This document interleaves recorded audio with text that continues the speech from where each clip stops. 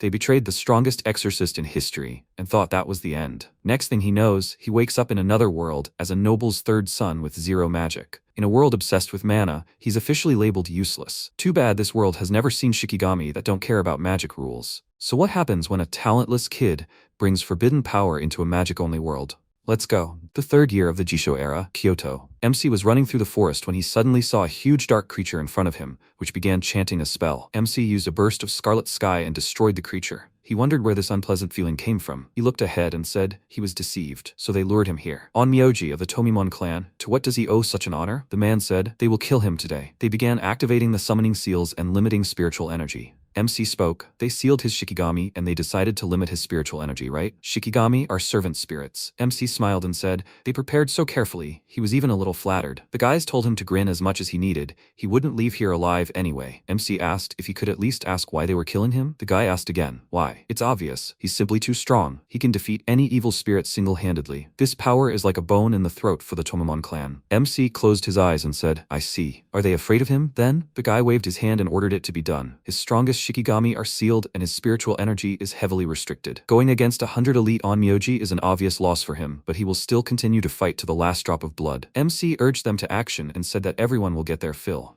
After a while, the guy looked around at the bodies of the warriors and said, that's ridiculous. Shouldn't he be no stronger than a mid-level Onmyoji right now? Where did he get so much more strength? In fact, MC can hardly be called alive right now. He can still only move one arm. The man clicked his tongue loudly and ordered everyone to be on guard. He's up to something. MC put the Shikigami to his face and said that he felt like he was losing, so no matter how annoying it was, he would have to use a last resort, reincarnation. The guy saw mana flows around MC and screamed, forbidden technique, why does he still have enough spiritual energy for this? MC closed his eyes and said, it was a good life, but the next one will be better. After a while, he opened his eyes and saw that he was in a room. He jumped up abruptly and clutching his heart said, a wound? No. He touched his hair and asked, is it blonde? His eyes are blue. That means excellent. MC clenched his fist joyfully and said, reincarnation was a success. At that moment, memories of this body before reincarnation flashed through his head. He said, I see. So in this world, spiritual energy is called magic. And apparently his current position in the world leaves much to be desired. His name is Wayne Granado. He is the third child of the Granado family. The day of the entrance exam to the Arcella Magic Academy is approaching, but his reputation is so bad that no one even thinks he'll be able to pass it. This is because Wayne Granado is completely lacking in magical talent. More precisely, his magical power isn't enough even for the simplest spell, something like that. Because of this, Wayne has had to endure a lot of hardships. MC said, I see. Now he understands how things are. He went to the closet and started getting dressed. He spoke. He even understood too well. He has one guess. Wayne's magical power is 0. He had a huge reserve of spiritual energy with which he used Onmyodo spells. Nothing is known about this kind of energy in this world, let alone anywhere to use it. It's quite possible that he reincarnated as Wayne, because a huge reserve of this energy is hidden within him. It sounds too ridiculous, although for an Onmyoji like him, who was called the strongest ever born, nothing is impossible. He became slightly sad and said, well, that's the same reason they hunted him. He opened the book and said that some parts of his memory were too blurry. He should check how things were in the world now. After a while, he closed the book and exhaled, putting it in the general pile. Wayne said that he really felt like he had ended up in a completely unfamiliar world. The culture and ecosystem are completely different. The biggest problem would come from monsters.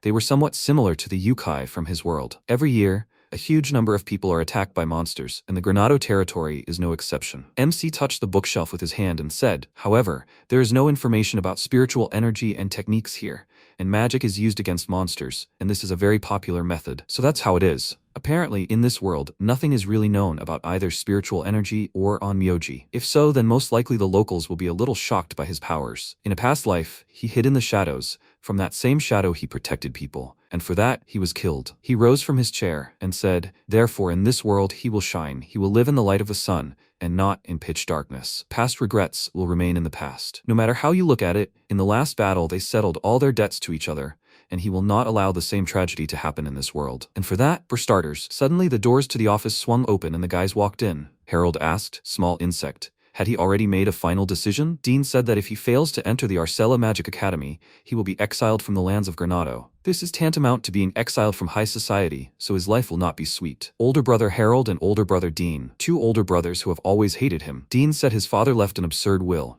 It's absurd to hand over the reins of the family to a loser youngest child. Harold said, exactly, it's simply unthinkable. Therefore, rather than try to enter the academy, it would be better if he simply appoints his successor and resigns. He said not to misunderstand him, you little insect. MC wondered why his father appointed him head of the family. Only he knows the answer. Some time ago, his father told Wayne that he wants to entrust the future of the Granado family to him. MC asked again, but isn't he only the third son? His father lay on the bed and said that a small territory like theirs needs brains, not brawn. He is wise beyond his years, and he wants his wisdom to become the pillar of the Granado family. Wayne said that even if he inherited the title, no one would listen to him. So he would like to give this role to someone with a more stable position. Father replied, Dean and Harold are too selfish. They are not fit to be the head. Wayne tried to object and said, Father. He grabbed his hand and said, it will be hard for him, but he is confident that he can handle it. MC frowned and told his father to be sure, he will lead the Granado family. That same night, his father passed away. In other words, he needs to get into the Arcella Magic Academy so that these two older brothers will start listening to him. Father, he really got him into a difficult situation, but this could be his chance. Harold asked discontentedly, Wayne, is he even listening? MC replied,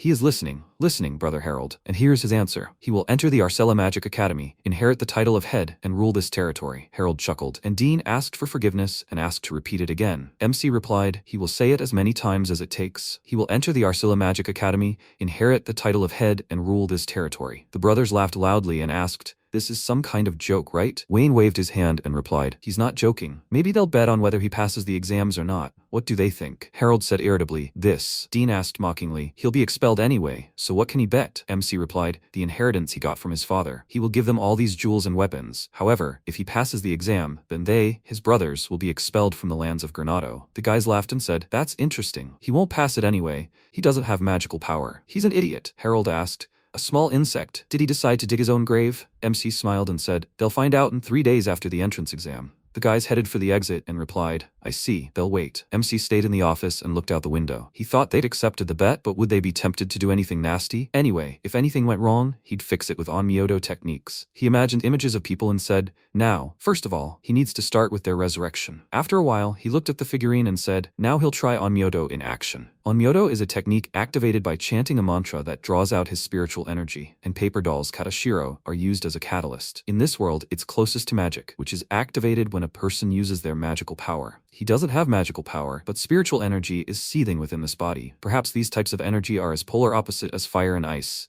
MC put his finger on Katashiro and said, which onmyoto technique should he use? It's hard to choose. Suddenly he heard a voice, Mr. Wayne. He said, this voice, is it Kijin? She answered, that's right, they were waiting for him to awaken. After a while, MC asked, so they also crossed over to this world? She said, Lord Wayne, right? No matter what happens, he and only he has the right to be their master. Besides her, the 12 divine Shikigami generals are also safe and sound. MC said, I see, so she, the divine queen, decided to speak to him on their behalf? Kijin answered, he is absolutely right. Wayne said he is glad that even after reincarnation, she will serve him. Kijin said it is an honor for her. MC stood up and spoke. There is no better reason to try onmyoto. Now he is summoning them. He put the Katashiro to his lips and released his mana, saying, summon Shikigami, 12 divine Shikigami generals. Bright mana spread throughout the room. The 12 divine Shikigami generals are the rank assigned to the highest Shikigami. In other words, they are his strongest servants. All the Shikigami appeared in the room, and MC said, he thinks onmyoto techniques work in this world too. It's good that he can summon them without any problems. Suddenly, most of the Shikigami evaporated, and Wayne looked around questioningly and said, I see. So this body is not yet capable of releasing enough spiritual energy to support 12 Shikigami at once. Of the remaining ones, they have Kijin, Suzaku, and Dain, right? Kijin, which means nobility, said Lord Wayne. It's been a long time since their last meeting. Suzaku, the Scarlet Sparrow, said, Lord Wayne, his awakening is an incredible blessing. Dain, the Great Secret, said, Lord Wayne has become even more charming. He radiates the spirit of youth. Kijin looked at her and said, Dain, that's rude. She replied, she had just given them a compliment. MC folded his arms across his chest and said with a smile that he was glad they hadn't changed at all. Kijin asked, and yet, why exactly did they keep their forms? Suzaku replied, apparently, they were chosen from among the 12 divine Shikigami generals to serve. Dain cried out joyfully, they are the chosen 3. MC turned around and said, it was just a coincidence. His spiritual energy would increase further. When that happened, he would be able to maintain the forms of all the Shikigami as long as his heart desired, but until then, he would have to endure. Kijin asked to accept their gratitude. The other Shikigami were also happy to hear it. By the way, Mr. Wayne, she thought, the exam that will allow him to become the head of the house is coming up very soon. MC took out a book and said, that's right, that's where they'll start. Dain imagined the images of MC's brothers and said, those horrible brothers infuriate her so much that she wants to see their defeated faces as soon as possible. Suzaku said he understood her. He really wanted to get rid of them. MC turned around and said everything would come back to them soon. After all, to enter the Arcella Magic Academy, they only needed a passing grade. Dain shouted joyfully, Mr. Wayne is so cool. Suzaku said, cool. As expected of Mr. Wayne, Kijin smiled and said, "They haven't been summoned in so long, everyone is tipsy. About these brothers, is he sure they will accept defeat so calmly and agree to expulsion without any resistance?" MC replied that they would never have dreamed that he would fail. Most likely they will cause a scandal, but that is not important now. What is more important is that after enrollment, he must get rid of the image of a loser who cannot use magic as soon as possible. Kijin said that it is true that Mr. Wayne is currently extremely poorly regarded by those around him. But does their opinion really matter? Whatever they think, wasn't he the greatest onmyoji of all time in his past life? MC answered, "That's right. But it didn't help much." Kijin looked at him, puzzled, and he replied, "In his past life, he never appeared in public and acted from the shadows. He acted completely freely and didn't belong to any faction. And so he became a thorn in the side of the Tomimon house, and as a result, the onmyoji decided to simply get rid of him. Everyone will recognize him as the strongest, and then no one will dare attack him again. His goal is to become the greatest ruler together with his comrades." Dane said, "That's how it is. She thinks it's a wonderful idea. That's why they respect Lord Wayne." Suzaku said, "That's right. Just imagining his idea is exciting." MC pointed at Kijin and said, "By the way, she should also try to pass the entrance exam." She asked, puzzled, "Why?" He replied that he would feel better if at least one Shikigami helped him. With her help, he wants to take first place. Diane cried out in displeasure. It's unfair to ask only Kijin for such a thing. Wayne patted her on the head and said that among the 12 divine Shikigami generals, Kijin is the smartest. Diane needs to humble herself. Kijin laughed slightly and said that she understood him. She would be happy to help Lord Wayne. Suzaku put his hand to his chin and said, "But still, although they will be able to pass the part related to practicing magic because they are similar to onmyodo techniques, will she be able to imitate the local scholars and pass the written test?" Kijin answered thoughtfully, "That's a good question." MC pointed to a stack of books and said that since Shikigami don't need sleep, if they study without interruption for the remaining 3 days, the problem will be solved. Diane cried out in surprise. "Good luck to her, Kijin," Suzaku said with a smirk on his face. Her expression showed how much she hated studying. MC asked, "Now, would it be okay if he called them off and transferred all his energy to Kijin to keep her in shape?" Suzaku and Dain screamed, "Of course." Wayne put his hand on Kijin's shoulder and suggested she try. She clenched her fists, slightly embarrassed, and told him to rely on her. After a while, a cleaning lady walked down the hallway and said, "Mr. Wayne's room is next." She opened the door and froze, then screamed in fear when she saw a book and a quill floating in the air. Kijin said, "Mr. Wayne, this technique always causes a commotion. It's an onmyodo technique, transparency superimposition. On the day of the entrance exam, a carriage was driving quickly along the road. Right now, they are leaving the Granado family's territory and heading to the capital of the Arcella kingdom." Kijin, with a transparency overlay, sat next to MC, and he was thinking. A rumor about floating pens and paper had begun to spread among the servants in the mansion, but no one was taking it to heart. Wayne asked thoughtfully, "There's a large source of magical power 3 kilometers from here. Are they monsters?" Kijin asked, "Lord Wayne, should she get rid of them?" MC replied, "No need, she needs to study." She answered. She understood him. He took out a katashiro and said, "Space travel." By the time the exam began, he had gained a better understanding of the nature of magic and magical power. His body has practically no magical power, so how did he understand that? He had learned to determine the approximate amount of magical power in living beings. A Class A monster, a chimera, stood before him. MC asked, "Did it sense prey here? How fortunate, he could use a warm-up before the exam." He quickly rushed toward the monster and said, "A spiral of raging flames." He directed a stream of mana toward the monster and turned the chimera into a mountain of ash. Wayne said, "Well, something like that." He returned inside the carriage, and Kijin thanked him for his help. "How did it go?" MC replied that the creature's magical power was higher than that of the local monsters, and yet it was quite disappointing. Kijin said, as expected of Mr. Wayne. Suddenly, the horse reared and a scream rang out. "This." MC looked out the window and asked, "What's wrong?" The coachman replied, "No, nothing. There's just the corpse of a chimera lying ahead, and charred too. This is clearly the work of some powerful mage." MC tried to feign surprise and said in a drawling voice, "Yes, who could that be?" And so they arrived in the capital of the Arcella kingdom. The exam to enter the Arcella Magic Academy was the same for everyone, regardless of status. A huge number of people from all over the continent attend the exam, so only true talents can enroll. Kijin walked next to MC with transparency applied. Suddenly, there was an order to make way, idiots. Simon stopped in front of Wayne and asked mockingly, "Who is this? If not the great talent of Granado himself? Wayne? He's a magic novice. He'll be eliminated immediately." "Did he come to make a fool of himself?" Simon's companion smirked, looking at MC. Kijin looked at them with displeasure, and MC waved his hand and asked, "Isn't this the famous Mr. Simon to whom his parents give everything? They won't be able to help him in any way during the entrance exam. So, please, let him be more careful, otherwise he'll become a clown himself." Simon grinned discontentedly and asked, "How is he acting, idiot?" He released his mana and asked, "Did he want to get to the exam without hands?" A loud order was heard to stop, and a girl appeared in the square. She said that conflicts between examinees are prohibited. If he continues like this, she will not hesitate to take action. Simon clicked his tongue in displeasure and asked, "Sword Princess?" He ordered his servants to leave and, turning around, said he'd remember MC for this. Wayne watched him go silently, and the princess approached him and asked, "Is he okay?" MC smiled and replied, "Yes, it's all thanks to her." He thought, he thinks her name is Sophie, right? She's the eldest daughter of Count Norbert, one of the 7 great aristocratic houses. Sophie said, "It's better not to provoke him too much. Doesn't he know how famous he is for his terrible behavior?" MC laughed and said, "So that's it, thanks to her for the advice." Sophie looked at him in surprise and asked if the atmosphere around him had changed somehow. Was she right? Wayne looked at her puzzled, and she said, "No, nothing." She asked him to forget. She turned around and started to leave, and MC thought, the atmosphere? Well, it certainly should have changed only a little. And yet, this change is very noticeable. Kijin frowned and said, "Too many bullies. Should she get rid of them?" MC smiled and said, "She says such dangerous things with such a calm face." Kijin said, "She's serious, right?" Wayne said that everyone would treat them like this for a while, so she shouldn't react too strongly. Kijin answered. She understood him. A voice announced that the entrance exam was beginning, asking all examinees to proceed to the venue.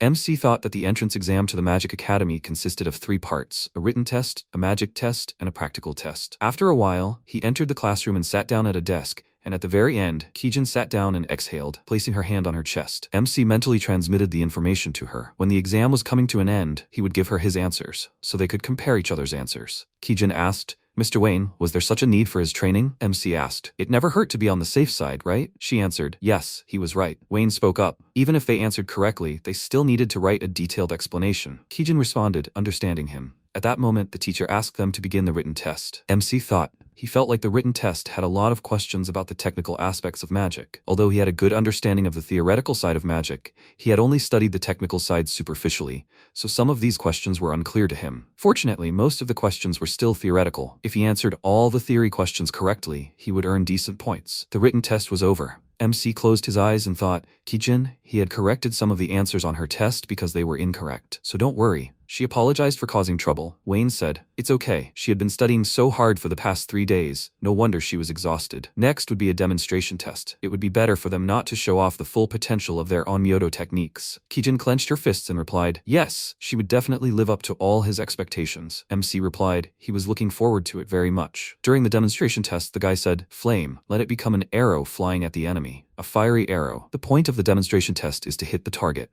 All the examinees need to do is activate the magic they're most skilled at.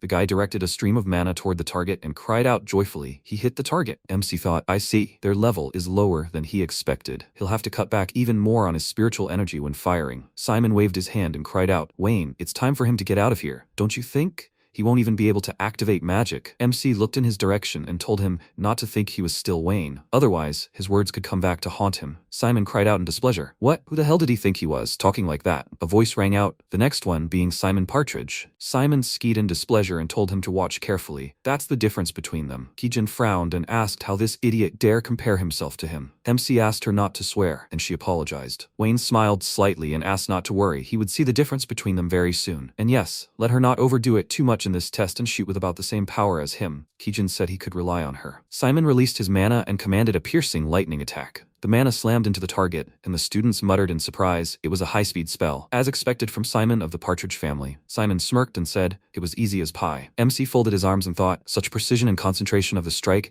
it exceeded his best expectations. The examiner spoke. Next, Wayne Granado. He asked, "Is it his turn?" Simon smirked and asked, "Well, did he see? That's the difference between them." Idiot. Wayne touched the katashiro and thought, unlike magic, onmyoto techniques cannot be used without the katashiro, so he hit it safely in advance. The shot should be slightly stronger than Simon's. It also wouldn't hurt to imitate the pronunciation of a high-speed spell. He said, "Fireball." A stream of mana headed towards the target and detonated it, and MC thought he overdid it. The students cried out in surprise. What was that? MC grabbed his face and thought, he thinks he slightly lost control of his spiritual energy. It is still difficult for him to fully control this body. Simon pointed his finger at him and screamed. He's a cheater. He doesn't have an ounce of magical power, so how could he have cast such a powerful spell? The guy said, "By the way, this is the same Wayne from the Granado family who has no magical powers, right?" Another guy asked, "How did he cast such a spell if he has no magical powers?" So Simon is right then? The examiner raised his hand and said, "Silence. The Academy will conduct an investigation based on the recordings of all tests, and they will uncover all cases of cheating, but only after the exams are over." Next is Kijin. MC thinks they will leave him alone for now. Simon shouted. Maybe he managed to cheat on the demonstration test, but he shouldn't think that this will pass on the practical test. MC replied, oh well, at best. Before he could finish speaking, an explosion suddenly sounded off to the side. Kijin mentally transmitted the information to MC, Mr. Wayne, as he ordered. Her shot was about the same strength as his. MC grabbed his face and thought, he forgot. He should have stopped her. Yes, she's good. Simon became even more angry from what he saw. The practical test, let this consist of a battle between examinees. Each battle lasts 3 minutes, and each of the participants has only one attempt, just one chance to demonstrate their full capabilities. By the way, the practical test doesn't consider the win or loss factor of the opponents. Simon turned around and asked if he knew who his opponent was. The examiner said Simon Partridge and Wayne Granado were next. He ordered them to get ready for battle. Simon laughed with anticipation and said that he asked the Academy for a small favor and was assigned as his opponent. Wayne asked, doesn't that count as cheating? Simon waved his hand and asked, isn't he mistaken? He thinks this is a celebration of justice, where he will expose his deception. MC thought, no matter how you look at it, he's the villain here. Simon said that he can scream about cheating at the top of his lungs. No one will believe him. Well, that's the difference between their families. Even though he passed the demonstration test, now all that awaits him is shame at his own hands in front of a whole crowd. MC said that he wouldn't be so sure of that. Does he think he can beat him? Simon said irritably how his talking annoyed him. He will break all his bones, a terrible liar. The examiner said, so, let the fight begin. Simon laughed loudly and stretched his fist forward. He ordered to die and screamed, explosion. MC asked, did he use a magic crystal? And which of them is the cheater? Well then he will not hold back either. The great ice barrier. It broke Simon's attack and he screamed in fear. Can't be? He fell to the ground and MC went towards him. Simon ordered him not to come near him. Wayne put his hand to his face and told him to take a nap. He used the Weaver's curse. Simon exhaled and fell to the ground, dropping the crystal from his hand. The examiner screamed, the fight is over. Wayne is the winner. The examiner looked at the crystal and screamed, this is it. Simon Partridge has been caught cheating. His participation in the entrance exam is cancelled. The people present began to whisper, did Simon cheat? Was he really that eager to come first in this exam? So Wayne won fairly? Sophie looked at him in surprise and asked, what the hell happened to him, Wayne? Kijin smiled and said, he did great. That rude guy could feel the difference between them. Wayne smiled smugly and said, that's right. He looked at her and ordered her to act the same way as in the demonstration test,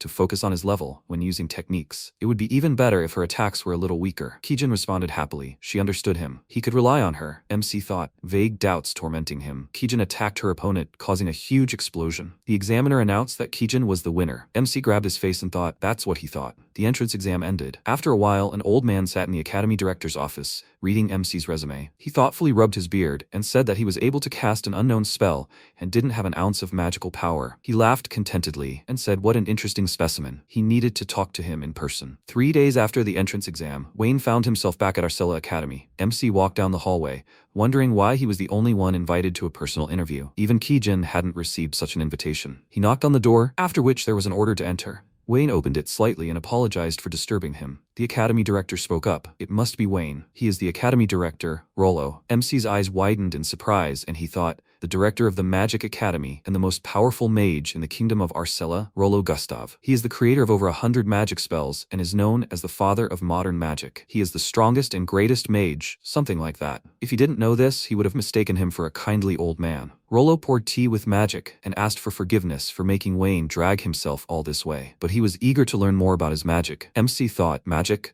Or rather, these were Onyoto techniques, so what should he do? Rollo said he didn't think it was magic at all. Wayne looked at him in surprise and thought, this old man is not so simple. He believes he has no chance of hiding his Onyoto techniques from the eyes of the greatest wizard in the kingdom. Well, he didn't always plan to hide it. This is the right moment. He smiled and exhaled and said, he's right. He can't use magic since he doesn't have magical powers. He uses Onyoto techniques. Rollo stroked his beard thoughtfully and said, Onyoto, he'd never heard of anything like it. MC replied, because it was his personal invention. Rollo cried out in surprise, a personal invention? At such a young age? He laughed loudly and stood up and asked to get down to business. He created an energy seal and transferred them to the training grounds. Wayne looked around and asked, spatial transfer of 2 people at a time? Even without saying the spell out loud? Rollo laughed and said, it's very simple. Magic, which he demonstrated in the practical test. No, it would be more correct to say Onmyoto techniques. Won't he show it to him? MC exhaled and said, well, if that's all it is, then yes, why not? Rollo smiled and said whether he would enter the Magic Academy or not would depend on what he showed him. MC seemed to have just been forced to take the 4th entrance test. Well,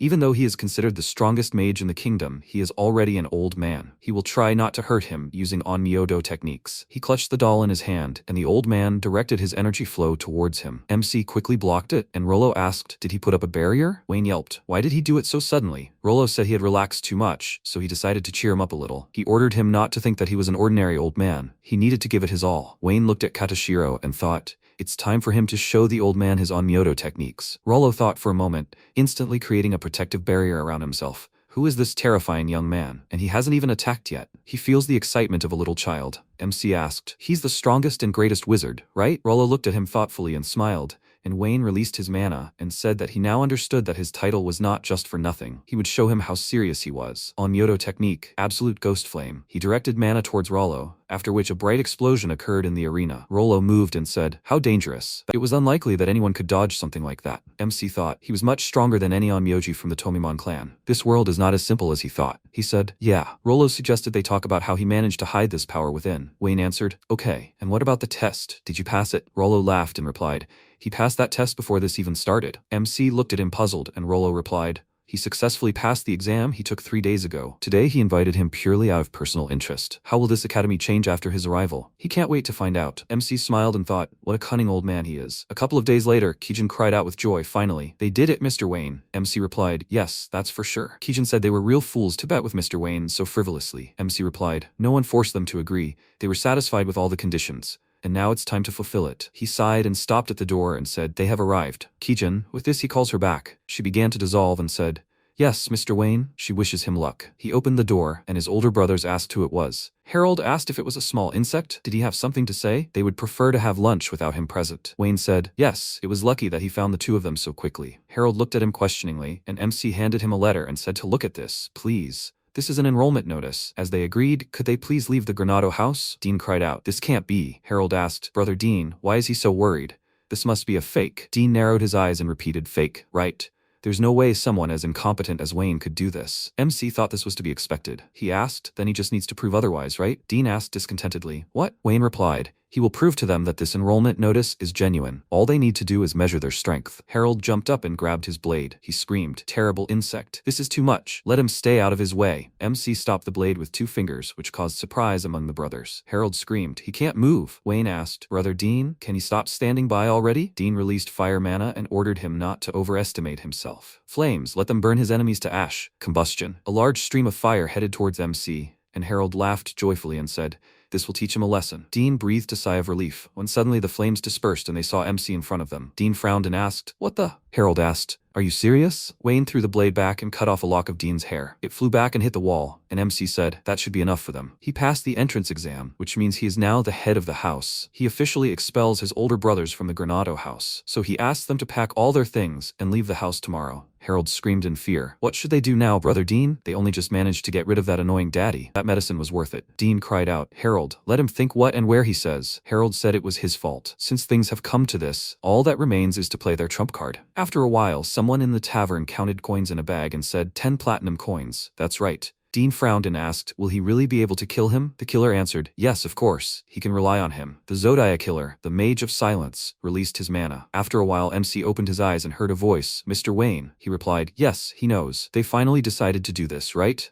He looked around and saw a huge dark seal all over the room. Wayne asked, was he locked in the barber? And they even placed silent murder magic inside it. He stood up and touched it, and then said, they don't shy away from any methods. He sighed and thoughtfully asked, should he show them a real silent kill? At that moment, loud laughter rang out in the tavern. Harold folded his arms and said, Zodia, he's simply the best. Finally, he'll get to see this pathetic, smug insect suffer. He was a loser, and he still is. Since he managed to get into the Magic Academy, they have no other option but to kill him. Zodia removed his hood and, laughing slightly, said, the barrier from the inside is completely saturated with dissolving magic. Not even a bone will remain of the target. Harold stood up and asked, excellent. Isn't it time they visited him? The fruits of their revenge? How could they miss that? He's right, Brother Dean? Dean replied that it wasn't that he enjoyed revenge, but it was his duty as an older brother to see with his own eyes how his younger brother died. They got up from the basement and walked down the hallway, and MC appeared behind them. Zodia grabbed the door handle and said that before he opened the door, he should warn them. They wouldn't see the most pleasant sight. Harold chuckled and said, well, great. He swung the door open and asked, pitiful insect. How does he like that? They screamed loudly. What? The guys looked around the room and asked, is there anyone? Zodia screamed. This can't be. Dean asked. Didn't he claim his barrier was perfect? Zodia replied. That's right. This type of barrier was created from 2 magic circles installed in different parts of the mansion. It's impossible to escape from this. Harold screamed. Then why isn't he here? MC's voice rang out. He's here. Everyone quickly turned to see Wayne standing in the doorway. Dean frowned and screamed, Wayne. He folded his arms across his chest and said, now, perhaps he'll clarify the situation a little. Immediately after activating the silent kill barrier, he emerged from it and found them. The guys screamed. What? Harold wondered. How is he? MC spoke up. They weren't even sure if their target was dead or not, but they were already practically throwing a feast and making a racket. Zodia screamed. What is he? MC said. He had also heard their entire conversation perfectly well. Now he was completely convinced. Just like their father said, they're both unfit to be the head of the house. Harold rushed forward and screamed, pathetic insect. Dean ordered the mercenary to kill him. Zodia frowned and replied discontentedly. He would have done it even without his reminders. Suddenly, MC hit him and said that they mustn't let their guard down until they were completely sure that the target was eliminated, because that's how revenge should work. The guys looked at him in fear, and Wayne said, and now, he believes that exiling the 2 of them from the Granado house was not enough. If he left them alone, they would continue to bother him constantly, so he would let them know the torments of hell, so they would be afraid to even pick up a knife. Harold screamed, pathetic insect, don't let him talk nonsense. MC ordered him to shut up and released his mana. Dean asked him to forgive them. They would not bother him anymore. So maybe he should just let them go? MC smiled and replied, he wouldn't even think about it. Dean irritably ordered him to listen. He was crossing the line. Wayne ordered Tenku to appear. He is one of the 12 divine Shikigami generals serving him. He is a master of illusions. If his brothers even try to infiltrate Granado territory again, they will immediately be overtaken by monster illusions. They will not set foot on Granado lands again. That's how MC became the head of the Granado family. After a while, the brothers left the house, and Wayne sat down on a chair in the office and looked at a photo of his father. He said, Father, he will definitely protect their precious lands, so he can sleep peacefully. He got up from the table and headed towards the exit. After a while, a voice rang out in the Arcella Magic Academy.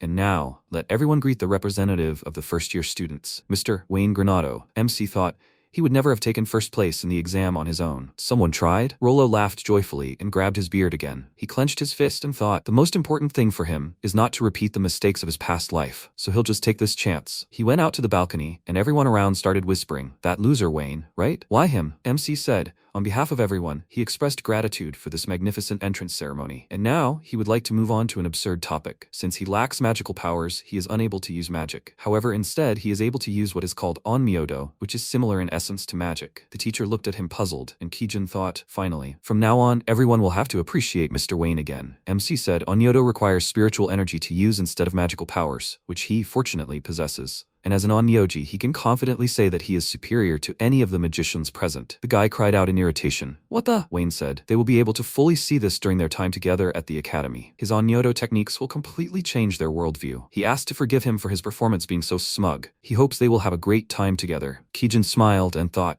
Mr. Wayne, she expected nothing less from him. Rollo laughed and, opening the door slightly, said, Wayne, he really did it. The teacher asked discontentedly, did he like that performance so much? Rollo replied, it turned out well. In this academy, ability is everything, and Wayne has every right to express himself like that. The teacher asked, is that so? After a while, MC was sitting in the audience, and the students were moving away from him. He thought they were brazenly ignoring him. Well, that was part of his plan. At that moment, Sophie approached him and said that his recent performance was quite provocative. MC asked Sophie, doesn't she think it turned out well? She asked again, is he serious? His statement only provoked anger among the students, doesn't it? MC laughed and said, quite possibly. However, that's what he wanted. Sophie looked at him puzzled, and he asked, does she remember what he said at the entrance ceremony? He will prove to them that he is superior to everyone. With onmyodo techniques, he will climb to the very top of the Arcella Magic Academy, Sophie screamed. That's what he was planning. When did he even manage to invent this new magic? MC pointed a finger at her face and said, this is onmyodo. Don't confuse it. He spent his whole life on this. Sophie spoke, his whole life then. She thought, what is he talking about? Kijin looked into the classroom and screamed, Mr. Wayne. She came back. Sophie asked, Kijin? He told her to tell him how it went. Kijin replied, yes. The north and youth wings of the academy each have a separate dining hall. And apparently, the one in the north wing is famous for its freshly baked apple pies. Wayne smiled and said, so that's how it is. They'll go and check it out themselves right now. He sighed, turned around around and holding out his hand said, yes, he's glad to study with her, Sophie. She, slightly embarrassed, extended her hand back and said, she's glad, Wayne. He walked towards the exit with Kijin,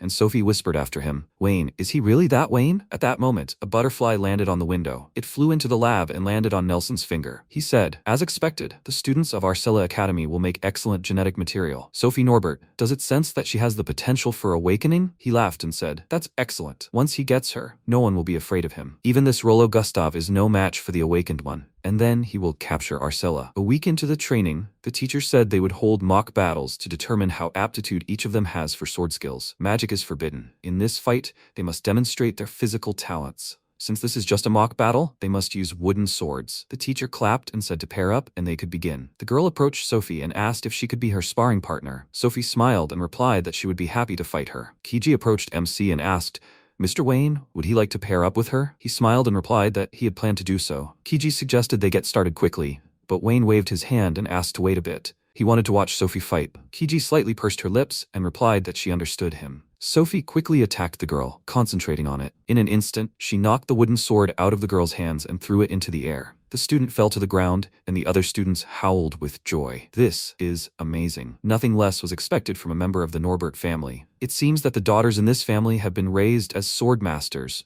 for generations. Sophie approached the girl and extended her hand to help her up. MC said thoughtfully, that's interesting. Kijin said, Mr. Wayne, time is running out. MC said, yes, why don't they start too? The girl stood up and screamed. She was immensely grateful to her. Miss Sophie, she is so strong that she didn't even have a chance to win. Sophie smiled and thanked her for the compliment, but she still has a lot to learn from Wayne. The girl screamed, that's not true. They don't call her the sword princess for nothing. Wayne may have gotten first place in the exam, but if there had been a fencing skills test, Miss Sophie would have taken first place. Sophie laughed and thanked her, and then sharply turned her head to the side where Wayne and Kijin were about to fight. They clashed their swords, and everyone around started talking. What is this? Their tempo was completely different. Sophie said, this is great. MC and Kijin fought quickly, leaving traces in the air.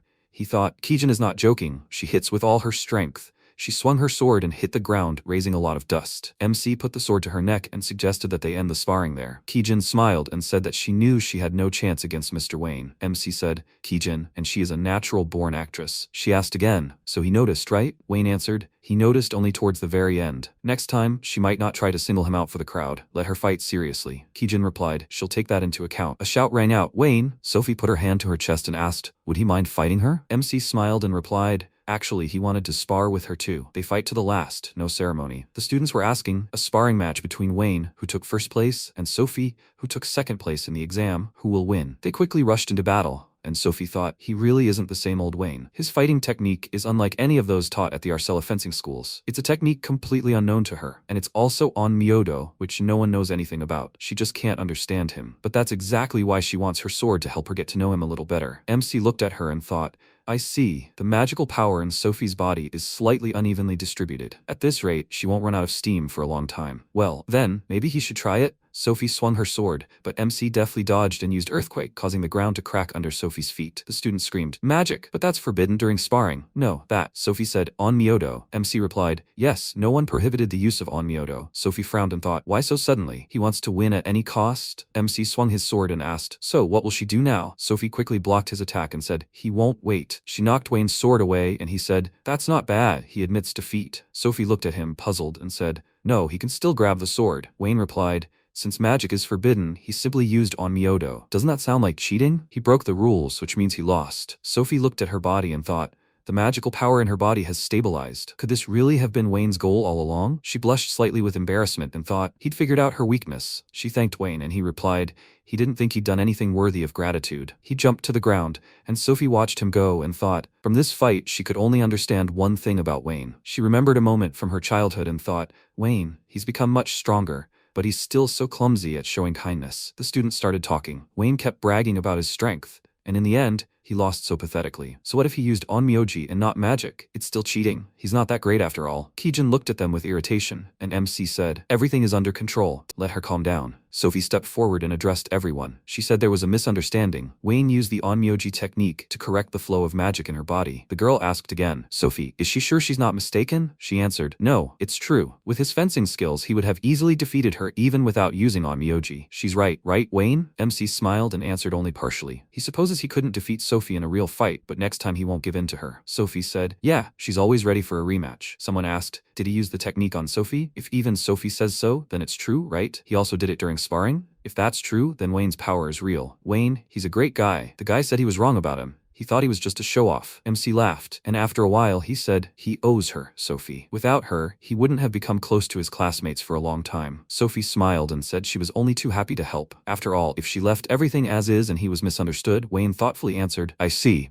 He wished he could discuss this with her in more detail. If she had time after class, maybe they could go to his mansion? He would treat her as a token of his gratitude. Sophie thanked him slightly shyly and said that she would gladly accept his invitation. Sometime later, on the outskirts of the capital, in the Granado family mansion, MC and Sophie were sitting at a table. Kijin entered the room and apologized for the wait. They drank their black tea. MC thanked her, and Sophie asked, so Kijin had been Wayne's servant all this time? He asked, isn't this common at a magic academy? Sophie replied, yes indeed. MC folded his arms over the table and said, well, about how he's easily misunderstood. Sophie answered thoughtfully, yes, how should I put it? Sometimes Wayne acts a little smug. Maybe that's why his classmates try to avoid him. MC asked again, smug? Sophie asked, didn't he realize it himself? He answered, yes, he'd never thought about it that way. He wondered if that was also one of the reasons why the Tomimon clan wanted to get rid of him. He thought it was perfectly normal to be confident. Maybe he should act a little more modest if he didn't want to repeat the same mistakes? Sophie said fearfully. But if they resolved all the misunderstandings, then people would immediately realize what a good person he was. MC said,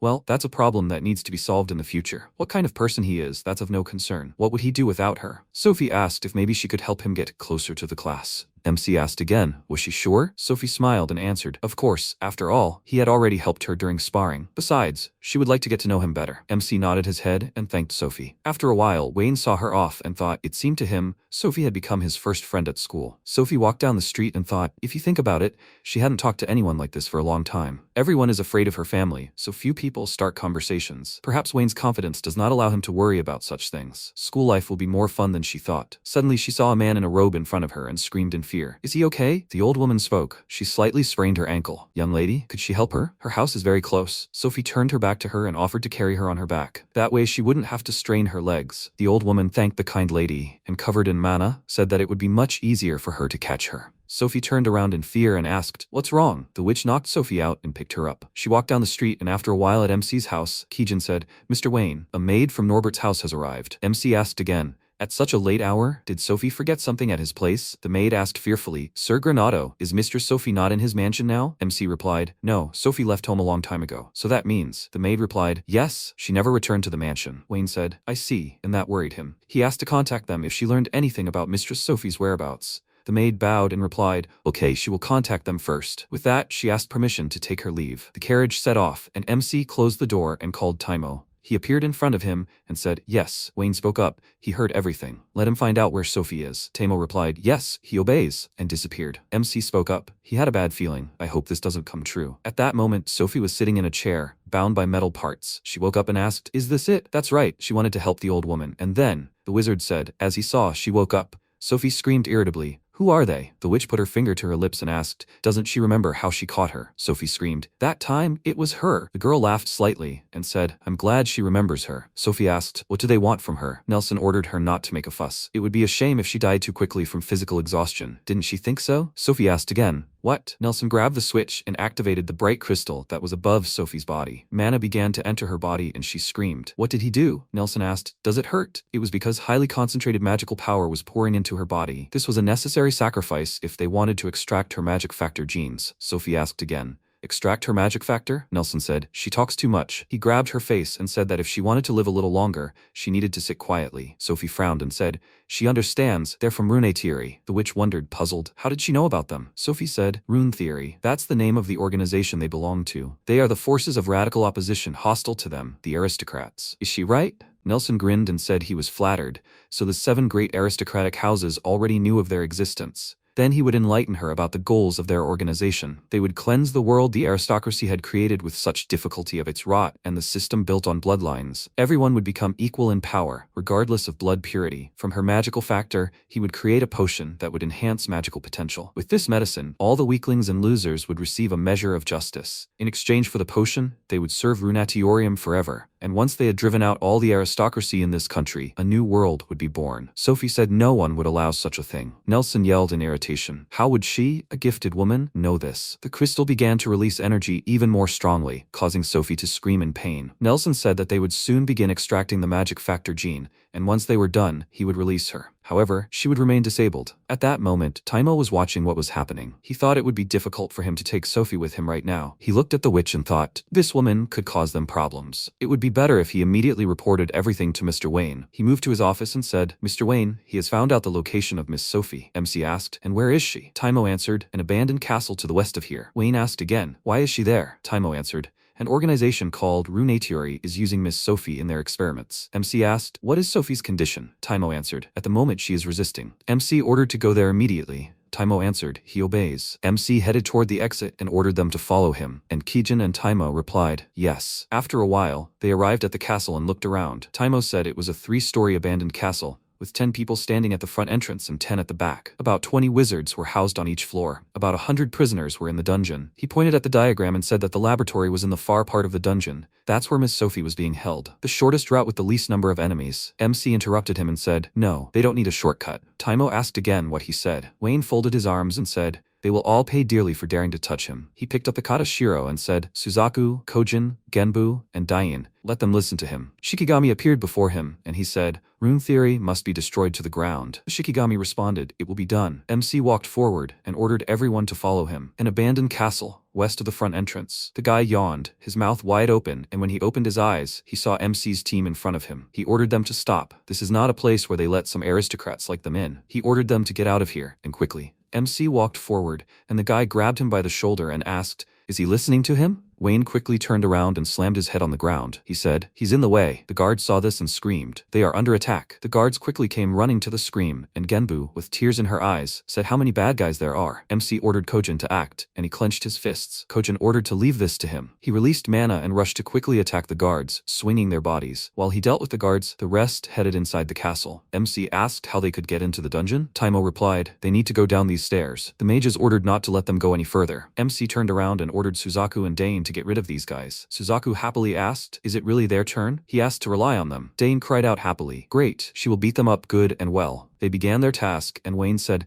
they are in the dungeon. Before he could speak, a girl suddenly appeared in front of them and asked, aren't these Sophie's friends? Have they come to her rescue? Kijin frowned and thought, this woman is very strong. She stepped forward and asked Wayne to leave her with her. MC said that he was counting on her. Kijin understood him, and MC walked past the witch, who saw this and screamed, what? He decided to slip past her. She pointed her hand towards him, when suddenly a blow fell on it. She looked towards Kijin and asked, what was that? Kijin asked, she doesn't pronounce the spell out loud, does she? She thinks she's a little better than the other mages. The girl asked again, a little better? Kijin answered, yes, although, no matter how you look at it, she's still weak. The girl asked, why not enhance the effect then? She used the substance and said that it's called Makia. It's a prototype for a potion that increases magical potential. With this miracle potion, anyone could become superhuman. Kijin asked again, a superhuman? Maybe she meant a monster. The witch called her impudent and ordered her not to hope for a quick death. Kijin smiled and said, it may sound like bragging, but she's a professional at getting rid of monsters. She directed her mana towards her and told her to let her get rid of her too. At that moment, MC descended into the underground prison. Taimo said, Mr. Wayne, the room at the end of the corridor is where Miss Sophie is being held. MC replied, I understood. He ordered Taimo to deal with the guard mages,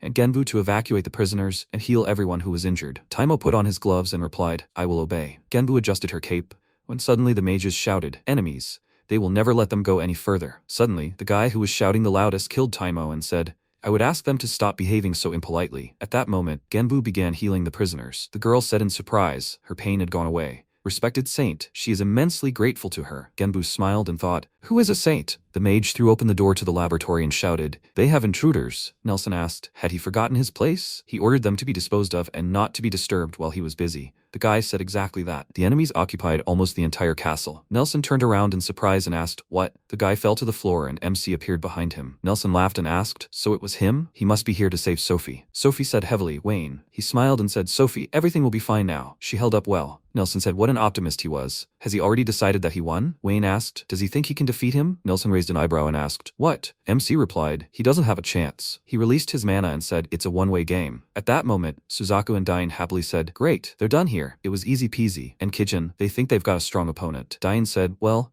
She's the main one among them, so she can handle it. After all, Kijin's innate skill is special. At that moment, the sorceress asked, come on, what's wrong with her? She's a professional at exterminating monsters, isn't she? Kijin thought she still surpassed her in physical strength. The girl swung her weapon and said, her blows are heavy. Yes. Kijin dodged and disappeared, and the sorceress asked, did she decide to hide? She sees everything. She attacked Kijin, after which she laughed and asked, were they still planning to save someone? At this rate, she and her friends will soon go to the grave, won't they? She looked towards Dane, who was standing on the mountain of people, and screamed, how did they do it? Suzaku asked, how much longer will she play around? They were done with their other half a long time ago. The girl said, her assistants are stupid. Okay, she will finish off this girl and deal with them. Dain and Suzaku grinned and said, she will defeat Kijin. It's a funny joke. She should be realistic about her strength. The sorceress said, I understand. Then she would simply shove the facts in their faces. She ran towards Kijin and mentally commanded them to watch her take her victory. She commanded them to die quickly, and Kijin said that she would die here. Let the moment return. She moved behind the girl and said, she already knew how she would attack. The girl widened her eyes and said, it can't be. Blood spurted from her body and she said, it's her. Suzaku happily said, so that's the art of a surprise attack. Dane said, after all, her time rewind skill is still cheating. Kijin turned around and Suzaku asked Dain, she also has an interesting innate skill, doesn't she? Dain screamed, if she likes it so much, then they can trade. He replied, even if he wanted to, he couldn't, and she would be greatly weakened without her innate skill. Each of the 12 divine generals possesses their own innate skill. Kijin's skill is instant return, which allows her to rewind the time of a visible object by approximately 1/10 of a second. This innate ability makes her the strongest among the 12 divine generals. However, she didn't think she'd have to resort to using her innate ability. Dain crouched down to the flask and asked, did that girl inject herself with this stuff? Kijin is even afraid to imagine what would have happened if, during the course of their experiments, Rune Teoria had managed to find a way to improve the substance. She thought, Mr. Wayne, please let him be careful. At that moment, MC approached Sophie and, picking her up, said, she held up well. Everything is fine now. She whispered, Wayne, be careful, he's not that simple. MC said Taimo. He appeared next to him and asked, did he summon him? MC handed Sophie to him and asked him to take her away. Taimo replied, he obeyed. Wayne looked away and Nelson said, here it is, Makia, a miraculous substance capable of giving anyone monstrous magical power. Its effectiveness has been proven, though it's still in the testing phase. Now, with Sophie's magical gene, it's finally complete. With this, he can artificially induce awakening. Everyone in the world will be equal. There will be no weak or strong. Isn't that wonderful? MC closed his eyes and replied, no, that's complete nonsense. He wouldn't want to live in such a world. His ideals are created only to amuse himself. Nelson used the substance and said, I see. What a shame. Looks like he'll have to kill him after all. He started to grow and laughed loudly. He screamed, he's growing. His strength is growing. MC said monstrous suits him, just right for his appearance. Nelson laughed and said, a suitable appearance for the king who will rule this world. Wayne replied, he doesn't think so. Oh well. He remembers that in his past life he defeated almost all the evil spirits. He's somehow similar to them now, so it's time for him to banish evil. Nelson said he's a funny guy. Now he decided that he was capable of defeating him, awakened. Alas, nothing will come of it. He extended his hand towards MC, but he quickly used a spiritual blade and attacked Nelson. He said his skin was tougher than steel,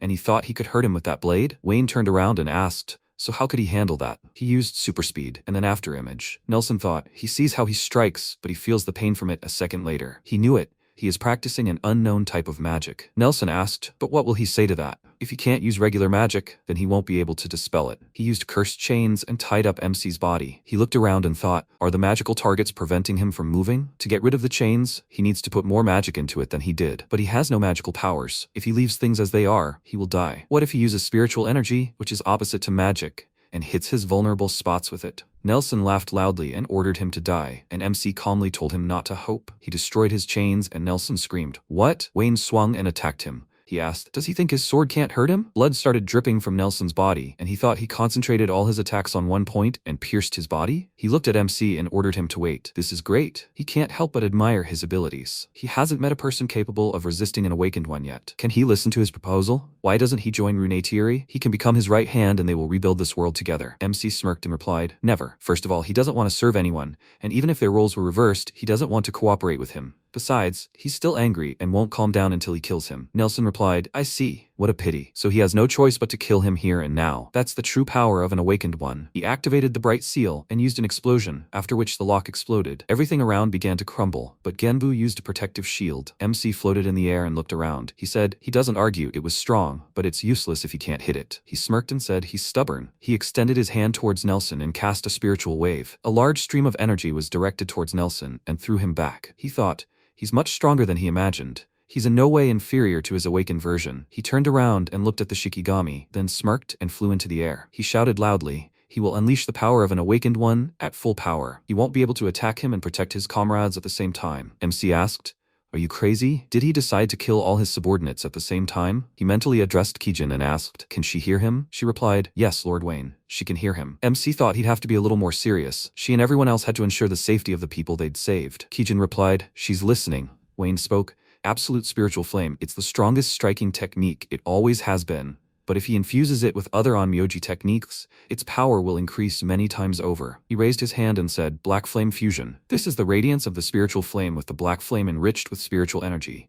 This forms a complex mixture of spiritual energy. This turbulent flow of spiritual energy has astonishing destructive power." Nelson screamed, "This flame can't stop him." Explosion. MC screamed, "He won't let anyone die." He swung his arm and directed mana towards Nelson, after which he screamed, "It's impossible. How could he, an awakened one, lose?" His body darkened and fell to the ground and MC sank down after him. Wayne spoke as he said, "He, the evil spirit, he will be exorcised." Purification. Nelson's life was a continuous black streak. A little boy with a book in his hands cried out, "Dad, Mom, he's home." He saw his dead parents in front of him and froze. His parents were killed by thieves when he was still a child. From that moment on, he began desperately studying magic for his own survival. He was lucky enough to find a patron, and so he became a scholar. He even met his love. But this happiness turned out to be too fragile. His beloved was forcibly taken by an aristocrat, and because of his low status, he was unable to protect her. He has a weak reserve of magical powers and practically no talent for magic, and this prompted him to write a groundbreaking dissertation on magic. But before he could blink, all his achievements were appropriated by his aristocratic patron, and he changed. He cannot allow people to experience grief like his. He must create a world in which the weak and commoners can prevail. A true world where everyone is equal. Purification is an onyodo technique that plays back the target's memories, thus cleansing their soul of filth. MC said, overwhelmed by a thirst for revenge, and because of this, darkness penetrated his heart and was able to distort it. He acted as he believed was right. Nelson said, no, he had committed terrible crimes and there was no justice in it. MC remained silent and sat on the ground next to him. Nelson spoke up. He didn't even have time to realize when he became like those he hated. In pursuit of his ambitions, he simply turned a blind eye to all his mistakes. He would like to atone for his crimes. Now that he is defeated, that's all he can think about. MC said, based on his past, he can't say that he is a villain to the core. If he wants to atone for his sins so much, then let him join him. Nelson asked, puzzled, what does he mean? Wayne replied that he had the right goal, but he had chosen the wrong implementation. This time with the right approach, his dreams could come true. He could use his extraordinary knowledge of magic under his command. What would he say? Nelson's eyes widened in surprise, and he burst into tears. He asked, is he sure? Wayne extended his hand and offered to make his dream come true for the sake of everyone unfortunate in this life. Isn't this the most suitable way to atone for his crimes? Nelson thanked Wayne Granado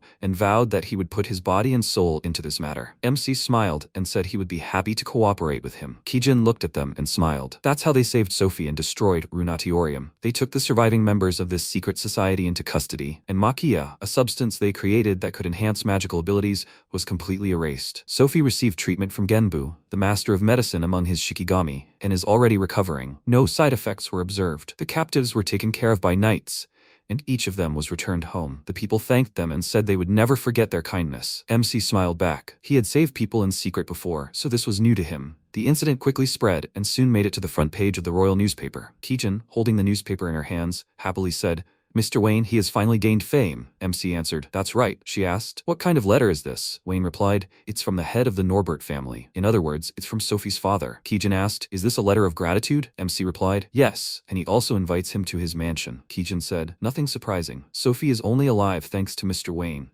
He looked at her in surprise and said, he didn't do anything special. He just saved his friend. Kijin said, as expected of Mr. Wayne. What generosity? MC looked at the letter and said, but he doesn't argue that it brought them a lot of benefits. The Norbert family, one of the 7 great aristocratic families, is indebted to them. This can have a great impact on the future of such a small aristocratic family like Granado, he thought, although it seems to him that the maximum they will receive is words of gratitude and a monetary reward. So he thought, but reality exceeded all his expectations. After a while, he arrived at the Norbert estate and went to the head of the family's office. He frowned and asked, he is Wayne, right? MC bowed and said, Sir Norbert, he thanks him for the invitation. The man replied, this is a small way to express his gratitude. He pointed to the sofa and asked, will they sit down? MC said he will take advantage of his hospitality. The maid poured tea into the cups, and the man said that first he would like to ask him one question. Wayne replied, okay. What does he want to know? The man asked if he would like to marry Sophie. Wayne splashed his tea at the unexpected question and shouted, Mary? Father, covered in tea, replied, yes. Norbert wiped his wet face with a napkin, and Wayne apologized for what had happened as his proposal had been too shocking. Norbert hadn't intended to pressure his daughter's savior, and he'd been too harsh, so he apologized to him. Without him, this kidnapping wouldn't have ended so easily. He could have lost his daughter, and the kingdom would have suffered a huge blow. His marriage proposal was motivated solely by a desire to repay the kindness of the Granado family. He will ask him again. Would he like to marry his daughter? Wayne asked him if Sophie knew about their conversation. Norbert replied, of course not. The protagonist understood how things were and said that he didn't want to make a rash decision without knowing what Sophie thought about all this, so he was forced to decline because Sophie was a dear classmate. Norbert replied that he understood everything. She was just a classmate to him, right? Now, he only wanted to make him part of their family even more. Wayne was surprised by Sophie's father's strange reaction and wondered why he was acting this way. Norbert asked him if he thought Sophie was a good candidate for a wife. It might sound unlikely coming from a father, but Sophie was truly beautiful and had refined manners. She was not only brave but also sweet. Moreover, despite his status, she never acted arrogantly and treated everyone kindly. So what did he think about this? Maybe he would change his mind after all? The protagonist held his hands in front of him and decided not to be rude, saying that he would not change his mind. Norbert calmly replied that nothing could be done about it and that they would discuss it another time. Wayne wondered if there really would be another time. Norbert continued speaking. However, although the conversation about marriage had reached a dead end, he still owed him some kind of recompense. How about transferring part of the Norbert family lands to the Granado family? Wayne was surprised by this proposal, and Norbert continued to say that he knew the internal situation of the Granado family, and therefore wanted Wayne to accept his condolences regarding his father, and that the expulsion of two idiot brothers was only to his advantage. Wayne frowned, and realized that if this matter could help his family, he should make the most of it. Then he had one place in mind that he would like to acquire. Norbert asked him to tell him about it. Wayne explained that this land bordered the Granado family's territory. Could he obtain their Kerbot village? Norbert replied that the place was not very developed, but he understood his thinking. Did he plan to extract resources from the local springs? Wayne replied that this was not entirely true, although the area was rich in minerals, but he was more interested in the land itself. He thought this land would perfectly complement the family's existing territories. Norbert replied that he was not sure it was worth it. Does he realize how labor-intensive the process of developing land is? Wayne confidently replied, of course, and this piqued Norbert's interest. In that case, he would transfer the village within his domain to his family. Wayne bowed and thanked him for this. Norbert said he should say so. He had saved his daughter and thanked him again for it. Wayne smiled and then asked, by the way, could he visit Sophie while he was still here? Norbert replied, of course, and asked his assistant to escort him to Sophie's room. The girl asked him to follow her, and together they headed to Sophie's room. As Norbert led them, he remarked that he had already managed to imitate his late father's character and greatness. Perhaps in the future, he could become the mainstay of this country. Still, how he regretted rejecting his marriage proposal. Sophie, meanwhile, dozed in her comfortable, soft bed. In her thoughts, Wayne was telling her that everything was fine now. She replied with tears in her eyes, enough. If this goes on, she won't be able to stay calm with him anymore. Burying her face in the pillow, she said that while she was resting here, thoughts of Wayne kept creeping into her head. But there was nothing she could do here, right? He risked his life to save her. Would he do that for a simple friend? Suddenly, she began to scream that this was too hasty a conclusion, because he had always been a kind person. He certainly wasn't the only one who felt this way about her. She sat up from the bed and decided that she needed to stretch her muscles. Fencing would relieve her of unnecessary thoughts, and she would stop thinking about him. When she approached the door, Wayne appeared on the other side, having already approached her. She was dumbfounded to see him in front of her and exclaimed, Wayne? He greeted her in a good mood and apologized for coming so suddenly. He just wanted to know how she was feeling. Sophie asked in surprise. He came to see her? The protagonist said she was extremely exhausted when he rescued her, so he was very worried about her. She blushed with embarrassment, then suddenly realized she was in her nightgown and abruptly slammed the door in his face. Wayne asked her name questioningly, and she shouted out an apology. She still felt weak. Wayne replied that in that case, she shouldn't overexert herself and should recover quickly. Sophie collapsed to the floor and realized she had done it. He had saved her, and she had treated him so rudely. Wayne had narrowly avoided trouble, and this meeting with Sophie helped him confirm that turning down the marriage was the right decision. If he had agreed to it without her opinion, she would have been very upset. Part of the family's lands was an unexpected new benefit for him, and it would have been a sin not to take advantage of it. Sometime later, he moved to the outskirts of the capital, to the Granado family's villa. He was met by Kijin, who spoke kindly to him upon his return. The protagonist announced that they needed to return to their family's land. Kijin obeyed his command. Together, they entered an empty room with a magical clock in the center. A Shikigami is a counting disc that displays a simplified representation of the world's structure. By infusing spiritual energy into it, it can more effectively employ large-scale techniques. Kijin remarked that it was good that he had prepared this in advance. Their family lands were a bit far from the capital, but he would figure it out quickly and get there in no no time. He cast a spatial transition spell, and the Shikigami began its work. Kijin and Wayne set off, and after a while found themselves in another room. Wayne assumed they had succeeded, and Kijin agreed. When they left the room, Wayne inquired about how well the Rikugo was performing its task. He walked down the hallway and was called by a maid, who asked when he had managed to return. He turned around and replied that he had just arrived and asked if Rikugo was in the office. She replied that she thought he was, and Wayne thanked her for her answer. When the protagonist entered the office, Rikugo greeted him and asked if it was Mr. Wayne. Had something happened? He replied that he had received his new land and thought he should return home and tell him about it. Rikugo asked again, he received new land? That was wonderful, wasn't it? Wayne added that most of his spiritual energy had also returned, meaning he would summon all 12 Shikigami and they would begin accelerated development of the Garnet lands. Rikugo thought for a moment and then said that he thought it was a good idea and therefore dared not object. Kijin bowed her head with a smile, and Wayne decided that in that case, he proposed summoning them all and distributing tasks. He used magical energy and summoned the 12 divine Shikigami generals. Everything around him glowed with magical light, and a special glowing circle formed under the protagonist's feet. Suddenly, all the generals appeared around him, awaiting orders. He announced that he now had enough spiritual energy to maintain the form of all 12 Shikigami, and that from that day on, each of them would be deployed. They simultaneously responded that they were listening to his orders. Suddenly, Tuda lunged at him from behind, shouting that they hadn't seen each other in a long time. Wayne managed to turn around and parry this serious attack with just one hand, asking him not to be so brazen with Mr. Wayne. Tuda was surprised by this turn of events and told him to stay out of his way. He landed, and Wayne said that, as he saw, Tuda hadn't changed at all. Still the same troublesome guy. Tuda replied that yes, that's just how great he was. He would fight him some other time, but for now, he should keep quiet. He doesn't want him to retract his physical form, does he? Tuda didn't react to these words, and at that moment, one of the generals said, "It's like she's back in the good old days," and chuckled. Wayne announced that now that they were finished, he would assign their tasks. With their efforts, the Garnet lands will develop to unprecedented heights. All the generals were delighted by this development and listened attentively to their master. He explained that there were several reasons why the Garnet lands were considered a weak territory in the Alcela kingdom: population size, naval strength, and financial situation. All three are very important, and in their case, they were below average. He wanted to improve these three factors first and foremost. Kijin will continue her studies at the academy, just as Rikugo will continue to manage their family's territories. Taimo will be responsible for managing the main house. Kojin will take on the role of instructor for the knights, which will strengthen their military might. Seiryu will prepare for the opening of their trading company and will subsequently assume management. Tenko will assist her with this. Genbu will help treat patients in the temporary hospital at the church. Suzaku, Dain, Tuda, and Byako, the four of them will take on the development of new territories, and that will be all. Dain turned to Wayne and asked how they should develop the new territories. He was relying on them, but could she really help here? Wayne replied that it was quite simple. She simply needed to establish relations with the locals. The Kurbot territories had been transferred to the Garnet family from the Norbert family. The residents were probably confused right now, but he offered to talk to them about his future plans. He planned to do something completely new in the new territory. He explained his plans to the guys and asked, "That sounds good, right?" Dain was overjoyed and shouted that it was awesome.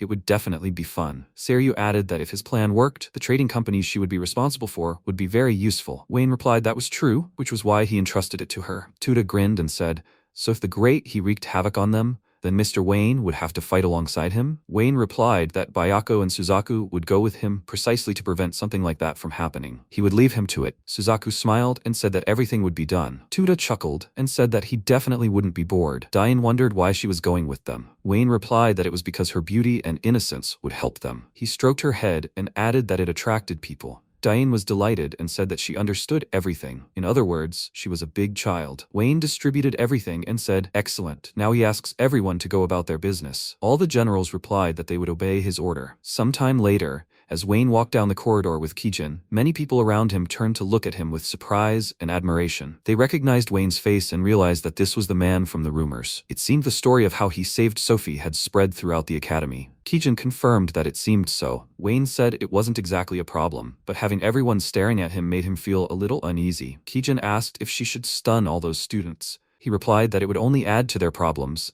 so she shouldn't even think about it. Kijin apologized for her assumption, and Wayne thought about how, when it came to him, Kijin had dangerous thoughts, even though she usually had a very clear head. Suddenly, he noticed Sophie nearby. He approached her and after greeting her, asked how she was feeling. Sophie hesitated, but then said she was feeling much better. She apologized for worrying him. He replied that she shouldn't apologize for something that wasn't her fault. Sophie blushed with embarrassment and thanked him for his kindness. He replied that of course, they were friends, and Sophie, clutching her hands to her chest, was upset by this answer. At that moment, the teacher entered the room and announced that class was about to begin, and everyone should take their seats. Standing behind the podium, he announced his name was Colin, and he would be teaching magic in the swordsmanship class. Before beginning their lessons, he wanted to know one thing. Those who lack the ability to use magic and instead use techniques should not interfere with the teaching of talented students. Thus, he immediately made it clear to the protagonist that he had literally pointed a finger at him. Kijin became angry after this statement, and the students frowned at the teacher. Sophie asked if this wasn't an open insult to a student by the teacher. Colin replied that he was only telling the truth. This academy only accepts people with high magical power,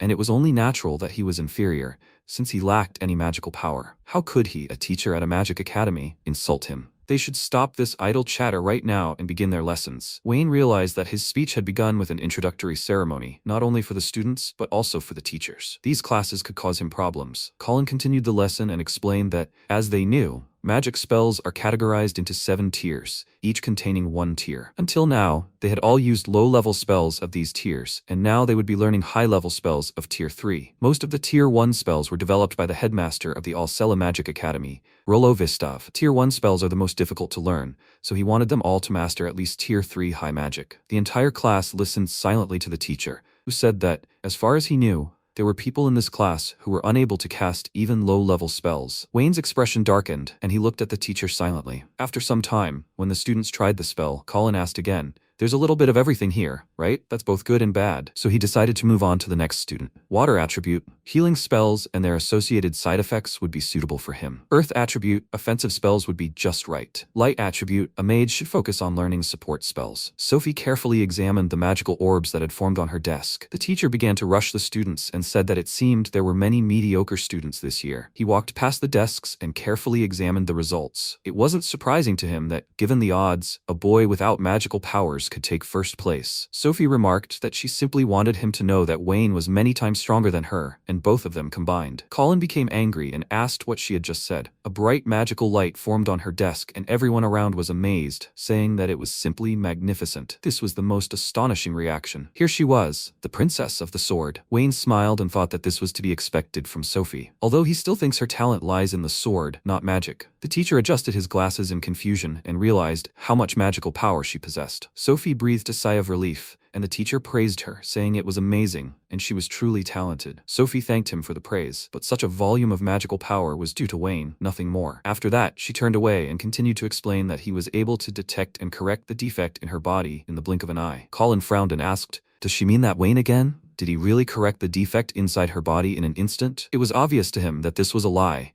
since the organ that produces magic is not so simple, and no one could do something like that. Raising his hand, he shouted for the next student to go. Kijin came out to him, and he realized that she was Wayne's servant. As she approached the magical orbs, Colin thought that she probably had no talent for magic either. Meanwhile, Kijin turned to Wayne and mentally called out to him. He asked, "What's wrong?" She asked how much magical power she should infuse into the crystal ball. He asked, "Does she possess magical power?" Kijin replied, "Yes, just a little." He didn't expect that at all, so she should release about the same amount as Sophie. Kijin obeyed, and Colin was suddenly glad she hadn't been able to do anything. He asked, "What happened?" She couldn't infuse magical power into the crystal ball. She really was Wayne's servant, but suddenly everything around her was illuminated by a bright pink magical light. This ball glowed just like Sophie's, but wasn't this one brighter? Sophie was happy for Kijin and smiled. The teacher hadn't expected this turn of events at all, and gaped in shock, after which, without praising her, he shouted, "Next!" Wayne frowned, because it was his turn. Colin laughed at the fact that he'd actually gone out and tried. His target in this magical exploration was Wayne, who had absolutely no command of it. Now he would be disgraced in front of everyone. It seemed Mr. Rollo had taken an interest in him,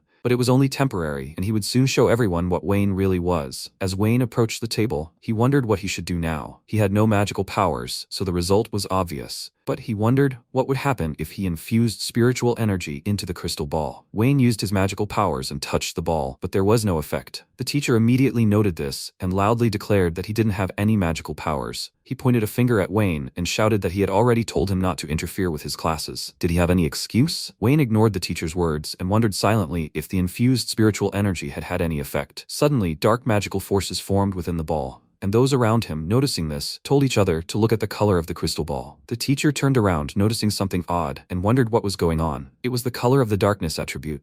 He'd never seen it so pitch black. Wayne realized the spiritual energy had manifested itself, and he wondered if he could add a little more. The black liquid expanded, filling the entire orb with its magic, when suddenly the glass shattered into several small pieces. Wayne was terrified, as was his teacher, who began screaming loudly in fear, as did all the surrounding students. Had the orb really broken? Had he just done that? Wayne apologized for what had happened, as he'd accidentally broken it. Colin gritted his teeth in anger and said that it seemed like, since the Academy's founding, no student had ever generated so much magical power that even the crystal orb couldn't withstand it. He shouted that he'd go get a new crystal orb right away, so they should sit there and wait quietly for him. Wayne scratched his head in confusion and apologized for causing everyone so much trouble. Those around him were happy for him, saying that Onmeadow was incredible. His classmates were delighted with his success, and said that he had also caught Teacher Colin off guard. They were pleased to see him like this. Wayne smiled, surprised by this reaction, and silently wondered why everyone was praising him. Sophie smiled, pleased to see him bonding with their class. When the teacher re-entered the room,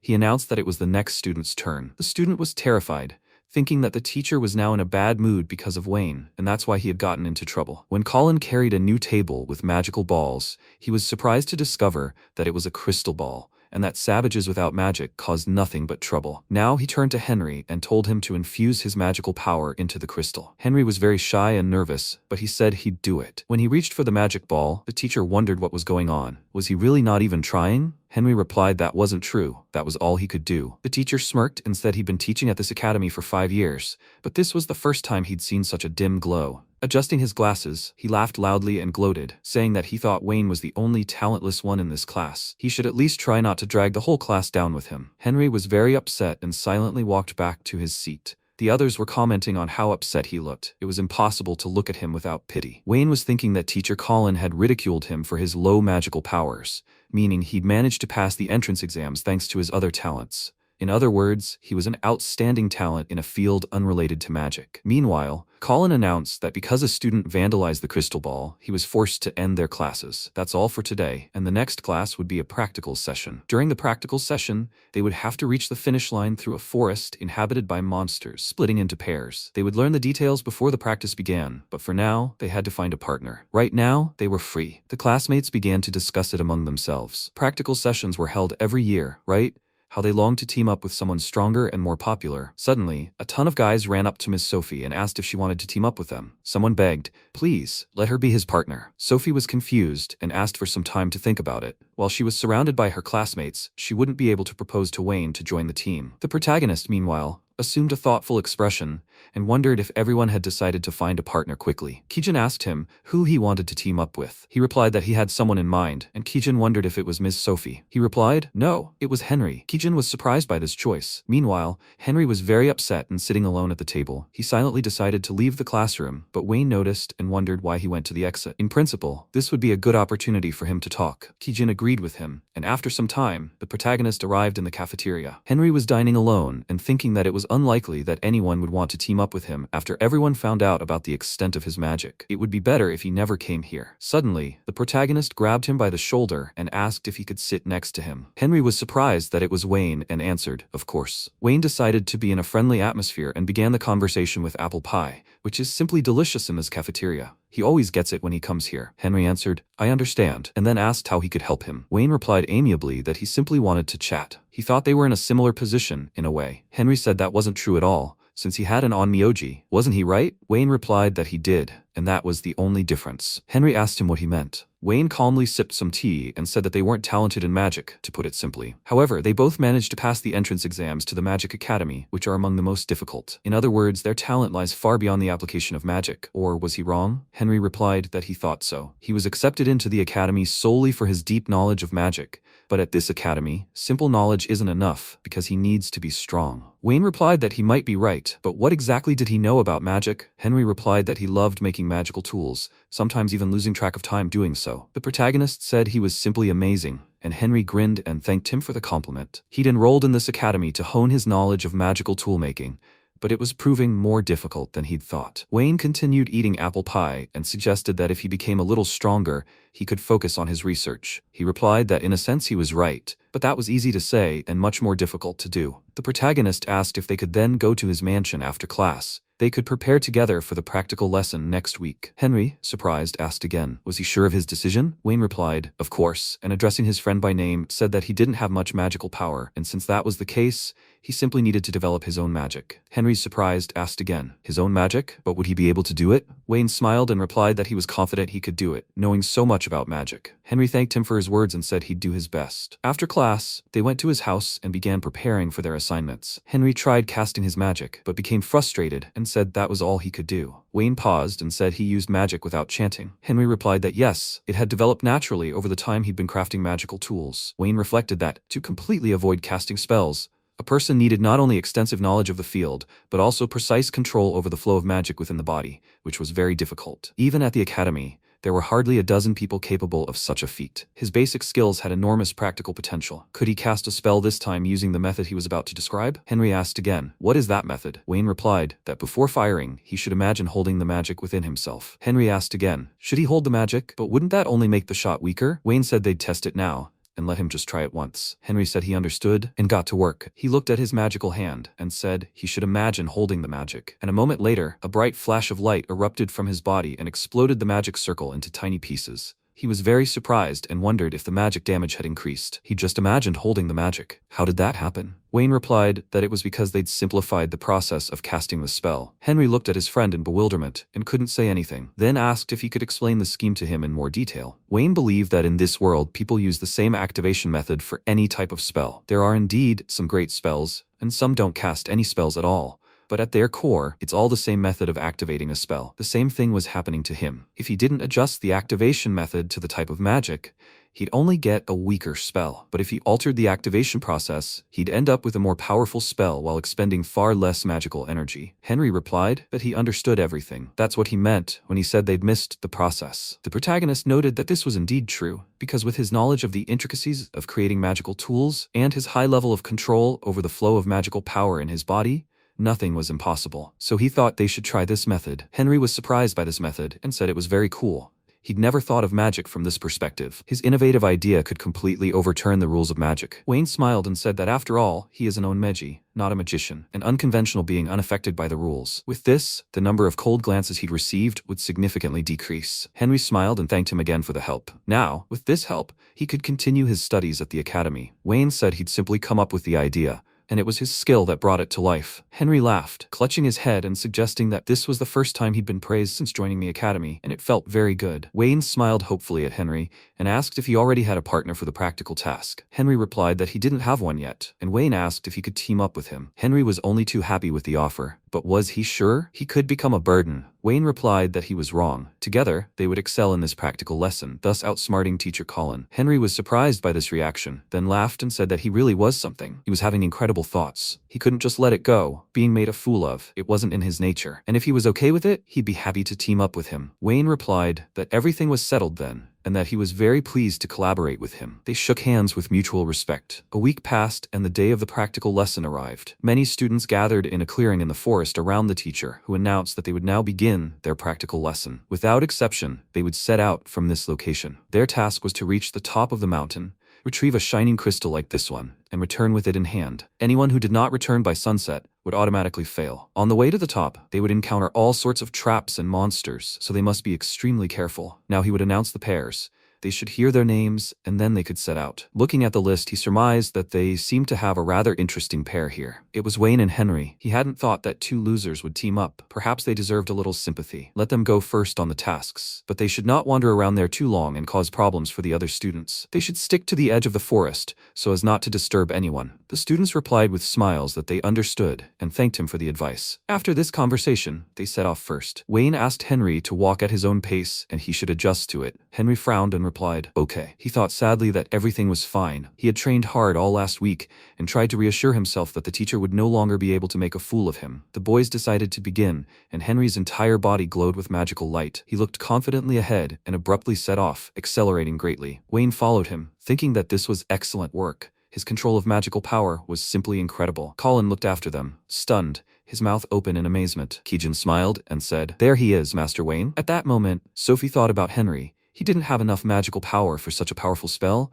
and something similar had happened to her. Wayne was a true professional at nurturing people's talents. While everyone around them rejoiced at such success, Colin gritted his teeth in anger and wondered how they had done it. He was filled with hatred for the students. After that, he announced that before he announced the next pairing, he would give them all one piece of advice. There was a barrier in the forest that they should not go beyond. Monsters might be waiting there. Monsters they couldn't handle right now. Fighting them could cost them their lives. So they shouldn't go directly to the mountain, but rather go around the edges of the barrier. Sophie was dumbfounded by this news and shouted at him to stop right now. Shouldn't he have told them about this before Wayne and Henry left? Colin calmly adjusted his glasses and said that he really should have, but he only remembered it now. Sophie grew angry and clenched her fist, then told him to try not to forget such important things again. Colin said, of course, if there was a next time, he'd be sure to tell him all the details in advance, and also she shouldn't worry too much, as the two would be disqualified before they even crossed the dangerous zone's boundaries. Sophie wondered why such a man had even been hired as a teacher at the academy. She was very worried about her friends and hoped they would be careful. Kijin didn't react to what was happening. Meanwhile, the boys continued to run quickly, and Wayne said it was very good work. The sprint was a great success. Henry agreed, saying that applying the magic formula to the shoes was worth it. Henry applied the magic formula to his school shoes and transformed them into a magical tool. By adding body-binding magic to this, he was able to propel his body at high speed. Wayne got permission to use shoes as magical tools so they wouldn't be picked on. Then he asked the principal if they could make magical tools. The old man immediately gave permission. Not that it was forbidden, but they better be on the safe side and get their principal's approval. Now was not the time to be daydreaming. The most important things were yet to come. Henry agreed with him, because they needed to focus now. Suddenly his gaze changed and he stopped abruptly, shouting, "Stop!" Wayne turned around and asked again, "What happened?" He was holding a stone, which he tossed to the ground. Magic rays began to emanate from the stone, creating a deep tunnel into the earth, where a magic circle formed at the end. His classmates stared at the ground silently, and Henry said he knew it was a trap. Wayne thanked him for saving him, and Henry replied, "You're welcome." Was this one of those traps Teacher Colin mentioned? He hadn't even noticed. Henry said he'd helped him with everything so far, so he was happy to be of assistance. Although he thought he could have handled it even if he hadn't said anything,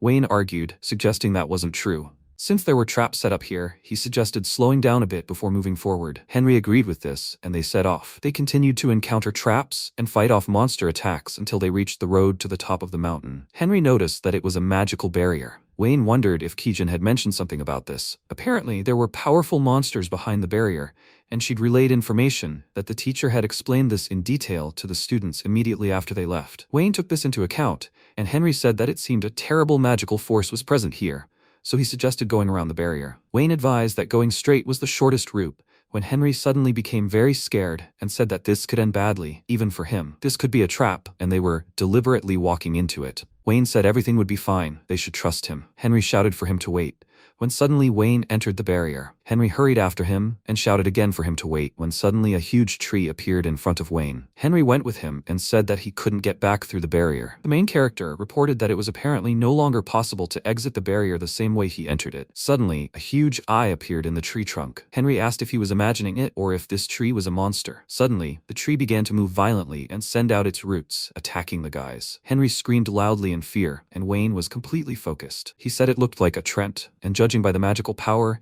it was much weaker than the chimera he fought before the entrance exam, right? What terrible magical power. Do they really need to defeat this guy if they want to get out of here alive? This simply couldn't be possible. Wayne took out his sword and asked to leave this matter to him. He had worked hard enough to get here. Suddenly, the monster tore out one of its roots and began to fight. Wayne used hidden fire to deflect the attack, then suddenly pushed off the ground, leaped high into the air and swung his sword, telling the tree not to think that it would let any tree stand in its way. With these words, he split the tree in two with his sword in a single motion, then turned to Henry, noticed that the barrier was broken, and said, "Great. Now they can move on." Henry looked at the severed tree in surprise and agreed. When the guys emerged into a new clearing, they saw the very stone they were supposed to get in the center. They had finally reached the right place and were definitely the first to reach it. The guys rejoiced at their success and approached the crystal. When Wayne grabbed it in his hands, they looked at each other with smiles on their faces. Meanwhile, Colin was watching the time and waiting for his students in the forest. He noticed the first ones approaching him and was stunned. In his opinion, this was an incredibly fast result. Who was that running? Suddenly he frowned and realized who it was and wondered why they, of all people, had arrived fastest. The boys reported that they brought the crystal to the teacher and, as they believed, they had successfully completed this practical lesson, right? Colin hoped that the two of them hadn't cheated, right? Wayne said that even considering they had entered the forest first, they had returned too quickly. Colin was very dissatisfied with this result and wondered if they had decided to go around the perimeter barrier. He hadn't specifically told them anything about this, and yet they had succeeded. Wayne reported that since the shortest route was through the Trent tree, they had overcome it and continued forward. Colin was stunned and asked again what he had just said. Had they really overcome it? It was simply impossible for them to destroy such a high-ranking monster. Henry explained that they had actually managed to defeat the tree solely thanks to Wayne. He had killed the tree with a single blow. Colin was even more surprised and asked again, with a single blow? Don't let him talk such nonsense. It was impossible for a scumbag like him. No one would believe such a blatant lie. Wayne asked again, doesn't the crystal and the speed with which they accomplished everything prove otherwise? Colin replied that he was sure they simply couldn't have done it. Wayne thought,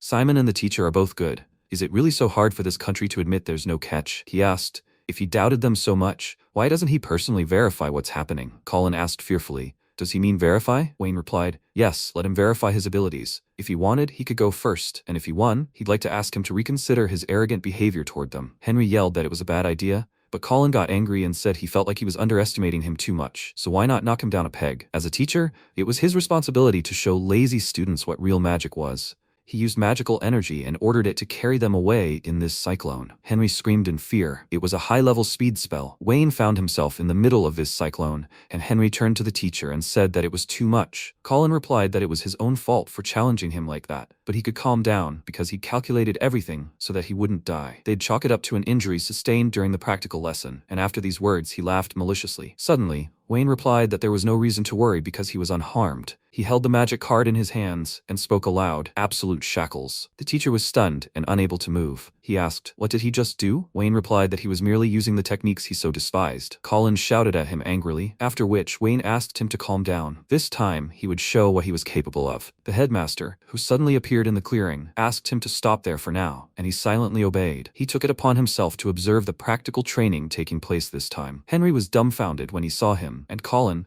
afraid the headmaster had seen everything, asked what brought him here. The headmaster replied that one of the sword class students had reported his inappropriate behavior. That's why he decided to observe the practical training. Wayne realized that someone had told him, and he wished he had known about it back when he had requested permission to use magical tools. The director said they would discuss the details with him later, but for now, he only wanted to say one thing. He was fired as of today. Colin was terrified of losing his job and started shouting that he was asking him to wait. This was all one big misunderstanding. Couldn't he see? The director smiled and asked, what was that then? He hadn't informed his students about an attempt to endanger them, so what was he supposed to call that? Colin couldn't answer, and the director continued that he should find a good excuse and that they would discuss the details in his office after the practical lesson. After these words, the director vanished into thin air. Colin became extremely angry and, clenching his fist, shouted that it was all because of Wayne. The protagonist, with a confident expression, replied that it was all his own fault. Colin shouted back that he should shut up, that he was fed up with him, and if he was going to go down that road, he would follow him. With these words, Colin shouted for the cyclone to tear his opponent apart with an explosive tornado. These magical forces approached Wayne, who asked again, did he still not understand the difference in their powers? He believed he simply had no choice now. Wayne used the wild spiral fire spell, causing magical beams of fire and water to emanate from his body, one after the other, completely enveloping the teacher. He was terrified and fell to the ground, screaming. Wayne approached him, addressed him as a teacher, and asked again, does he understand everything now? So that's what Onmyoto techniques are. Meanwhile, Sophie and Kijin were descending the mountain. They had only a short time left before returning to the academy. Sophie turned to Kijin and said that thanks to her, she was able to conduct this practical lesson without any problems. She once again thanked her for teaming up with her. Kijin replied that she should be thanking her, as she had had a wonderful time pairing with her. She was pleased and smiled back. Suddenly, Kijin addressed her by name and asked why she had chosen her as her partner. Sophie was perplexed and for a moment unsure what to say. After a brief silence, Kijin added that practically their entire class had wanted to team up with her. Sophie replied that she thought they simply wanted to be friends. At that moment,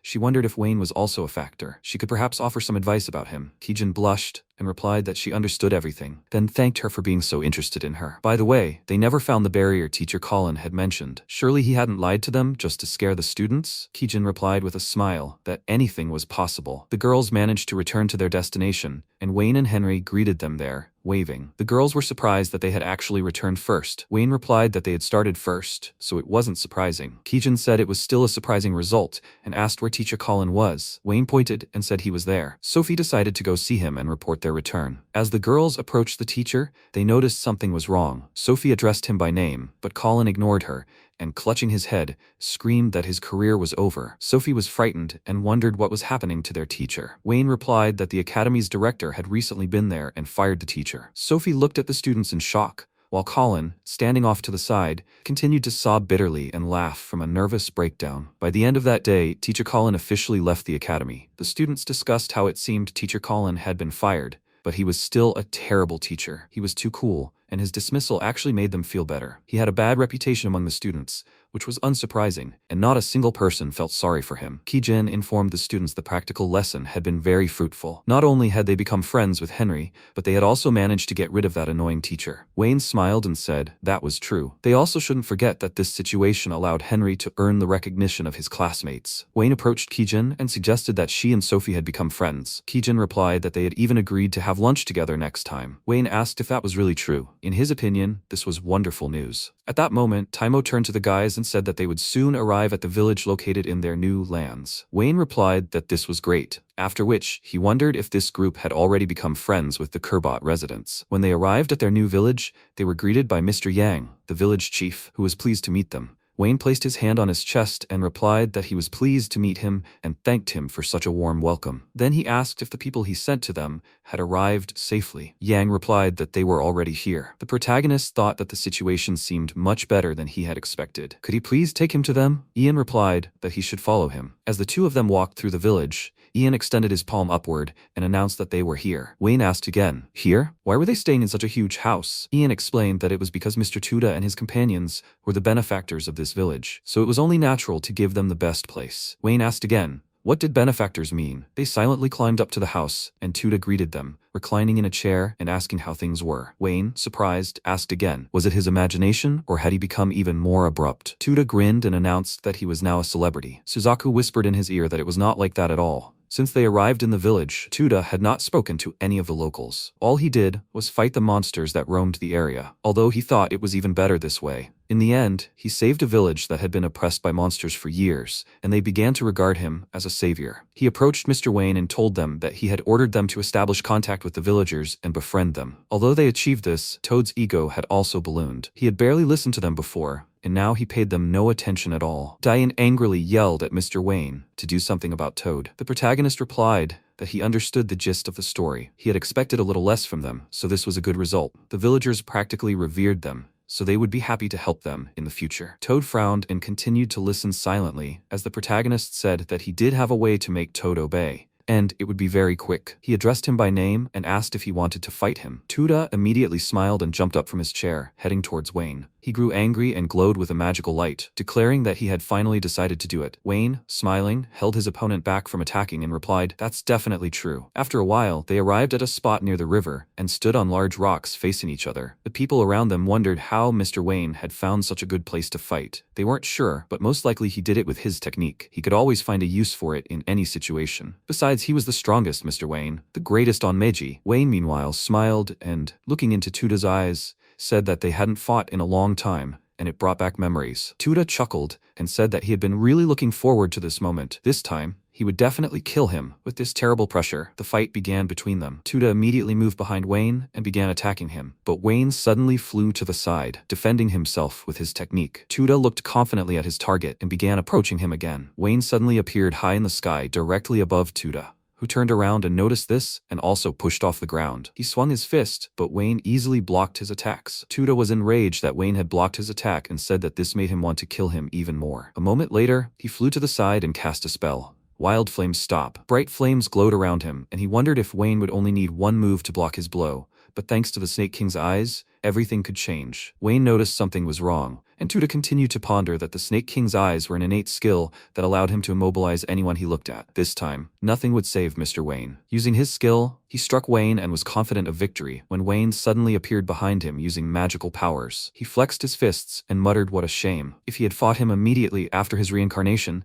he certainly could have won. Toda turned around in fear and shouted, "What?" A moment later, Wayne struck him with his clasped hands, and Toda fell straight into the water, sending a ton of splashes flying everywhere. He found himself completely soaked and cursed. Wayne reached out to him, but suddenly froze, and the protagonist used the magical powers of the soul crossbow, causing a bright blue wave to strike the immobilized Toda. A huge hole appeared in the ground near his head, and he asked in fear, What's going on? Suddenly, water began to rise from it, sending splashes flying everywhere. The surrounding guys wondered if this was really a hot spring. Tuda was right in the middle of the hot water, and Diane, screaming with joy, said she knew Mr. Wayne had won. It had been a pretty easy victory. Byako realized that with each passing day, Mr. Wayne was getting closer to his original goal, and that this concerned them too. Wayne landed on one of the rocks and, turning to Tuda, said he'd tried hard, as he barely managed to defeat him. He offered him a helping hand, but Tuda rejected it out of anger, saying that he'd lost this time, but next time he'd definitely kill him. Enraged, he stood up and walked away. Wayne watched him go, realizing that Tuda hadn't changed at all. He'd be obedient for a while. Dayan ran up to him,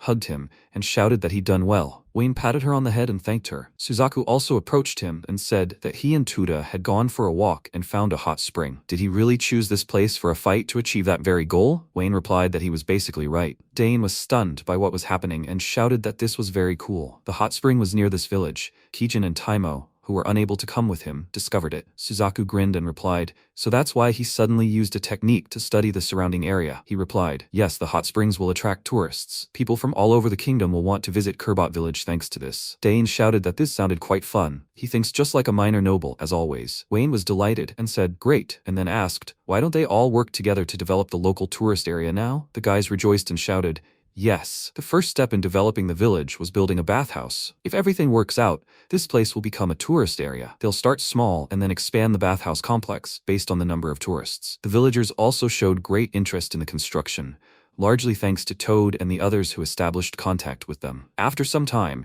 Kijin arrived at the site and approached Mr. Wayne, informing him that she'd been asked to convey that the bathhouse would be completed by the end of the day. Something startled her and she asked again, "What's wrong?" Wayne ignored her words and looked at the sky. Later, he turned around and said that construction seemed to be going smoothly. Kijin asked in surprise, "What's wrong?" The protagonist replied that he needed to run errands, that it was all routine, and he'd be back by nightfall. He waved, and Kijin said she understood. Sometime later, in the Kerbot village mines, an unknown man in a long, hooded cloak wandered the dungeon following a magical purple light. He controlled it and cast a spell. Let the spirits sleeping in the darkness grant him the source of their power. The entire area glowed with magical light, and a circle formed on the ground. At that moment, Wayne arrived, and the unknown man noticed something was wrong. He turned around, and Wayne wondered if something was sealed in these mines. The stranger didn't answer, and Wayne asked again, "Will he really remain silent?" The stranger spoke. "Hellfire. Let it consume his enemies." A fiery explosion. He used his magical powers and decided to attack the protagonist, who looked confidently ahead and ended up behind his enemy. He wouldn't allow him to rampage through his lands. At that moment, he used a technique to knock his enemy unconscious, and he fell to the ground. Wayne caught him, and when he removed his hood, he realized his face was unfamiliar. Who was this guy trying to free? Maybe he should tell Tenku about it, so he could investigate these mines a little later, and he'll give this guy to his personal knight. Let them deal with him themselves. Suddenly, he noticed the magic circle he had created and reached out to it. After a while, night fell outside. Wayne entered his village and looked ahead questioningly. His entire team greeted him, and Dane happily shouted, "Welcome back." He was surprised and asked again, "What's going on?" Kijin said the bathhouse was ready, and they were waiting for him so he could try it first. Wayne was surprised that this was the case,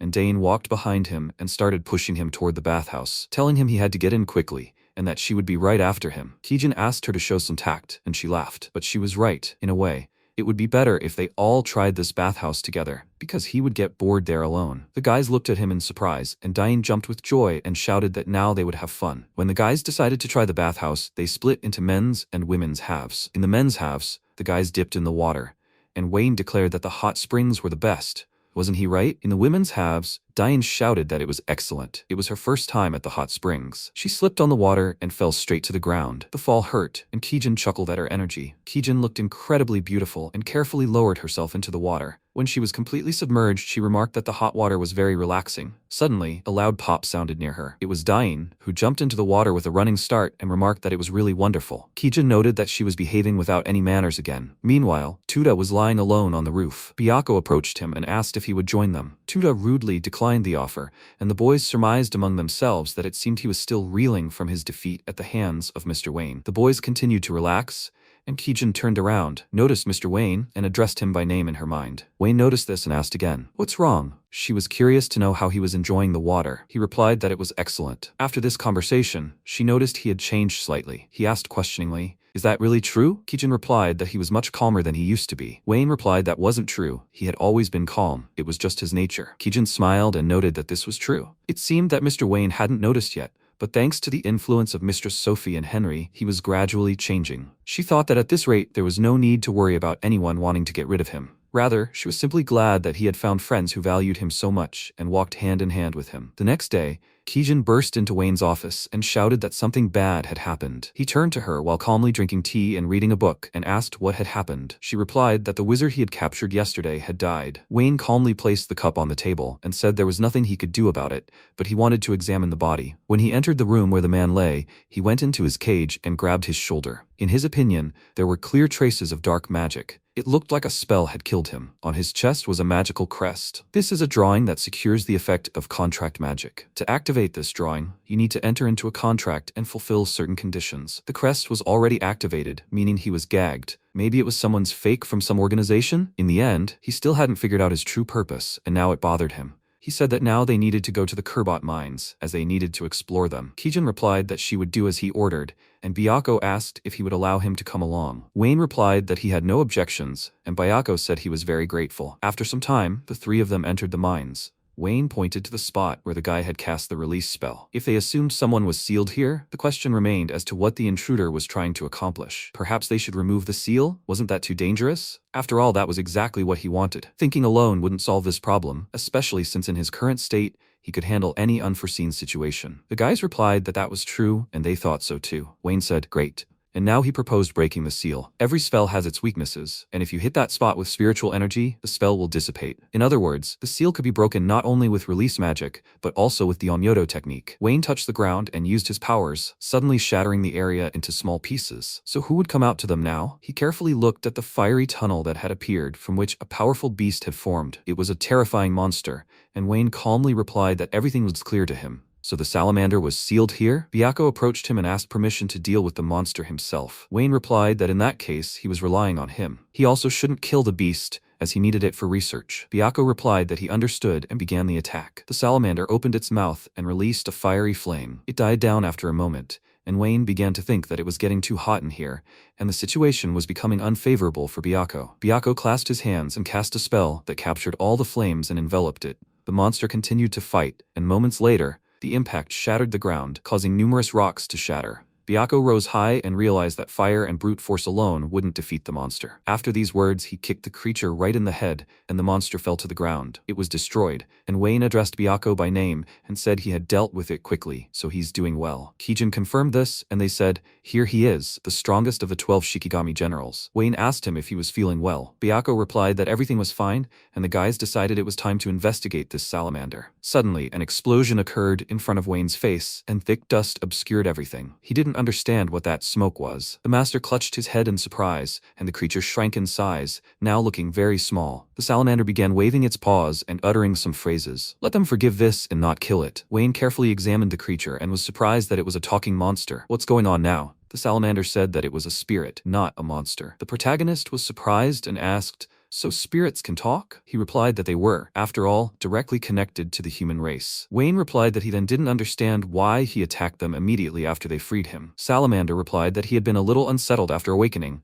and Wayne noted that it seemed he had no choice but to believe him. Salamander thanked him for this, and Kijin asked again, "Is he sure of that?" Wayne replied, "Quite so. In a way, it was his own fault for removing the seal and awakening it." And since they were done with that part, he had a lot of questions for Salamander. The being replied, "Okay." This is what he learned after listening to the spirit's story. It's a fire spirit named Salamander. Due to a long slumber, he remembers almost nothing of his past, but he does remember that he is one of the 4 great elemental spirits: fire, water, earth, and air. Before it was sealed, something happened to all 4 spirits, but he doesn't remember what exactly. He gave almost no useful information. Salamander bowed and apologized for what had happened. Kijin asked again, "Are you sure he's not lying to them?" Wayne replied that he didn't think so, as there was a high probability that it was true. So, this guy is one of the 4 great elemental spirits, which means he's not the only one. Salamander continued laughing, and the protagonist asked if the other spirits were sealed like him. Salamander sat down on the ground, perplexed, and replied that he knew nothing. Byako was disappointed in this useless lizard, and the salamander apologized again for what had happened, but said he could find the locations of other spirits by clutching his head. Wayne was surprised and asked again again. How would he do that? He replied that each spirit was granted the power to control one of the 4 elements. They sense each other's presence, even if they were in different parts of the world. Wayne replied that in that case, they could find out what happened to them if they followed the trail he sensed. At the same time, they would find out what those mages were up to. Kijin remarked that this is a good idea. The salamander replied that it was entirely possible. Now they had a personal guide. The salamander asked again, was he talking about him? Wayne confirmed this, and he explained that he had heard correctly. Well, he wasn't some kind of demon. Once they dealt with this problem, Wayne would definitely take care of him. Salamander looked at him questioningly, and Wayne continued. He'd been sealed away for so long. Everyone he knew was probably dead, right? That's why he wanted to take control of him. Of course, only if he wanted it. Salamander shouted that he really wanted it and immediately thanked his master. He was starting to worry about what he'd do in this world without any memories. He'd like 5 meals a day and a quiet place to sleep, please. Wayne was surprised and hoped they'd still have some use for this guy. Sometime later, Wayne showed up at the All-Sela Magic Academy and said that, indeed, that was how it had happened, so he wanted to take a short leave from the academy. The director replied that a mysterious mage and sealed elemental spirits were quite an interesting story. If he weren't the director of the academy, he'd immediately join his investigation. Wayne asked again,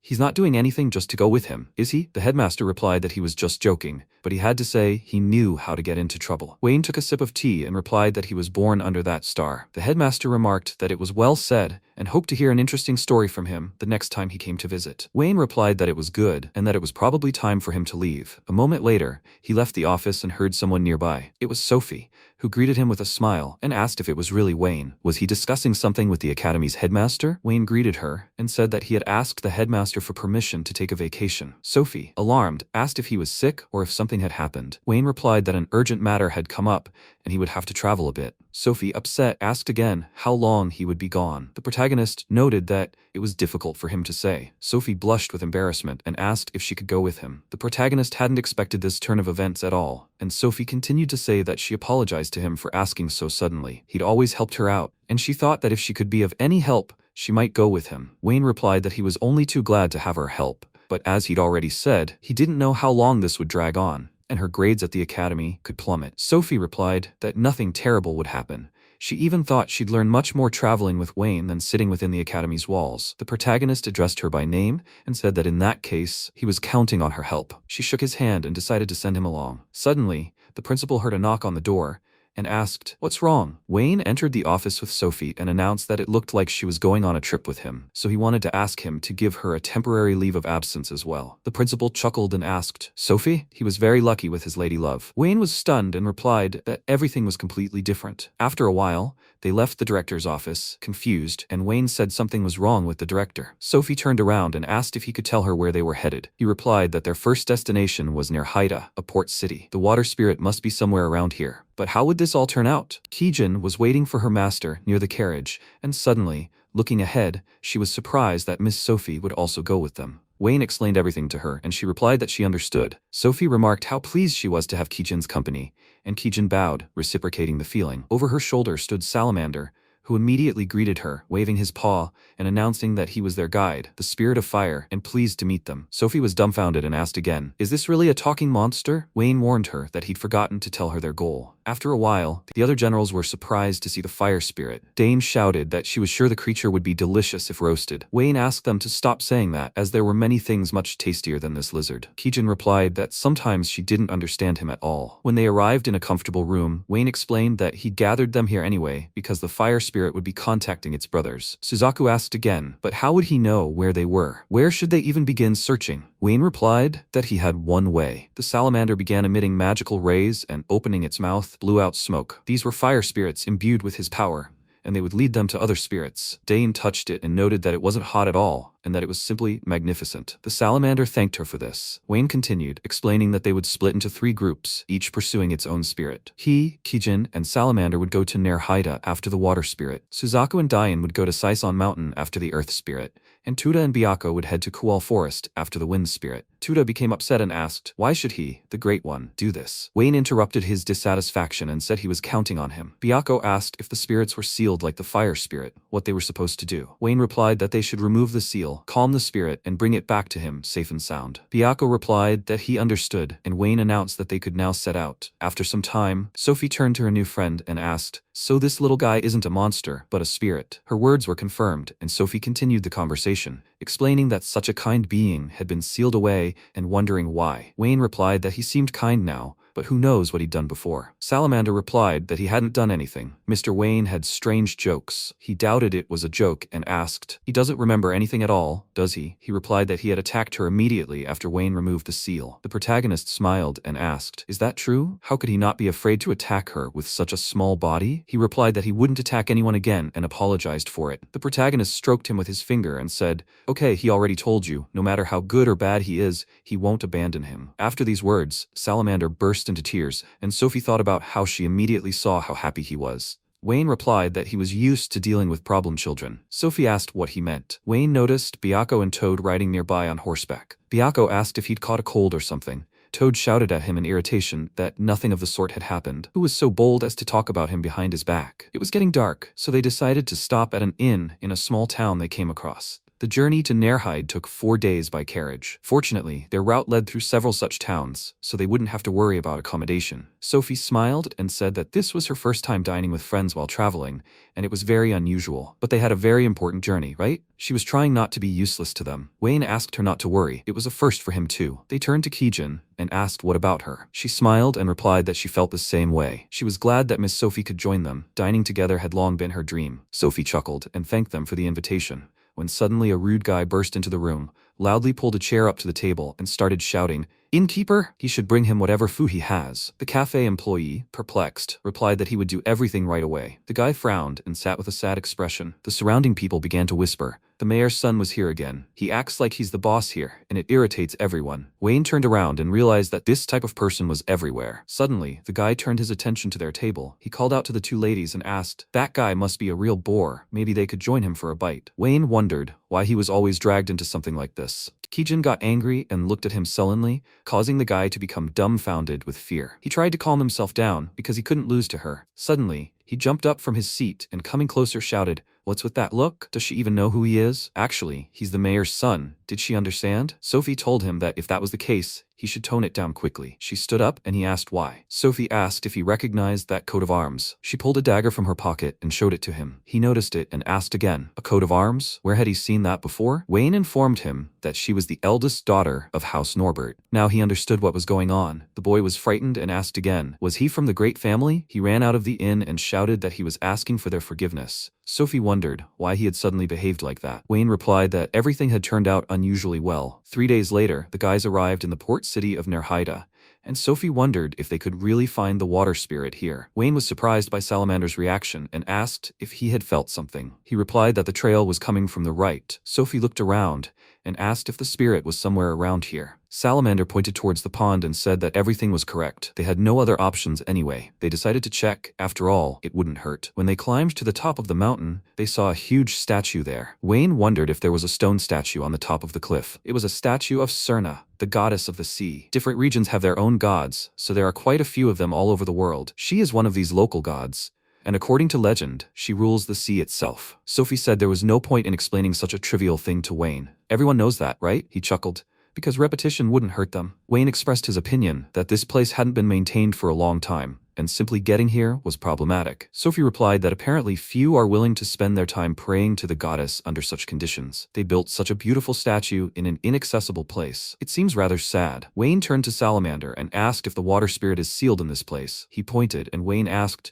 "So this spirit is in the sea? The water spirit is sealed in the sea. That sounds logical." But he's bothered by the fact that he senses someone else's presence here. A faint magical trace emanates from the goddess's statue. Some kind of spell has been cast on it. Maybe he should check it out. He used his technique and touched the statue with his hand, then paused briefly, awaiting the result. Suddenly, a green magical wave began to emanate from the statue. The protagonist covered his face with his hand and asked what that light was. Suddenly, an incredibly beautiful girl appeared before him, saying she was pleased to meet him. Wayne asked who she was and where he was. Everything around him was cloaked in magic, and she informed him that her name was Serna, and that she was the goddess of the sea. She could appear to him in her physical form in this place. Wayne was stunned with surprise and asked again if she really was the goddess of the sea. Serna remarked that this was indeed the case, and he thought about it, suggesting that she really did resemble the statue in some way. Serna asked, so he believed her? He replied that he could assume so. Since she was a goddess, shouldn't he address her more respectfully? Serna smiled and asked him not to say that, but rather to do as he pleased. Wayne asked, but what did the sea god want with him? He certainly couldn't be called her worshipper. Serna smiled and said she found him an interesting being. This was the first time she had encountered a young man who not only united two souls from different worlds in his body, but also used something radically opposed to magic. Wayne assumed she knew everything about him, but why had she brought him here? The goddess replied that she had no particular purpose. She simply wanted to meet him personally. Wayne, surprised, asked, is that really true? Serna replied that he had been destined for an important mission, and she hoped this wouldn't be their last meeting. At that moment, the protagonist tensed and asked what this important mission was. She replied that she couldn't tell him, as only the gods were allowed to know. He replied that it seemed he had no choice. He doesn't know what awaits him, but he will try to overcome any obstacles in the future. This wasn't part of a greeting, but she decided to give him the power to activate the spell cast on the statue. This will also help him in his search for their original goal. Wayne thanked her for her help, as he was a complete zero in magic. The goddess noted that after the spell was lifted, her power would leave him. Now it was time for them to say goodbye, until they met again. Wayne said goodbye to the goddess and watched intently as she disappeared. At that moment, the girls frightenedly asked him questions. What was happening to him? Was he okay? Wayne mentally recovered from what was happening for a while, and then said that nothing terrible had happened. It was time for them to begin. He continued to hold his hand near the statue,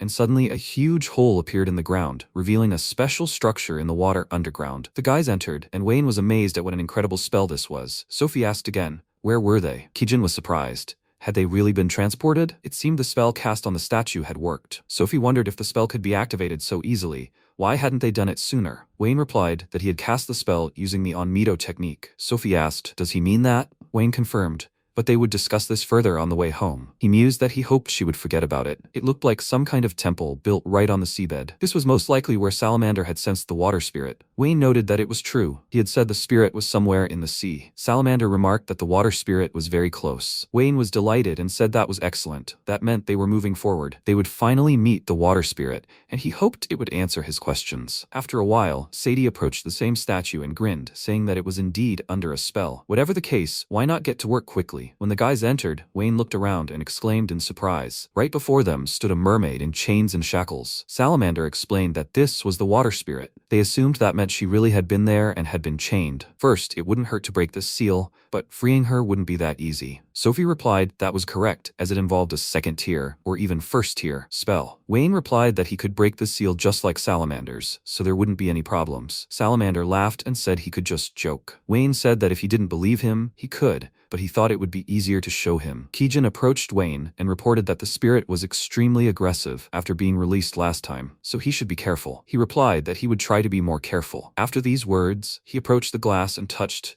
the very same chains with his hand. Thanks to his technique, he was able to free the water spirit, and the girl fell right into his arms. Sophie frowned in anger, and Wayne asked again, so what did he tell them? Salamander wondered if he had broken his seal too, but who was he? He replied that it was a very ordinary Onmyuji technique. Kijin said that it was not an ordinary technique. He chuckled and guessed that was probably true. The girl woke up and asked what was going on and who he was. Salamander waved his hand and said they hadn't seen each other in a while. Undine asked if the seal had been removed. He replied that it was all thanks to this man and pointed to Wayne. She replied that she understood everything, meaning he was the one who brought them here. Salamander confirmed this information, and Wayne realized he had changed greatly since he began talking to a spirit like himself. At that moment, Sadie entered the room and thanked them for all the work. He never thought they would be able to remove the seal, capable of holding a spirit. Wayne asked the girls to stop so they could leave this man in his care. Kijin obeyed the order, as did Sophie, and Undine asked, Salamander, was this man with them too? Salamander replied that he didn't know him. Wayne turned to the goddess and asked if she would mind trusting him for a while. Undine replied, okay. She'd just awakened from the seal and hadn't fully recovered yet, and until she understood the situation on both sides,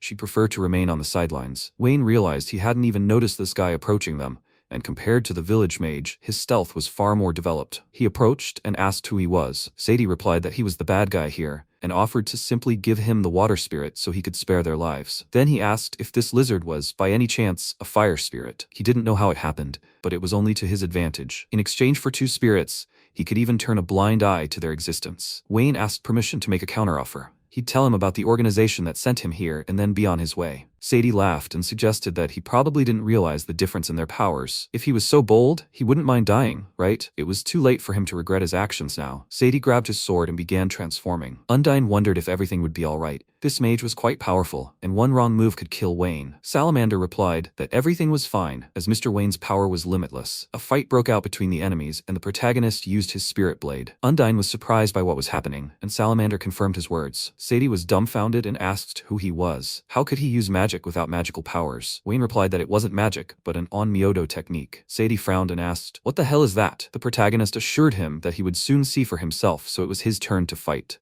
Sadie thought he was more than just a small fry. This was the first time he'd heard of the onmyoto technique. This guy had too many secrets. He needed to be more careful. He created several clones and told them to show them what his onmyoto was capable of. Sophie asked in surprise. He split himself? She thought. He didn't even cast the spell. This mage was very powerful. The protagonist, with a calm face, asked if he really thought he'd fool him with such a childish trick. Sadie replied that if he was going to talk like that, he should come and find the real one. He silently began to attack, but instantly appeared behind him and asked, "So that means he's the real one?" The guy switched places with the clone at the last moment and avoided defeat. Kijin wondered in surprise.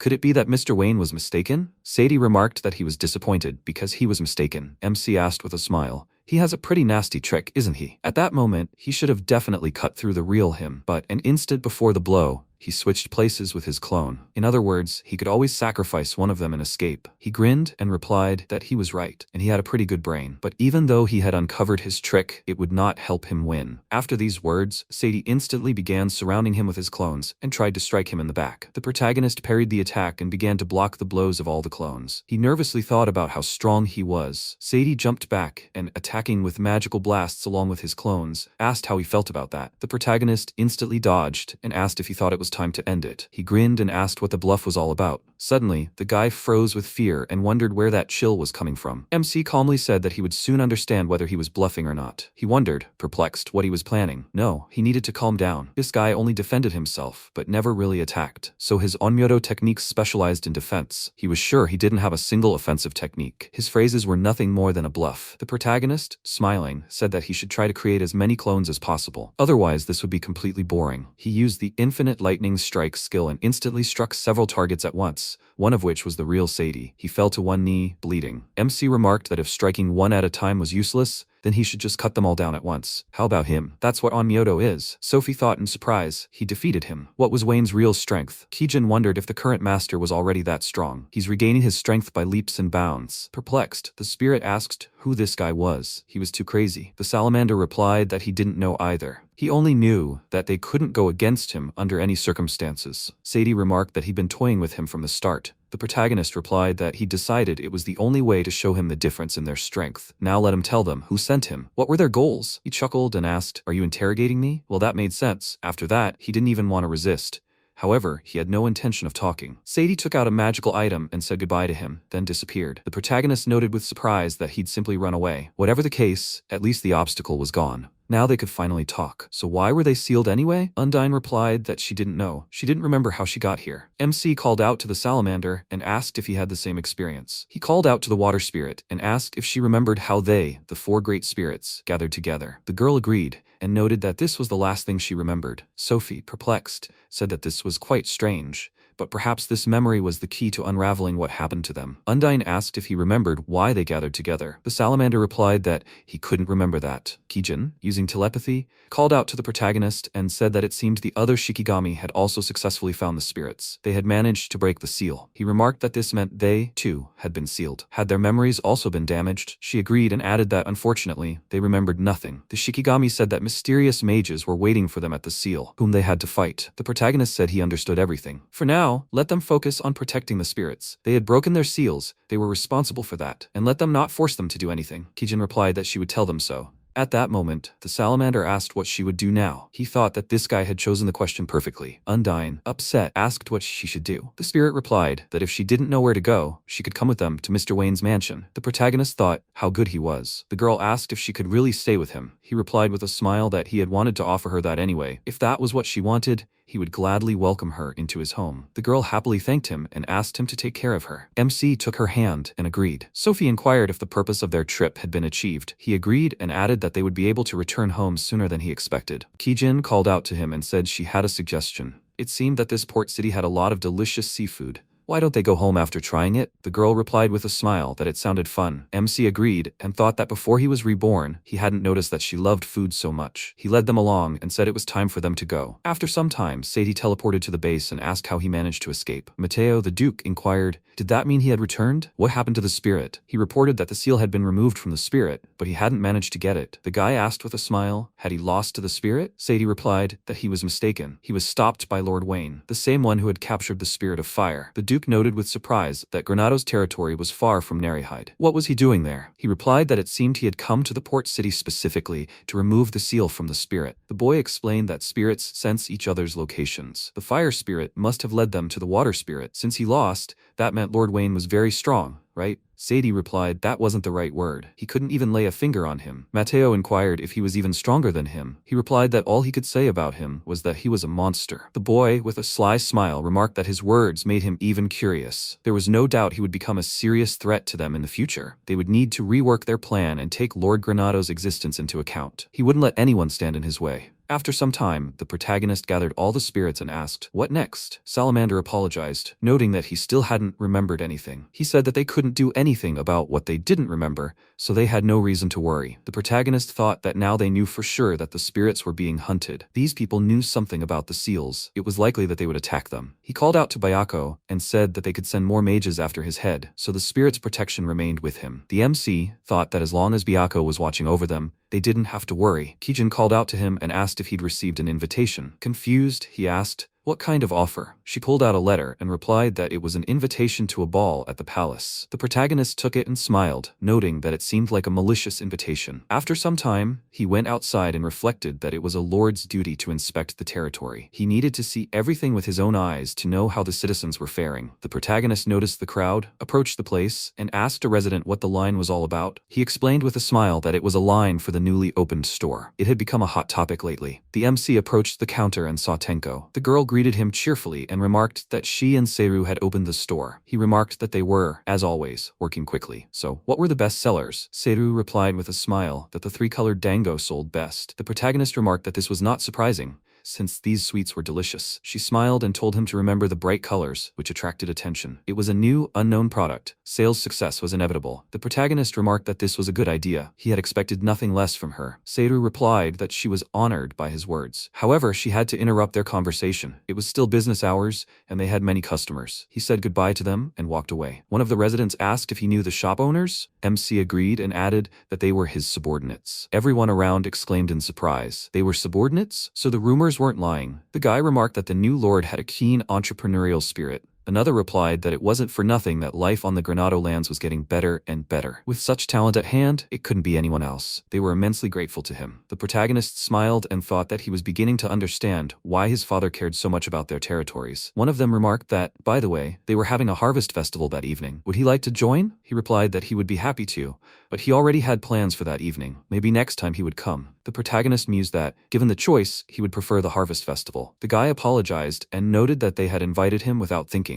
He replied that he would definitely attend the next harvest festival. After that, they parted ways. MC looked at his watch and thought that time was running out. It was time for him to return to the mansion. Sometime later, he arrived at Arcella Castle, in the ballroom. Some of those present began to mutter among themselves. Was this the new Lord Granado from the rumors? He was younger than they thought. The protagonist thought about the nobles who couldn't stop staring at him and whispering. It seemed the story of Sophie's rescue hadn't gone unnoticed. At that moment, the girl herself approached him, smilingly noting that he had finally arrived. He replied that since he had already received an invitation, he couldn't help but come. The protagonist stared at her and fell silent. Confused, she asked, "What's wrong?" He replied, "Nothing." He simply thought the dress suited her. Sophie sheepishly asked, "Is that true?" She hadn't really thought about the dress, so she took what her mother offered, but she was happy with his compliment. "By the way, how are those spirits doing?" MC replied that they were doing well, and were under 24-hour guard by his servants. Who knows when they'll be kidnapped again? The girl smiled and said that if they were under the protection of his subordinates, she had nothing to worry about. He remarked that she thought highly of him. She replied that, after all, he had saved her once. The protagonist smiled and thought that it seemed his bond with Sophie had strengthened significantly since that incident. She asked if he had yet greeted Her Highness Chloe. He replied that he hadn't. The girl asked, then why don't they greet her together? The protagonist remarked that she was a true savior. Now, he definitely wouldn't be nervous. Sophie blushed and asked if that was true. She was glad she could help him in some way. The nobles watching this began to mutter discontentedly about how he seemed to be getting along well with Norbert's daughter. MC thought he actually heard everything. Lords from all over the lands had gathered at this ball to congratulate the kingdom's second princess, Chloe, on her 15th birthday. Therefore, one of the obligatory parts of the ball is greeting the birthday girl. Afterwards, they approached the girl. Sophie bowed slightly and remarked that they didn't often get the chance to meet. Let her accept her sincere congratulations. She turned to Duke Matteo and noted that she hadn't seen him in a long time either. She assumed he had been assigned to Her Highness as a mage bodyguard. He replied with a smile that he was glad to see her again. As she understood it, the princess's safety could only be entrusted to the most trusted people. MC wondered if this was the very head of House Brehilg, one of the 7 great noble families. His knowledge of magic was second to none. Who would have thought he would agree to the role of a simple bodyguard? Matteo looked at him and asked, "Who is this?" Sophie introduced him. "This is the head of the Granado house, Wayne." The protagonist greeted him and remarked that this was their first meeting. The boy wondered, so this is Wayne? He's just a child without a drop of magical powers. Wasn't he being too cocky in his position? Suddenly, the protagonist felt something strange and wondered if that killing intent had just happened. Even though it had disappeared, it seemed to be coming from Matteo. Perhaps he was simply investigating him as a potential threat to the princess? Chloe called out to him and asked if he wanted to dance with her. Confused, he agreed and wondered what was going on here. After that, they went to the center of the hall and started dancing. MC asked why she wanted to dance with him. The girl replied that she had been curious the first time she heard about him. He said he was honored by her words. She continued that meeting him in person had finally convinced her. Would he be able to come to the Royal Library tomorrow? She had something to say to him that couldn't be overheard. The protagonist smiled and agreed. Chloe thanked him and said they should enjoy the dance now. Meanwhile, Matteo, watching them dance, thought that Her Highness rarely opened up to people. Even he didn't often receive dance invitations from her. He called out to Sophie and asked who Wayne was. She replied that he was a powerful individual who mastered the Onmyoto technique, which was completely different from magic. The guy asked in surprise, so it's not just a fantasy? He'd like to see it for himself. Sophie replied that she thought Wayne could demonstrate a few of his techniques. Matteo, with a mischievous smile, wondered why he shouldn't show him right then and there. Suddenly, the lights went out, and a huge werewolf burst through the window. The protagonist shielded Chloe and told her to stand behind him. The monster tried to attack him, but he used his magic, instantly slamming it into the floor. Everyone screamed in shock. Did he really kill the monster with one blow? Was he that strong? Matteo ran up to the girl and asked if she was hurt. She replied no, thanks to Wayne. He thanked him and remarked that he was their savior. The protagonist replied with a smile that he was always happy to help. Chloe thanked him with a smile and added that he really was strong. He wondered in disbelief. Had she heard this from rumors? Matteo was surprised that he could defeat the Shadow Wolf with one blow. He really had exceeded his expectations. Chloe asked what kind of monster it was. It appeared in the hall out of thin air. He replied that monsters had no reason to attack this place voluntarily. Most likely, someone had orchestrated the attack. MC agreed with him. The power outage and then the monster. It wasn't a coincidence. Matteo remarked that he would personally investigate. Afterward, the ball was cut short due to a monster attack. The next day at the Royal Library, the protagonist, standing outside, said he came as requested, but it seemed the library was already closed. Suddenly, the door opened and Chloe told him to come in and follow her. They went inside and began descending to the basement. He asked in surprise what was going on here. The girl agreed and explained that the basement of this library contains secret books collected over the years by the kingdom of Arsula. Only a few are allowed to enter. He asked if she was sure he could be here. She replied that as a princess, she had every right to grant him this privilege. He wondered if this was the power of a princess. The protagonist wondered why she was talking about her. Chloe replied that it was because of her ability. She could see the future of those around her. He asked again, completely shocked. The future? Let her forgive him. He was so shocked that he forgot his manners. She replied that there was nothing to worry about. He could forget his manners altogether. The protagonist remarked that this made the situation easier. So what did she mean when she said she could see the future? The girl explained that her eyes had a special ability. Sometimes they could show her fragments from the near future, and her latest visions were of him. He asked what happened in this future. She told him that a giant dragon was destroying the kingdom of Arsila, and he was the only one who decided to challenge it. MC said that this was a terrible prediction. But how could it have come to this? Chloe took the book and replied that she had no idea. She was only shown small fragments of the future, not the full picture. But she had a theory. She wanted him to look at it. She showed him a painting with an incomprehensible drawing and an inscription. The protagonist was perplexed when he read that it was a giant dragon of calamity and a seal. Chloe noted that it described a story about a giant dragon attacking the kingdom. The dragon's power was terrifying, devastating all the kingdom's lands and killing millions of people. But a man, dubbed the Awakened One, was born, and his powers surpassed all living beings. MC wondered if the head of Luna Theory had mentioned this. Chloe added that this awakened one was capable of fighting the giant dragon on equal terms. Ultimately, he was able to seal the dragon beneath the capital. This story was passed down from generation to generation exclusively within the royal family. He wondered why only the royal family was allowed to know about this. She replied that if they hadn't done this, someone would certainly have appeared who wanted to break the seal. Although this didn't help much, since the seal would be broken in the future. The protagonist looked thoughtfully at the drawings and said that he thought they depicted 4 great spirits. The girl pointed out that he was right. How did he recognize them? He explained that a couple of incidents had recently occurred on his lands, and as a result, he had taken in the 4 great spirits. After some time, he told her the whole story in detail. Chloe said that the 4 great spirits were necessary to break the dragon's seal, but as long as they were under protection, they had nothing to worry about. The protagonist noted that the spirits were sealed. Did this have anything to do with the story of the dragon? She replied that she didn't think it had anything to do with it. The book didn't mention anything about sealing spirits, but they could say with complete certainty that the spirit hunting organization was trying to destroy the kingdom. MC asked if the 7 great aristocratic houses knew about the dragon's history. Chloe replied no. Only members of the royal family had access to this information. He remarked that this meant the information somehow fell into the wrong hands. The girl agreed and added that therefore she could only trust him with information about the future. The protagonist asked who else knew about her power. She replied only her father and mother. Aside from her family, he was the first person she had dared to tell about her power. He asked why she chose him to share such important information. Chloe explained that in her vision, he had fought the dragon. This meant he was not an enemy. This fact gave her the courage to speak with him. Would he have enough power to save the kingdom of Asura? He could ask for whatever he wanted in return, so he shouldn't worry about the reward. MC replied that after all, it had been her birthday recently. Saving the kingdom of Asura would be his gift to her, so no reward was needed. Chloe smiled and remarked that he was painfully romantic. He agreed and asked if that approach was much more appealing than the image of an arrogant lord, right? She smiled and said he was an interesting person. The protagonist remarked that he had one more question. Is it possible to change the future she has already seen? She replied that it was possible, but the changes wouldn't be significant. Although this was the result of changes involving only her powers, she didn't know how much they could change the future if they used his. The protagonist said everything was clear to him. That was enough for him. His onmyoto would change this terrible future. Chloe thanked him and asked what it was. He replied that it was very similar to magic. After a while, the MC, sitting in the carriage, thought about how incredible this story was. Was this the important mission the sea goddess Serena had spoken of? Well, whether all this is true or not, he can't ignore the danger he can prevent. They have too little information about this strange organization, but as long as they know what their goal is, they can outflank them. Meanwhile, Mateo gathered a squad of the strongest mages around a table and said that the time had finally come. It was time for their secret squad of the strongest mages to destroy the kingdom of Asura. All 4 great spirits were now in Granado territory, which was a great stroke of luck, and neither Rollo nor Wayne suspected their plans. They couldn't miss this chance. Farrell wondered if this guy Wayne was really that strong. Pamela asked if Sadie was simply too weak. The guy himself replied that they would understand when they fought him themselves.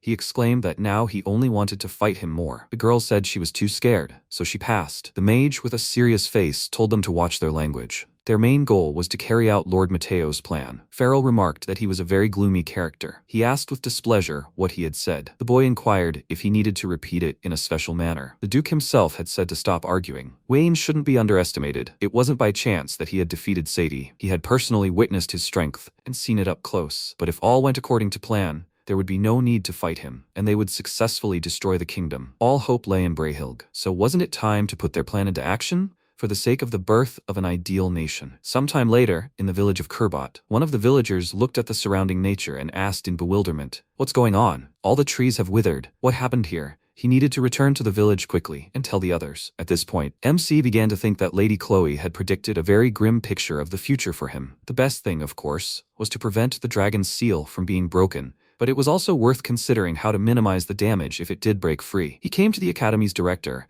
and said he wanted to discuss something. Someone was planning to revive a giant dragon, and they needed 4 great spirits to do so. Rollo noted that a rather dangerous situation was developing. MC agreed and asked what he wanted to know. Perhaps he had any information that could help in this matter. He replied that he had taken on an unbearable burden. Although his skills surpassed most of the teachers at the Magic Academy, he was still young. Why didn't he ask his elders for help? The protagonist took a cup of tea and, thanking him for the advice, said that he and only he could figure this out. Rollo chuckled and remarked that as long as he was in that frame of mind, he needn't worry. Now it was time to tell him everything he knew. He had no information about the giant dragon, but he could tell him about the Awakened. An Awakened is an incredibly powerful being whose body possesses a predisposition to a special ability other than magic. In the entire history of the kingdom, the number of awakened ones could be counted on one hand. Each of them accomplished many great deeds in their lives and left a lasting impression on the people. MC wondered if her special ability was the same as Chloe's eyes, and yet she didn't seem all that powerful. Perhaps she was somehow different from the other awakened ones. He wondered if it was possible to artificially create an awakened one. Rollo replied that he believed this question was related to the leader of Luna Theory, whom he had once defeated. It's possible, but based on his stories, he could tell that his power was far from that of a true awakened one. The protagonist replied that he had another question. Did he know at least one awakened one living in their time? Rollo agreed, adding that he was sitting right in front of him. Confused, he asked, "Does he mean him?" The director had said he was a powerful being who used onmyoji,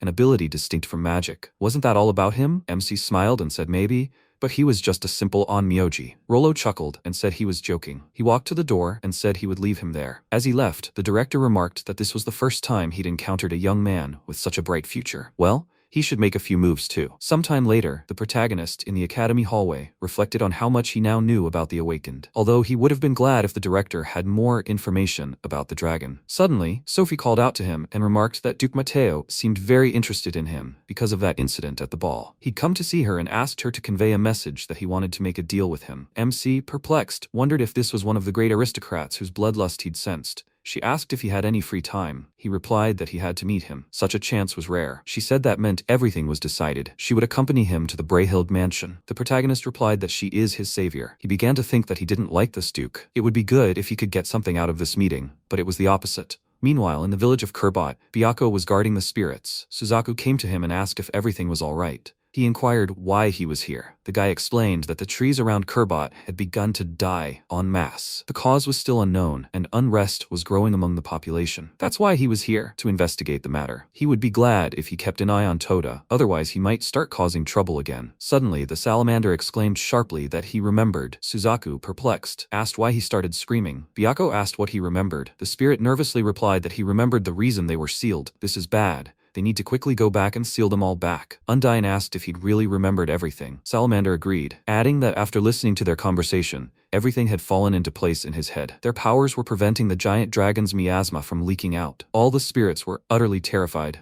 At that moment, a huge horde of zombies and a squad of powerful mages were heading toward the village. Farrell remarked on how comfortable the carriage was. What a useful spell. The mage replied that they hadn't come here to play. He should focus on their goal. The boy grumbled, knowing this and saying he shouldn't complain. He replied that he should try not to be a burden. Sadie remarked that the atmosphere here couldn't be worse. Pamela agreed with him and said with a smile that it was good, that at least they had a fantastic party ahead. At this point, Byako asked what all this meant. What did they mean by preventing the giant dragon's miasma emissions? Salamander explained that long ago, in time immemorial, a giant dragon appeared in these lands. Its mere appearance is a symbol of catastrophe, for it destroys everything in its path. At the same time, the chosen one of the spirits appeared and managed to awaken their abilities. The battle was long, but with their combined efforts, they managed to defeat the dragon and seal it within the earth. But then, toxic miasma began to leak from everywhere, absorbing the life energy of all creatures. Undyne added that, on the advice of the spirit chosen one, they had taken on the role of miasma suppressors. Scattered across the world and sealed, they protected these lands. Byako asked, in other words, that they had sealed themselves. The spirits agreed and added that they needed to be put to sleep again. Suzaku inquired what this meant,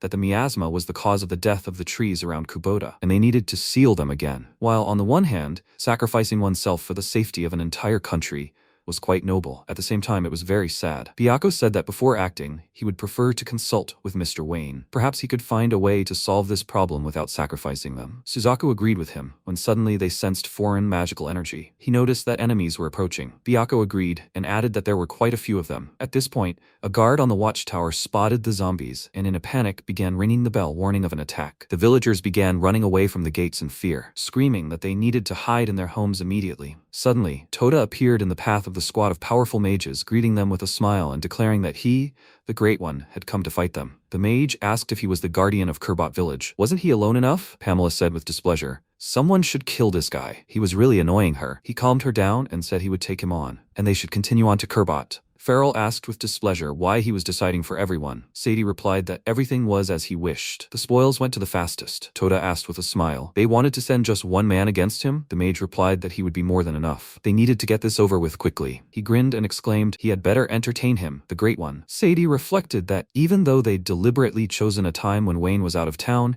it seemed his subordinates were also capable of something. They'd been given a difficult task. At that moment, The protagonist emerged into the castle's backyard, armed with a wooden sword. Mateo thanked him for accepting the invitation, and remarked that he'd like to test his onmyodo. He said it would be a great honor to spar with him. The guy smiled and said he was pleased to hear that. He proposed discussing a few rules. Magic and onmyodo were allowed, but only wooden swords. But lethal techniques were strictly forbidden. Victory or defeat was irrelevant. The fight ended when one of them declared surrender. MC said he understood everything. Mateo said that they would begin then. Let Sophie give the signal to begin the fight. The girl announced the start, and they immediately began fighting. He tried to attack, but the protagonist deftly parried the attack. The Duke, surprised, thought that his swordsmanship was also at a high level. He was just like Sadie, a monster. He used the fiery winds skill and tried to attack, but the protagonist created a magical shield and parried the attack, and then thought that was quite powerful. Such a skill wouldn't kill, but it could significantly injure. From the very beginning of their sparring, he was brimming with bloodlust. He had a bad feeling about this. Mateo, smiling, said he was surprised since he had dodged his fiery wind so easily. MC replied that he was surprised too.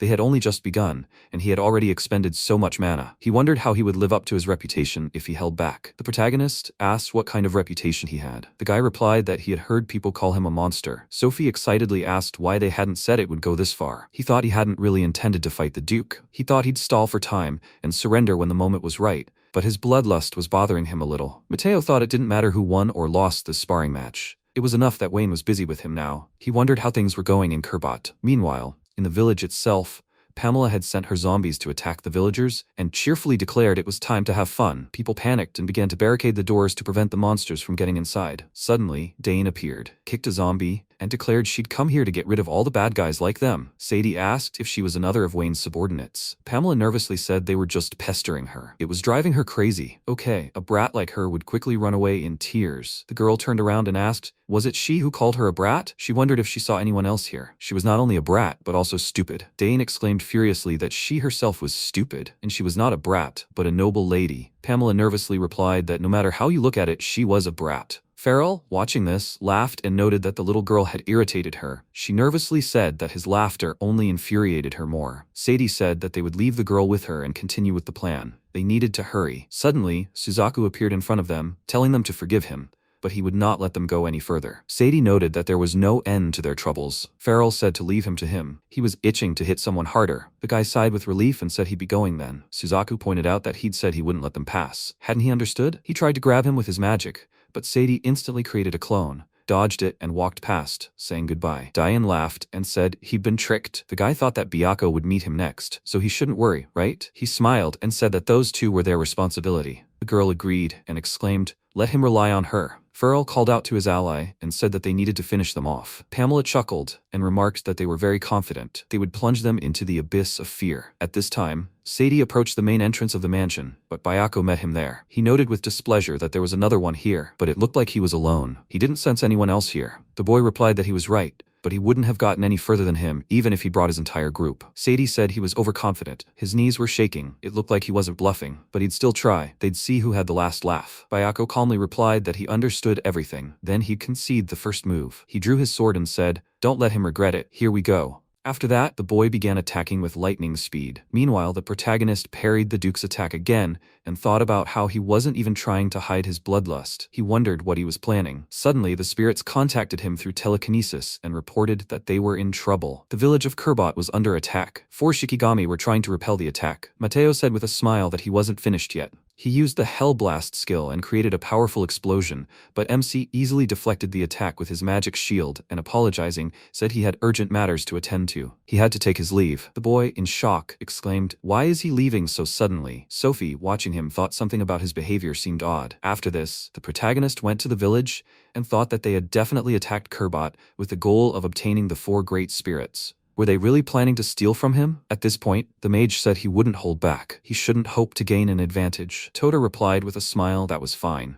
If he dared to let his guard down, he would strike him with all his might. He used acceleration magic and remarked that he was being impudent, but that would be his undoing. The mage grabbed a dagger and swiftly circled around him, but Tota kicked him and asked what he was talking about. He flew back from the blow and, in shock, exclaimed that it was impossible. How could he keep up with him? The boy replied with a smile that he might be a little faster than the local monsters, but that didn't make him any stronger. The mage became enraged and shouted at him to stop talking. He began to charge, thinking that he'd put 100% of his power into his next attack. He definitely wouldn't survive. Tota instantly leaped upward and asked, At that speed, it's easy to lose sight of your surroundings, right? He dashed down and delivered a fatal kick. The boy yawned and said he hadn't even had time to get bored. At that moment, Pamela asked with a smile how she could stand by while they killed her sweet zombies. She instantly cast magic and strengthened the bodies of all the undead in the area. Suzaku noted that she strengthened their flesh. The girl replied that he'd guessed correctly. Now they were several times stronger than they were before. How were they going to kill them now? Farrell used his skill and, binding them with magic,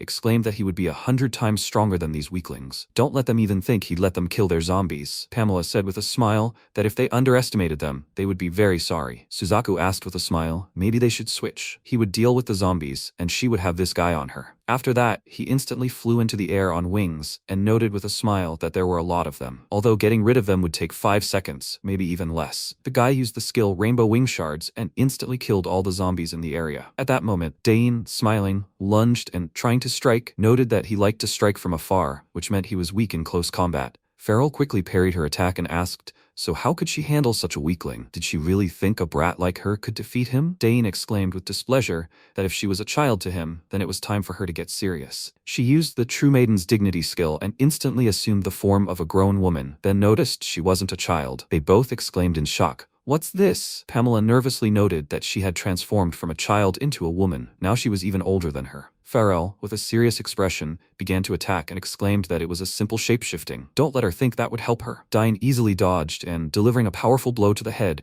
replied that she hadn't simply changed her appearance. In this form, she was much stronger. After that, Pamela fell to her knees and began to apologize. They both turned her down with smiles. Dane remarked that they had done their job, so now they could play. Suzaku agreed and added that she had tried to make fools of them. It would be a tickling punishment. He grabbed her, and the girl began tickling her. Meanwhile, after several unsuccessful attacks, Sadie began to wonder if it was another monster. Byako, with a calm face, told him to give up already, or he would die. He replied with a sly smile that he couldn't agree to his proposal. After that, the boy created several clones and began attacking. Byako asked, are these clones? Mr. Wayne had told him about this trick. It wouldn't work on him. Sadie replied that it was worth a try. He tried to strike, but failed to penetrate the magic shield and thought that it would never work on him. He understood this perfectly well, but he needed to buy himself some more time. Byako thought that until he eliminated the clones, pinpoint attacks were pointless. Well, then he would do it differently. He made a sharp dash and, using the Icy Rain skill, brought down a multitude of icicles on him. The attack sent Sadie falling to the ground. The young man, with a serious expression, said that even he should have realized it by now. It was the end. He thought perhaps Brayhild should hurry. Meanwhile, the spirits were watching their battle from the roof of the mansion. Salamander exclaimed admiringly that he was amazing.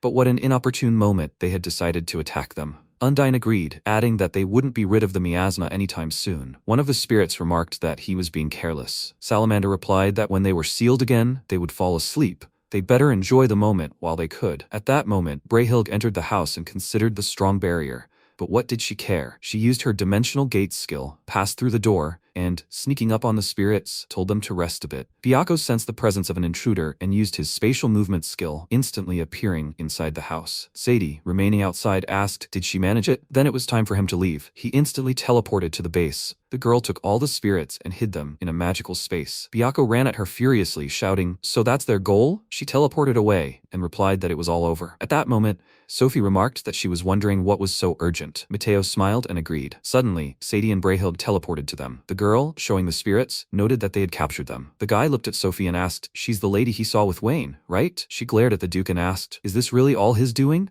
Mateo replied with a smile that it was all his doing. He stabbed her with a dagger and, thanking her, noted that, thanks to her, they were able to detain Wayne, but now she was useless. Well, should they begin? The birth of their ideal state was just around the corner. Sometime later, the protagonist arrived at the village. Diane met him and showed him the mages they had tied up. He wondered if they were trying to steal the 4 great spirits. Were they even safe now? Byako, upset, replied that he was truly sorry, but they had been kidnapped. The protagonist said, well, nothing could be done about it. Suzaku reported that 2 of them had escaped with the spirits, but they had managed to discover the identity of the mastermind. It was Duke Mateo. He replied that it was him, after all. So this sparring match was meant to keep him away from the village. There was only one thing left to do: rescue the spirits as soon as possible and prevent the dragon's resurrection. Byako said they had learned new details about the giant dragon. The 4 great spirits had been sealed to prevent the spread of the dragon's miasma. The salamander had been unsealed, and now the village of Kurbot was gradually being destroyed by the dragon's miasma. The protagonist inquired, so they decided to sacrifice themselves to save the land from destruction. He agreed and added that they planned to go back to sleep to prevent the dragon from escaping the seal. MC said he understood everything. so they didn't need to prevent the dragon's resurrection. He didn't want to reseal the four great spirits, and to do that,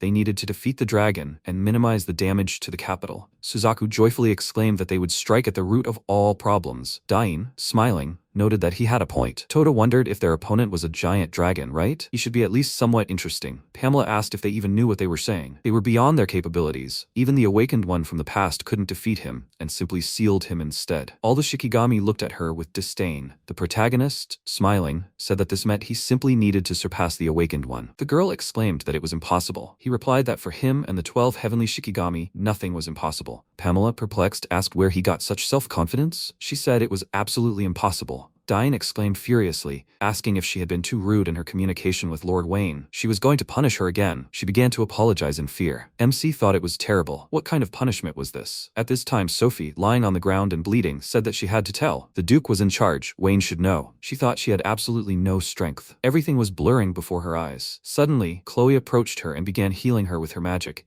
and then asked how she was feeling. Sophie, in complete shock, asked why she was there. She replied that she would explain the details later. She had figured everything out. Right now, the first thing they needed to do was stop the Duke. If they didn't do this, he would destroy the royal capital. Could she help her? Sophie agreed with a serious expression. After a while, a group of the most powerful mages descended the stairs. Sadie remarked that it was the first time he had seen such a perfect sealing spell. Mateo said that this place was created solely for the purpose of sealing the giant dragon. He replied that of course it would be amazing, but in truth, the very existence of such a place was simply astonishing. The Duke said that he should thank Brehilde for being here. Her technique had served them well. The girl replied that she was honored. Salamander thought that he could do nothing, and the giant dragon was so close. Had the seal weakened after their awakening? After that, they entered a spacious room with a huge sword thrust into the center. Mateo noted that it was definitely the dragon's shell. He tried to take it, but was repelled by the barrier, and he remarked that the barrier around it was still strong. Isn't it time for them to begin the ritual of liberation? Suddenly, the princess and Sophie appeared behind them. She shouted for them to remain where they were. The Duke turned around and asked if that was her, and the princess was with her. Chloe said she wouldn't let him do whatever he wanted. He wondered how they planned to stop them. Let them get rid of them.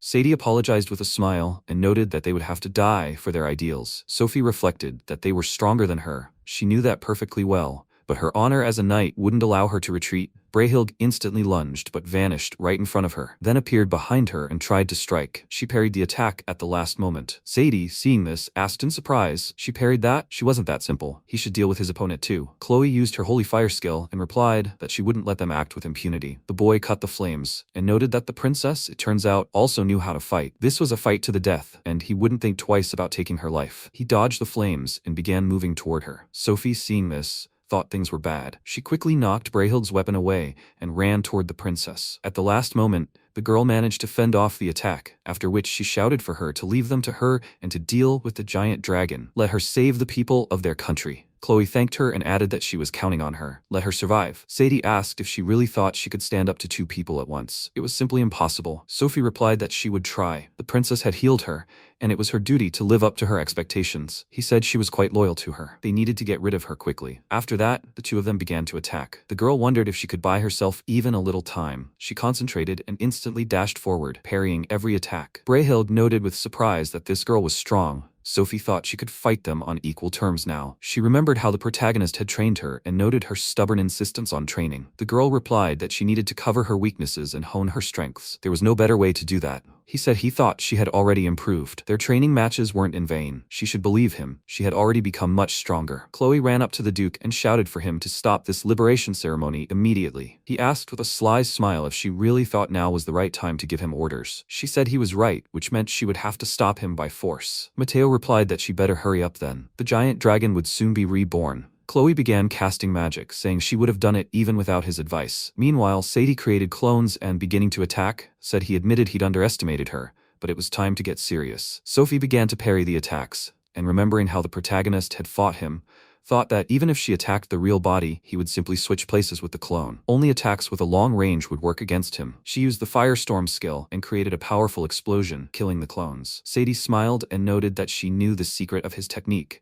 so it was a good tactic. But what a shame. Her fire attribute was powerless against his water magic. The girl nervously wondered if that was true. She only knew fire magic. Their elements were incompatible. He noticed she'd forgotten something. Sophie turned around excitedly and asked where the other one was. Brayhild pounced on Chloe from behind and replied that she was already here. At the last moment, the protagonist appeared and parried her attack. She asked in shock how he'd gotten here. He asked with a smile where they'd been. Was the princess injured? The girl replied no. Everything was fine. Matteo, seeing him, exclaimed in surprise. The protagonist said he'd come here to finish him off. He would answer for every wound inflicted on his comrades. Sadie, hearing him, wondered if he could hear that voice and sense an aura. Could it really be Wayne? Now wasn't the time to deal with the lady. He'd leave her to his clone. The guy created a clone, set it on the girl, cut and then walked toward the others. The Duke nervously thought about how little time remained until his revival. He shouted for them to hold them off. Sadie and Brayhild immediately attacked him. MC pinned them to the floor with a wave of his hand and cast a purification spell, rendering them incapacitated. Matteo wondered if the difference in their strength was too great. He asked if he hadn't fought seriously last time. Chloe pointed out that as long as Wayne was here, the advantage was on their side. He should stop the release ritual immediately. The Duke chuckled and replied that, unfortunately for them, the ritual couldn't be stopped.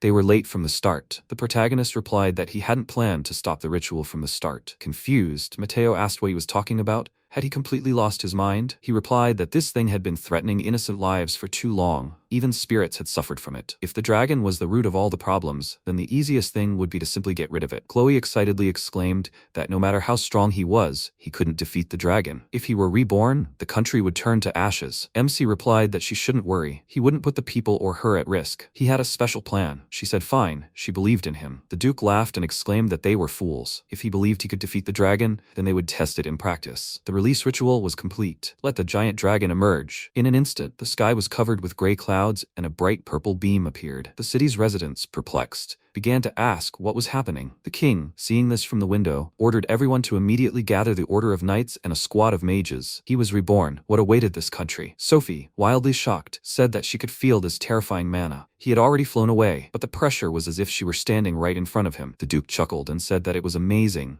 Now he can fulfill his dream. He'll regret ever standing in his way. Afterward, the boy teleported onto the dragon and shouted that there was a wonderful view from up here. This was a fitting place for him, having obtained the most powerful weapon in the world. The protagonist ordered Sophie to look after the spirits while he slew the dragon. She excitedly asked if he would defeat it. He agreed, and the girl remarked that if he said so, she believed him. MC thanked her with a smile and, turning to the princess, said that he apologized for not stopping his revival. Chloe replied that she accepted this. But would he really be able to save this country? He agreed and added that he always kept his word. The girl remarked that he was a mysterious man. Well, as long as he spoke with such confidence, she needn't worry. I hope he survives and keeps his word. The protagonist agreed and, using the spatial movement skill, teleported to the surface. Matteo exclaimed that he had no fear of him now. These guys could handle him. After that, he instantly unleashed an entire army of small dragons at him. MC replied that he wouldn't let him destroy this country. He summoned the Shikigami and said that he had only one order for them all. Let them defeat their enemies. All the Shikigami agreed and went to attack. Rollo, watching from the window, remarked that he really did look unusually powerful, just like Wayne said. Of course, he shouldn't say things like that when the country was in danger, but this was so funny. Well, now it's time for him to be serious. Matteo said with a smile that he wasn't going to stay here and do evil or anything like that.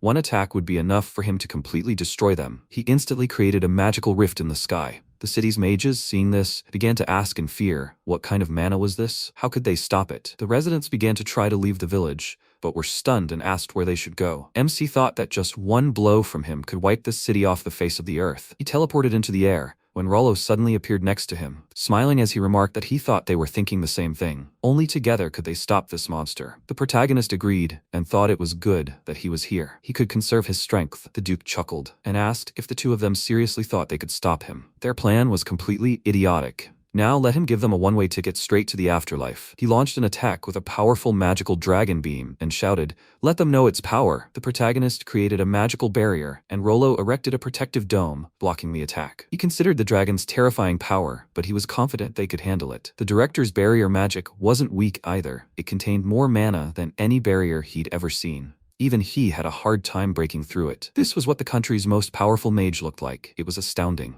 Mateo, perplexed, asked how they'd created such a strong barrier. Why couldn't he break it even with the power of a giant dragon? They still weren't strong enough to stand against him. They hadn't even dealt with small dragons. Meanwhile, the small monsters were fighting the city guards. The mages began casting a spell and created a powerful bolt of lightning, but such a spell couldn't penetrate the small dragon. Henry exclaimed in fear that they had so much defensive magic that their attacks had no effect. At that moment, Kijin appeared, casting her cherry blossom flash skill and killing the dragon in an instant. Tenku used his spiritual eyes of truth, skill, and noted that there were likely many victims, and they were powerless before him. His magic instantly sent several dragons crashing to the ground. Seiru approached him and asked if he agreed to deal with them quickly. She used her Mizuro punishment skill and created a powerful water vortex that scattered all the dragons. Tenku admiringly said that every time was like the first time for him. The girl smiled and noted that Wayne had ordered them to deal with them. They were simply following orders. That's all that was required of them. Meanwhile, the other Shikigami also began to destroy all the dragons. Mateo, seeing this, exclaimed in horror that this was absurd. Why wasn't the power of a giant dragon working? Rollo chuckled and noted that there were many worthy fighters capable of dealing with smaller dragons.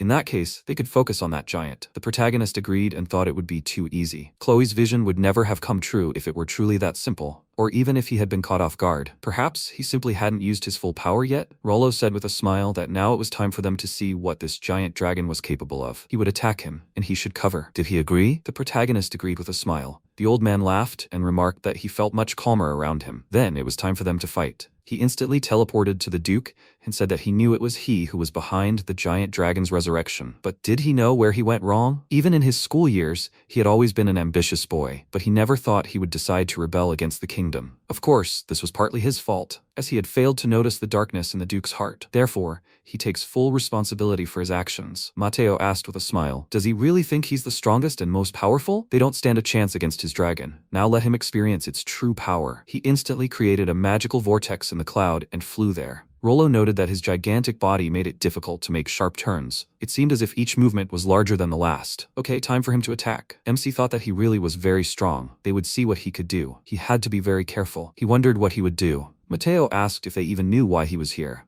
Rollo replied that he was clearly up to something. He knew that for sure. He exclaimed that all the miasma in the kingdom could be attracted to this place, and when he got all the miasma, he would finally say goodbye to life. Rollo noted that they wouldn't let him do that. He instantly teleported to the dragon and used the annihilation skill, causing the seemingly powerful dragon to simply vanish. The Duke also began to evaporate and, in shock, asked what was happening to them. The old man replied with a smile that it was his secret spell, which he had never used before due to its cruelty. Anyone struck by his mana waves completely vanished, and he thought it would be better if such a terrifying creature as a giant dragon were to disappear from this world forever. Mateo screamed in horror. What is he doing? Even 15th tier magic can't resist this spell. He never thought his life would end like this. After that, both the dragon and the Duke vanished. Rollo remarked that he thought this was the end. The protagonist, perplexed, wondered, could it really be? What was Chloe's vision if he could handle it alone? Suddenly, a vortex of magical particles appeared, and from it, the dragon was reborn. The old man said his age was showing. He even felt like his mana had increased. This must be his true form, right? But if he keeps coming back, he's prepared to erase it as many times as necessary. Rollo used his annihilation skill again,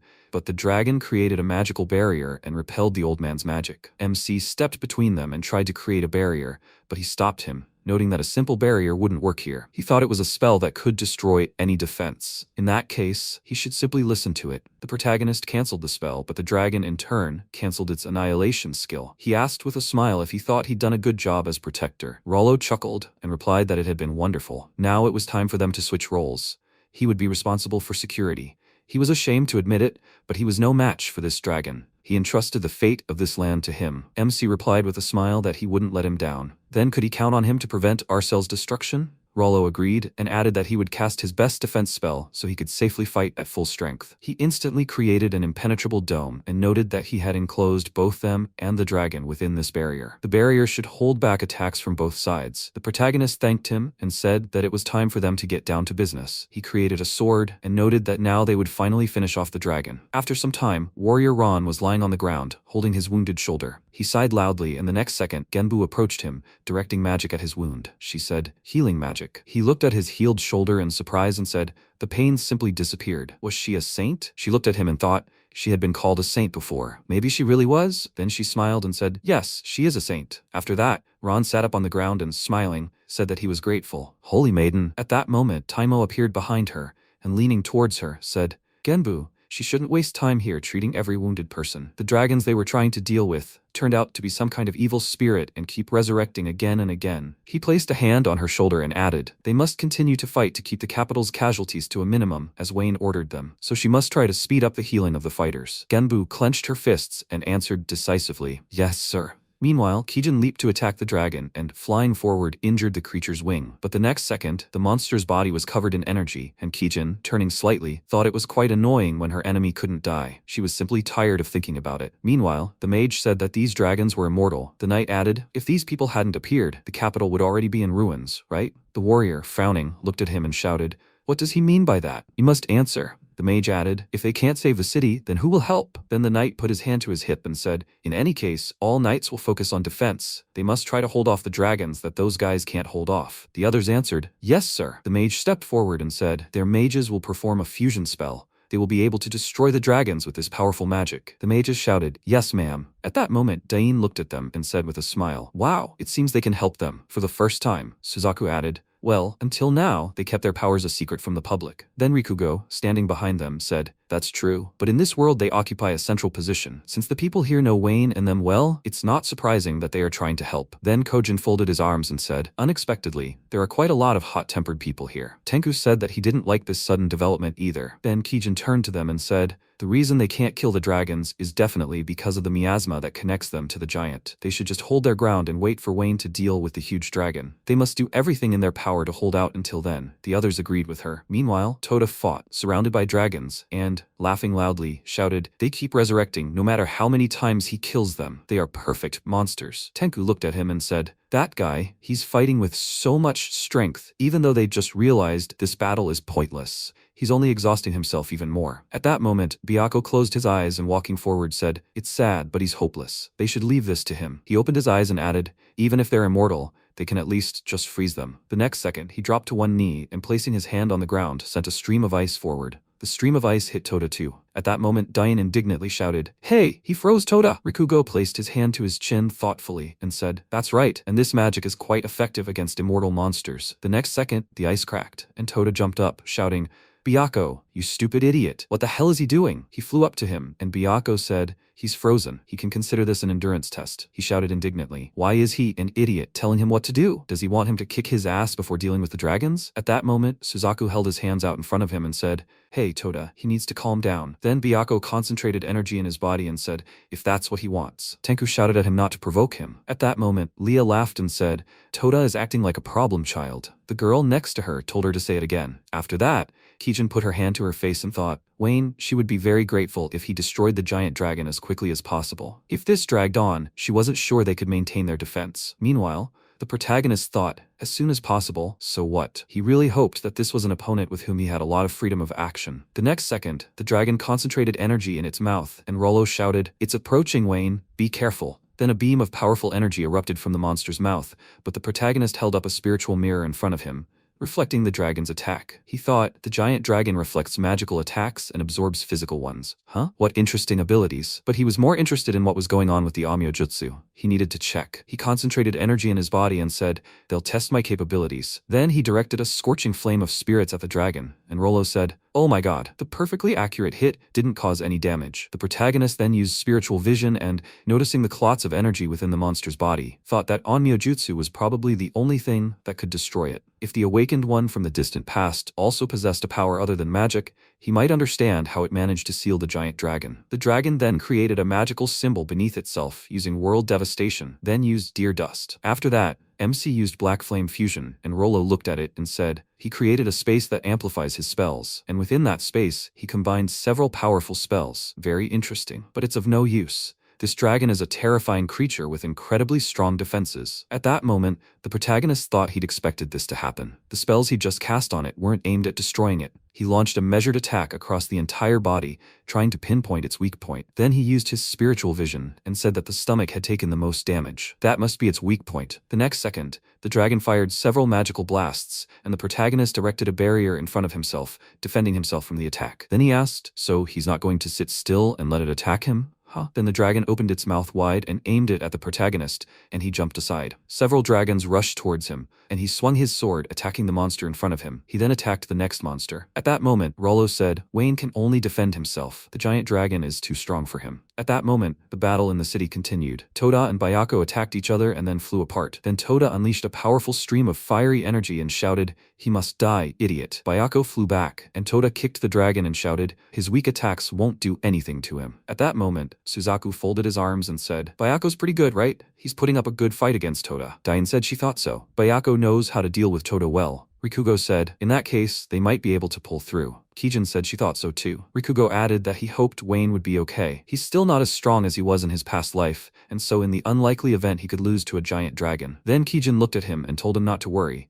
They should know how strong Wayne really is. Rikugo wanted to protest, but she said they just had to do as they were told. After all, Wayne is the strongest exorcist in history, having mastered all 5 elements of yin and yang. Meanwhile, MC said he was getting bored with his attacks. He thought it was time to strike back. Kagutsuchi of fire. He channeled powerful energy from his hand, and Rollo said, "What astonishing magic. So this is Wayne's true power. He doesn't think even a giant dragon can withstand it." Then the dragon spread its wings, and Rollo asked, "What? Why didn't it work?" The protagonist thought the spell did some damage, but it wasn't enough. This dragon is too powerful. At that moment, the dragon began concentrating energy in its mouth, and Rollo said, "There's an incredible amount of mana in that place. Even his barrier couldn't block it." The protagonist said he had to surpass its power. The dragon then began releasing energy, and the protagonist responded with a fire Kagutsuchi. The attacks collided, causing a massive explosion. Sophie, noticing the explosion in the sky, said, "What terrible explosions. Wayne should be destroying the dragon high in the sky." Chloe said, "Wayne." Sophie said she was sure he was fine. She didn't believe Wayne could lose. Chloe asked if she thought he could stand up to a giant dragon.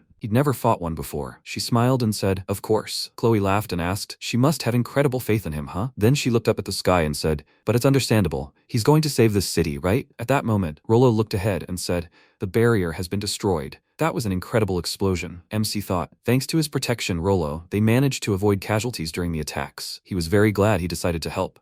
Then the headmaster looked at the dragon and asked, "Is he going to attack again? He won't be able to block another shockwave." At that moment, the protagonist asked, "Kijin, can she hear him?" She turned around and asked, "Wayne? What can she do for him?" He replied that he was just thinking that this world was quite interesting. He would never have thought that such a powerful being could be here. Kijin said that it must really be a strong opponent since he praises it so much, Wayne. He replied, "That's right. He thinks it's time for them to finish this." She replied, "Well, they've already dealt with all the dragons down below, so there's no problem. He can cancel their summoning at any time." He replied, "Great, they should leave the rest to him." The next second, energy concentrated in his body. He extended his hand forward and said, he never thought he'd have to use all his magic again. Then he used spiritual release. At that moment, Rollo looked at him in surprise and thought, "What?" His magical power had grown dozens of times. The protagonist then held his sword out in front of him, and the dragon charged at him, unleashing a powerful stream of energy from its mouth. In response, the protagonist swung his weapon, cutting the monster's body in 2. At that moment, Chloe said in surprise, "He actually destroyed it." Then MC flew up to her and said,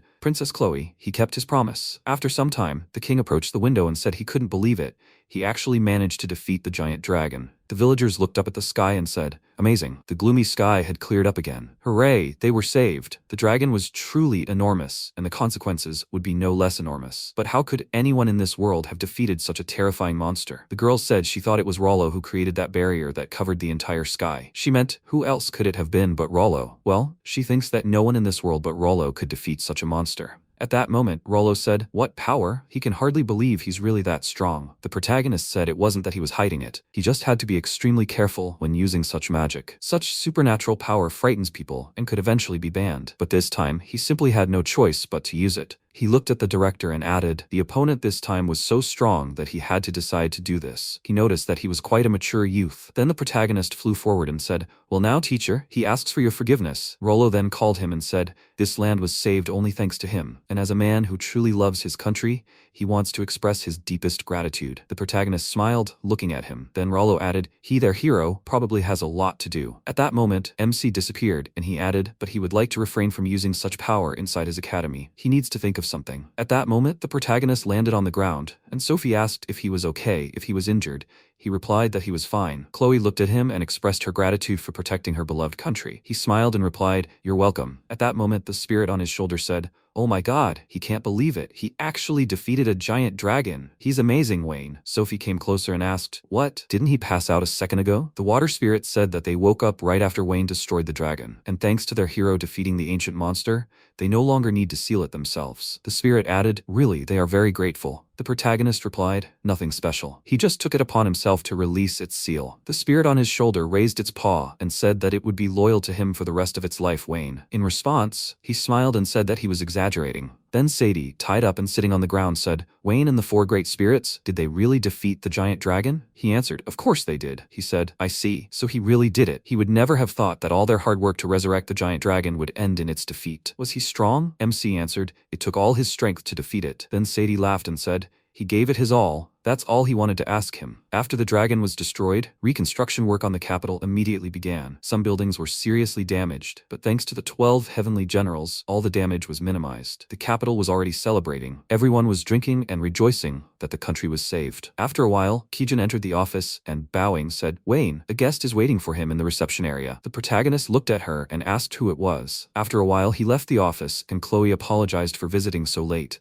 He wondered, "Princess, what is she doing here?" She came closer, handing him a letter, and said that he had been awarded a medal for his bravery. She had come to personally give him an invitation to the medal presentation ceremony. He said, "This medal is a great honor. Does she really think he deserves it?" She said that he was a hero who saved their country. She would be upset if he refused. He took the letter and said that in that case he would gratefully accept the invitation. Then she placed her hand on her chest and added, "Also, another gift from her personally." He said that he was honored, but he could not accept it. After all, he had not saved the city for the award. She closed her eyes and said, "No, the only person who could reverse her vision, she would force him to accept the gift if necessary." Then she stepped closer and, rising on her tiptoes, kissed him. Then she headed for the exit and said that was all she wanted to do. They would see each other at the presentation ceremony. Then he turned and asked if he could walk her home. She said no, she would have security with her. Then she turned around shyly and said, "This was her first time. Okay?" And then she wished him good night and closed the door behind her, and he scratched his cheek thoughtfully and said, "What a reckless gift, my God." After a while, a worker said, "Wayne Granado, they thank him for destroying the giant dragon, and in honor of his feat, they are awarding him the Dragon Lord Medal." In response, the protagonist bowed and said that it was a great honor for him. After a while, he sat in his office and, massaging his shoulder, said he was grateful. Kijin came closer and bowed, saying that such ceremonies were very grueling. "Good work." And then he looked at her and, smiling, asked, "But perhaps it would have been better to refuse then, if she really thought so?" "Well, one way or another, it was one of his duties as an aristocrat," she said, "so the people would finally be able to calm down after the hero who slew the giant dragon received his well-deserved medal." As she thought, he was very considerate of others, Wayne. In any case, they gave him the Dragon Lord Medal, right? The Dragon Lord Medal is a medal of the highest degree of honor. It is awarded only to those who have performed truly great feats for the benefit of all the people. The protagonist said that he was the first person to receive this in almost 100 years, and it seems he is also the youngest recipient of such an award. Kijin said it was well-deserved. Then he said, "Well, he thinks the Granado family will never again be considered second-class nobles." Then they heard a knock on the door, and the protagonist said the guest could come in. Then the door opened slightly, and Chloe stepped forward, apologizing for disturbing them. MC said, "Oh, Princess Chloe, what brings her here?" She said she forgot to tell him about the extra prize that comes with the medal. He asked, "Extra prize?" She placed the document on the table and said she didn't know if that was enough of a reward for him, but he would receive 1,000 platinum coins as an additional thank you. He said thoughtfully that it was too much money. He thought about it, but this amount would do wonders for expanding the Granado family's territory. Then Chloe said that wasn't all. She had one more thing to tell him. The Brayhild family, from which Mateo, the dragon resurrector, came, had decided that they would no longer be included in the list of the 7 greatest aristocratic families. She thought this news was important to him. She saw that he was acting as if he had nothing to do with it. But did he know that the vacant spot would go to the Granado family? He asked, would they be one of the 7 greatest aristocratic families? Wouldn't the other aristocrats be against it? She smiled and said, "Who better to fill that spot than the hero who saved the country?" He chuckled and said, "The greatest hero," he understood. Afterwards, a parade was held to inform the population of his feat. He sensed an extremely passionate reaction from the people. He thought it was because defeating the dragon had been incredibly impressive. The 4 spirits had returned to their habitats. This was encouraging, as the salamander seemed to have become something of a guardian spirit for the Colbot. Sometime later, the protagonist sat at his desk and thought, this is his first day at school since battling the dragon. He can feel people's gazes burning into him. Well, he supposes this is to be expected after such a grand ceremony declaring him a hero. Then Henry approached him and said, Wayne. He's heard of his exploits. It seems he's outdone himself. The protagonist looked at him and replied, yes, wherever he goes, people's gazes follow him. He smiled and replied, of course, that's how it will be. Then the protagonist was surrounded by girls shouting, Wayne, please, he must tell in great detail how he slew the giant dragon. They are very interested in the details of his stunning victory. She asks him to teach her Onyo Jutsu. He asked in surprise, what? At that moment, the protagonist thought, oh my god, he can't be around these people. He can only be approached when he's declared a hero. Should he get rid of them? Kijin told him that she keeps telling him to stop his dangerous ideas. At that moment, Rollo entered the office and asked if he could speak for a minute. He replied, right now, of course. After that, they went into the office, and while the magic teapot was pouring a drink into the cup, the director said it was no secret that he was currently very popular. The protagonist said, well, after all, he really was declared a hero. Then Rollo smiled and said, one way or another, everyone always adores a hero. He's even almost envious of the number of his fans. Then the MC sat down on the couch and asked, so what did he want to talk about? He asked, should we get straight to the point? Then he looked at his reflection in the drink and said he had a proposition for him. The thing is, Arcella Academy is the very top of society. He took the cup in his hand and asked, well, would he like to become a scholarship student? He asked, a scholarship student? What is a scholarship student? He replied that it was a person who visited magic academies in other countries as a temporary teacher. The protagonist asked what the hell kind of strange position that was. He replied that they had nothing more to teach him here as an ordinary student. In that case, wouldn't he think it would be best to spread Onmyon Jutsu throughout the world? He replied, well, perhaps he was right, but before he could finish speaking, the headmaster said that he was confident that he could dispel any disagreement with a demonstration of his power. He entered Arcella Magic Academy as the top student, defeated a giant dragon, received the Dragon Lord medal, and is even one of the 7 greatest nobles. His list of accomplishments is already more than incredible. He thought, absolutely, and then he said thoughtfully, okay, he gets it. He'll think about the scholarship offer. Rollo smiled and said, great. After all, it would simply be a tragedy for him to spend all his time at the academy. He just needs to think about what's best for him. That's all he wants. He replied, teacher, he's grateful. After a while, he went out into the hallway and thought, what's best for him, right? Then he went to the library and, looking at the recording, asked, what is this? Then he called Kijin and asked if she could check if now is the right time to summon Seiru. She should let him ask her something. She replied, no problem. He relayed, okay, he's grateful. Then he summoned the Shikigami Seiru. She appeared and asked, how can she be of service, Wayne? He looked at her and said that he had just been looking through her sales report, and it seemed that potion sales were particularly high. Could she tell him more about that? She smiled and replied, of course. Surprisingly, he noticed. She raised her hand and added, he's right. Potions were selling incredibly well right now. The main customers were adventurers who used them to heal wounds after fighting monsters. MC asked thoughtfully, adventurers, right? She pointed her hand forward and said, however, the quality of their medicines leaves much to be desired. Most likely, the reason for such a huge demand is due to the large number of monsters that have appeared recently. Then they went out into the corridor, and he said that he wanted to see one of these potions. Could she prepare a batch for him? She replied, some of this is stored in the mansion's warehouse. He offered to go and take a look. After a while, he looked at the potion in his hand and said, so, that's what it is. It doesn't smell. He then took a few sips and said it was sour, but still drinkable. But it's nowhere near as effective as spiritual medicine, right? I wonder if they can improve the recipe somehow. Seiru asked if he meant improving the quality of the potion, right? In that case, she thought Rikugo was already working on it. He said she was right.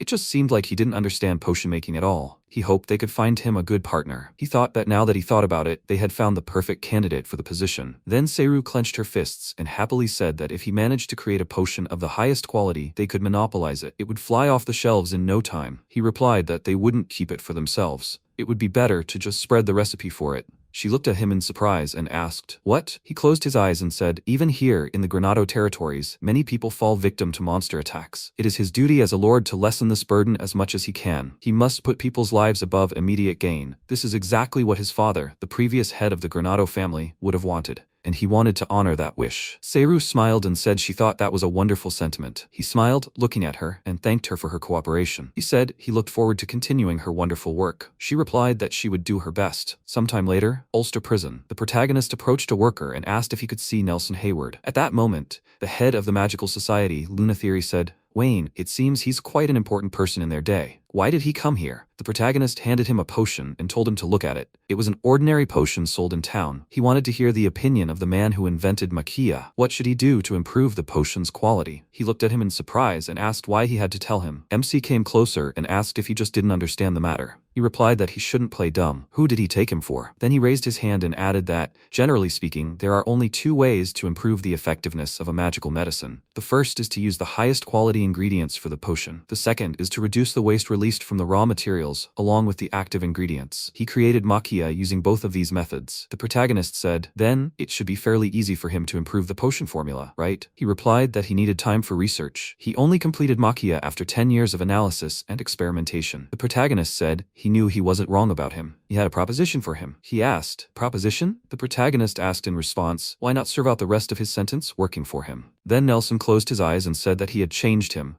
and therefore wanted to atone for his crimes. But did he seriously think a man like him could bring good to this world? He replied that he wanted him to improve the potion recipe. The amount currently in stock at Asura was in dire need after all the monster attacks. So many people are dying, and he can only imagine if they could improve the quality of the potion. It would certainly help reduce the death toll and the number of monsters. Nelson replied that he was right, but all the potions currently produced were entirely owned by the McClure family, one of the 7 great noble families. If a small and weak noble family like Granado tried to enter this market, they would simply be crushed by a more powerful family. The protagonist replied, I see, so he didn't know yet. He looked at him in surprise, and he said that Granado was now also one of the 7 great families. He was surprised. What nonsense was he talking about? He replied that it happened after he was awarded the Dragon Lord's medal. It seemed to be expected. That's how he became a great noble. Then Nelson adjusted his glasses and said, I see. It still surprises him, but since they're talking about him, he can somehow accept this fact. The protagonist replied that he was grateful, I guess. So what? Would he agree to work for him? He said he wanted to ask him something. The protagonist told him to ask. Nelson said he wanted to know what he was trying to achieve. What was the purpose of all this? He replied that he wanted to create a country, a people who could live in peace and prosperity, and he thought that in the short time he had lived since reincarnation,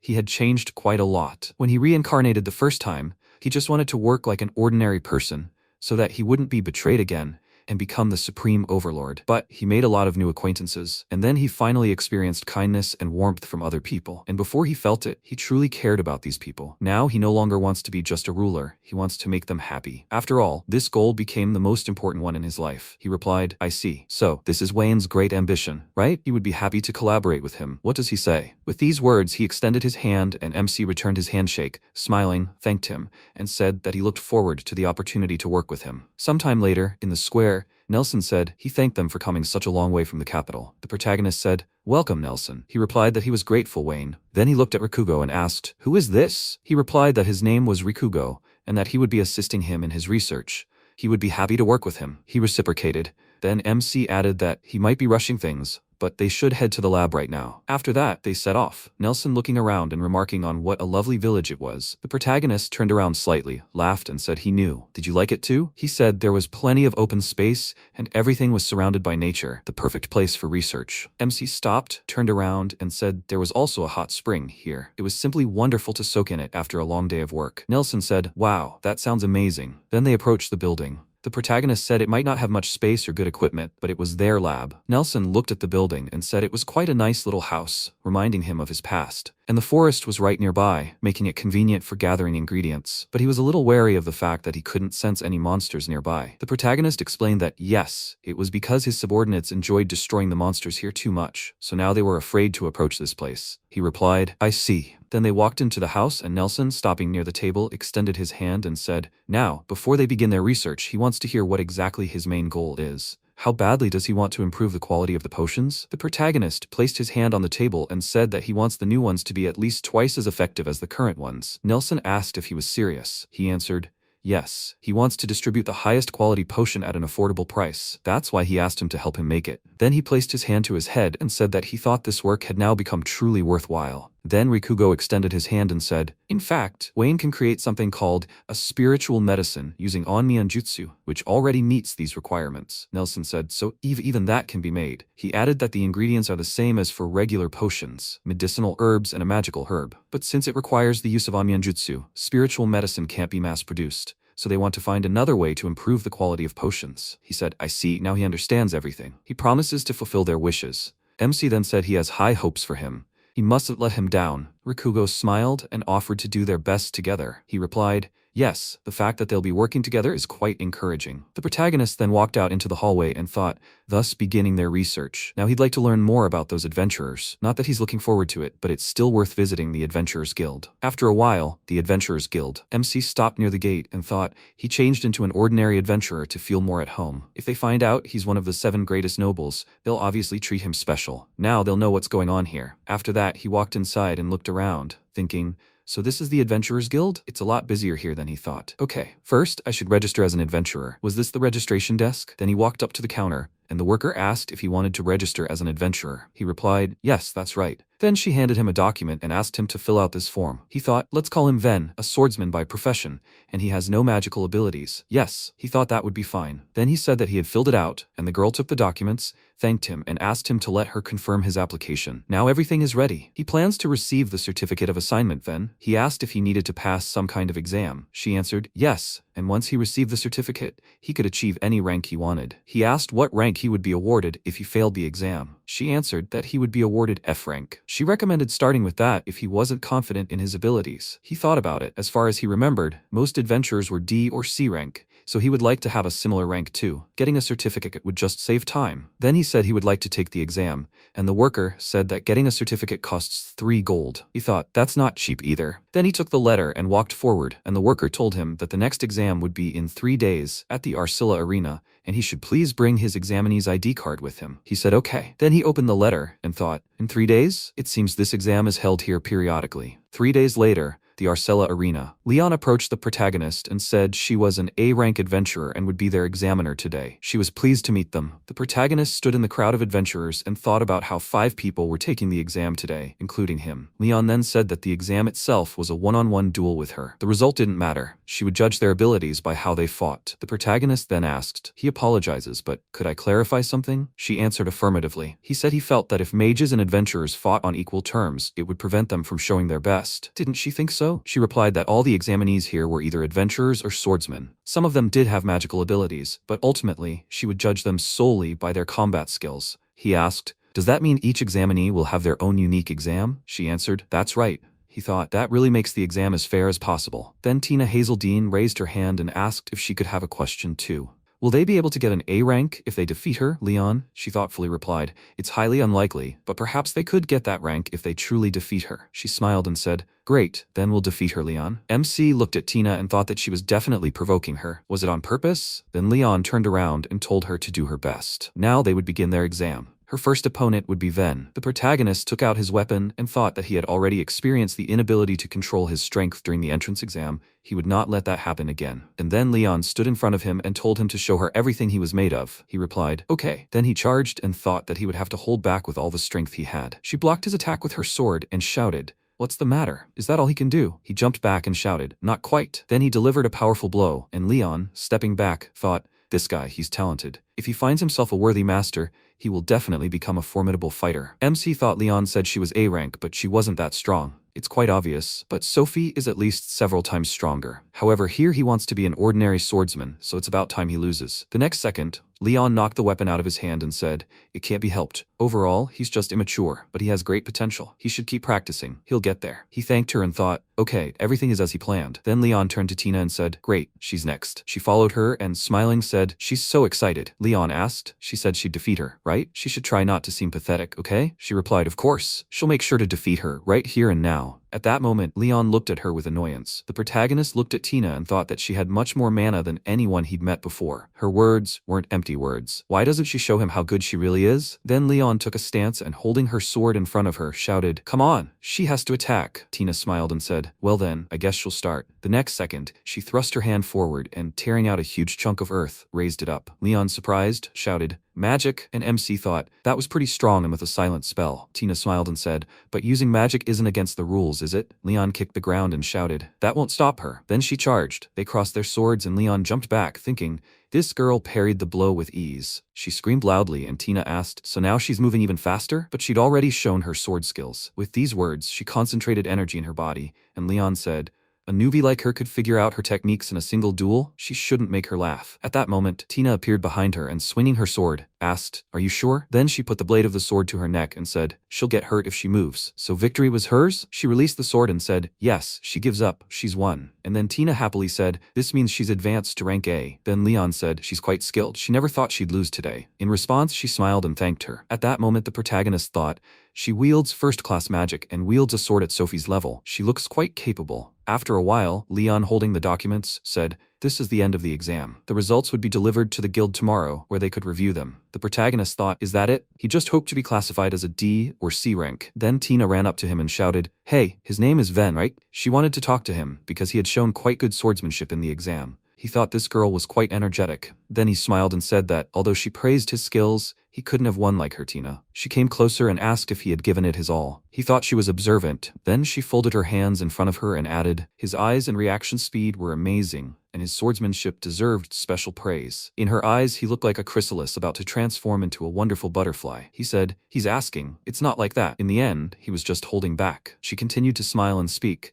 Her eyes weren't given to her for beauty. Did he know? He wouldn't deceive her. He thought, by the way, they'd already been deceived by many things. Then she said, okay, they should move on to the main topic of conversation. He asked, the main topic? She pointed at herself and said she wondered if he would like to form a team with her. He said, team. Then he thought she was an A-rank adventurer, far from average. Perhaps if he was on a team with her, it would be more difficult for him to obtain information about adventurers. Then he said that he was terribly sorry, but he had to refuse. To be honest, she was much higher than the level he would ever reach. She was surprised, but she didn't think so. He apologized, and she folded her arms across her chest and said that if he didn't want to, then nothing could be done. She was very sorry. Then she waved her hand and said, okay, see you later. He agreed with her. After a while, Tina lay on the bed and closing her eyes said, and she thought Ven had turned out to be a good find. He was quite attractive and kind, and not without talent. But after all, such power without a single drop of mana is certainly unusual. And her original goal was Wayne. But maybe that's not an option now. Okay, first she needs to at least become an S-rank adventurer. Starting tomorrow, she'll give it her all. She hopes to find her prince soon. After a while,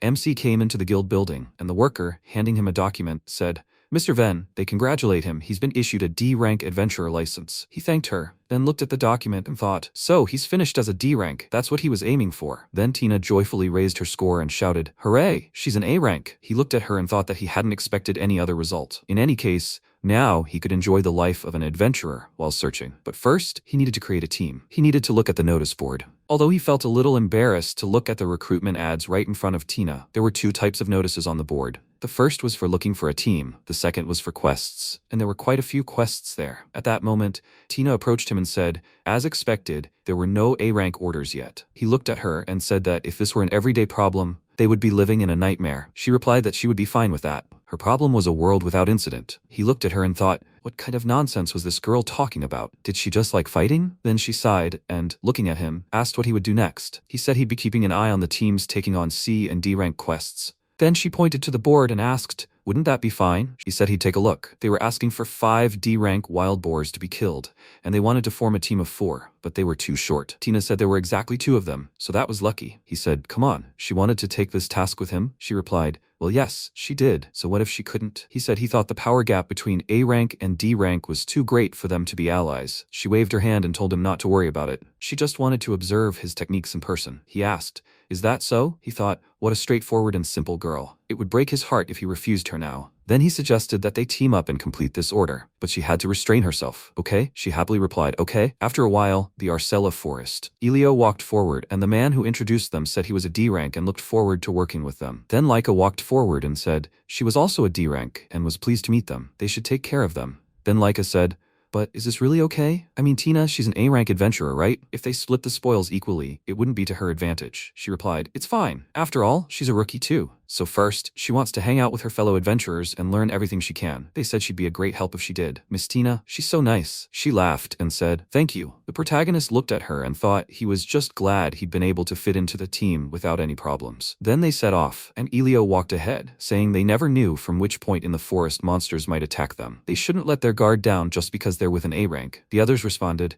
accepted. Then Laika told them to leave their rear to her, and Tina looked ahead and thought, so fresh and exciting, she was practically bursting with energy. Then Elio said, the wild boar den is near the center of the forest. It itself is small, so they think they will stumble upon them in about an hour. MC looked at him and said, it looks like he knows his stuff. He replied, just common sense, the inherent nature of any adventurer. He is sure that he too will soon get the hang of it. Then he said, it looks difficult, but he will try. He said, after all, they are risking their lives on this job. He has nothing to lose if he takes it seriously. And then Laika said, although Elio is overdoing it with seriousness. He told her to shut up and asked if it hadn't saved her earlier. She replied, well, once or twice. He asked, isn't that enough? Then Tina asked why she seemed to get along so well. They looked at each other in surprise and said that everything was wrong. And she asked, right? But she was already seriously wondering if they were a couple. They screamed indignantly. What? They're not a couple, she understood. She laughed and said that they both blushed. How suspicious. At some point, the protagonist made a sign for them to be quiet and said that he heard footsteps ahead of them. Several monsters were moving in that direction.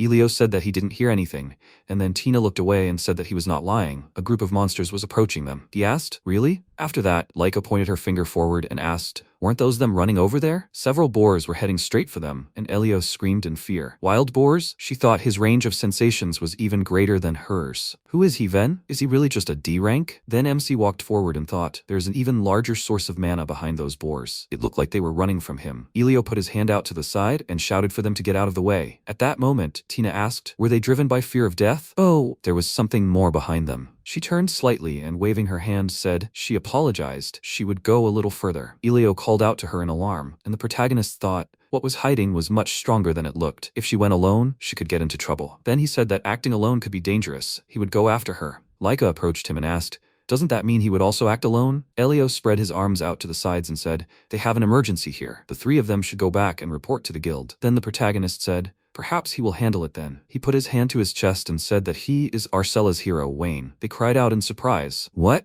He said he was pretending to be a D-rank adventurer for reasons he couldn't reveal. But now that they knew his identity, they'd let him go, right? Elio agreed and, bowing, apologized for his rudeness. The protagonist held his hand out in front of him and said, there's no need to apologize.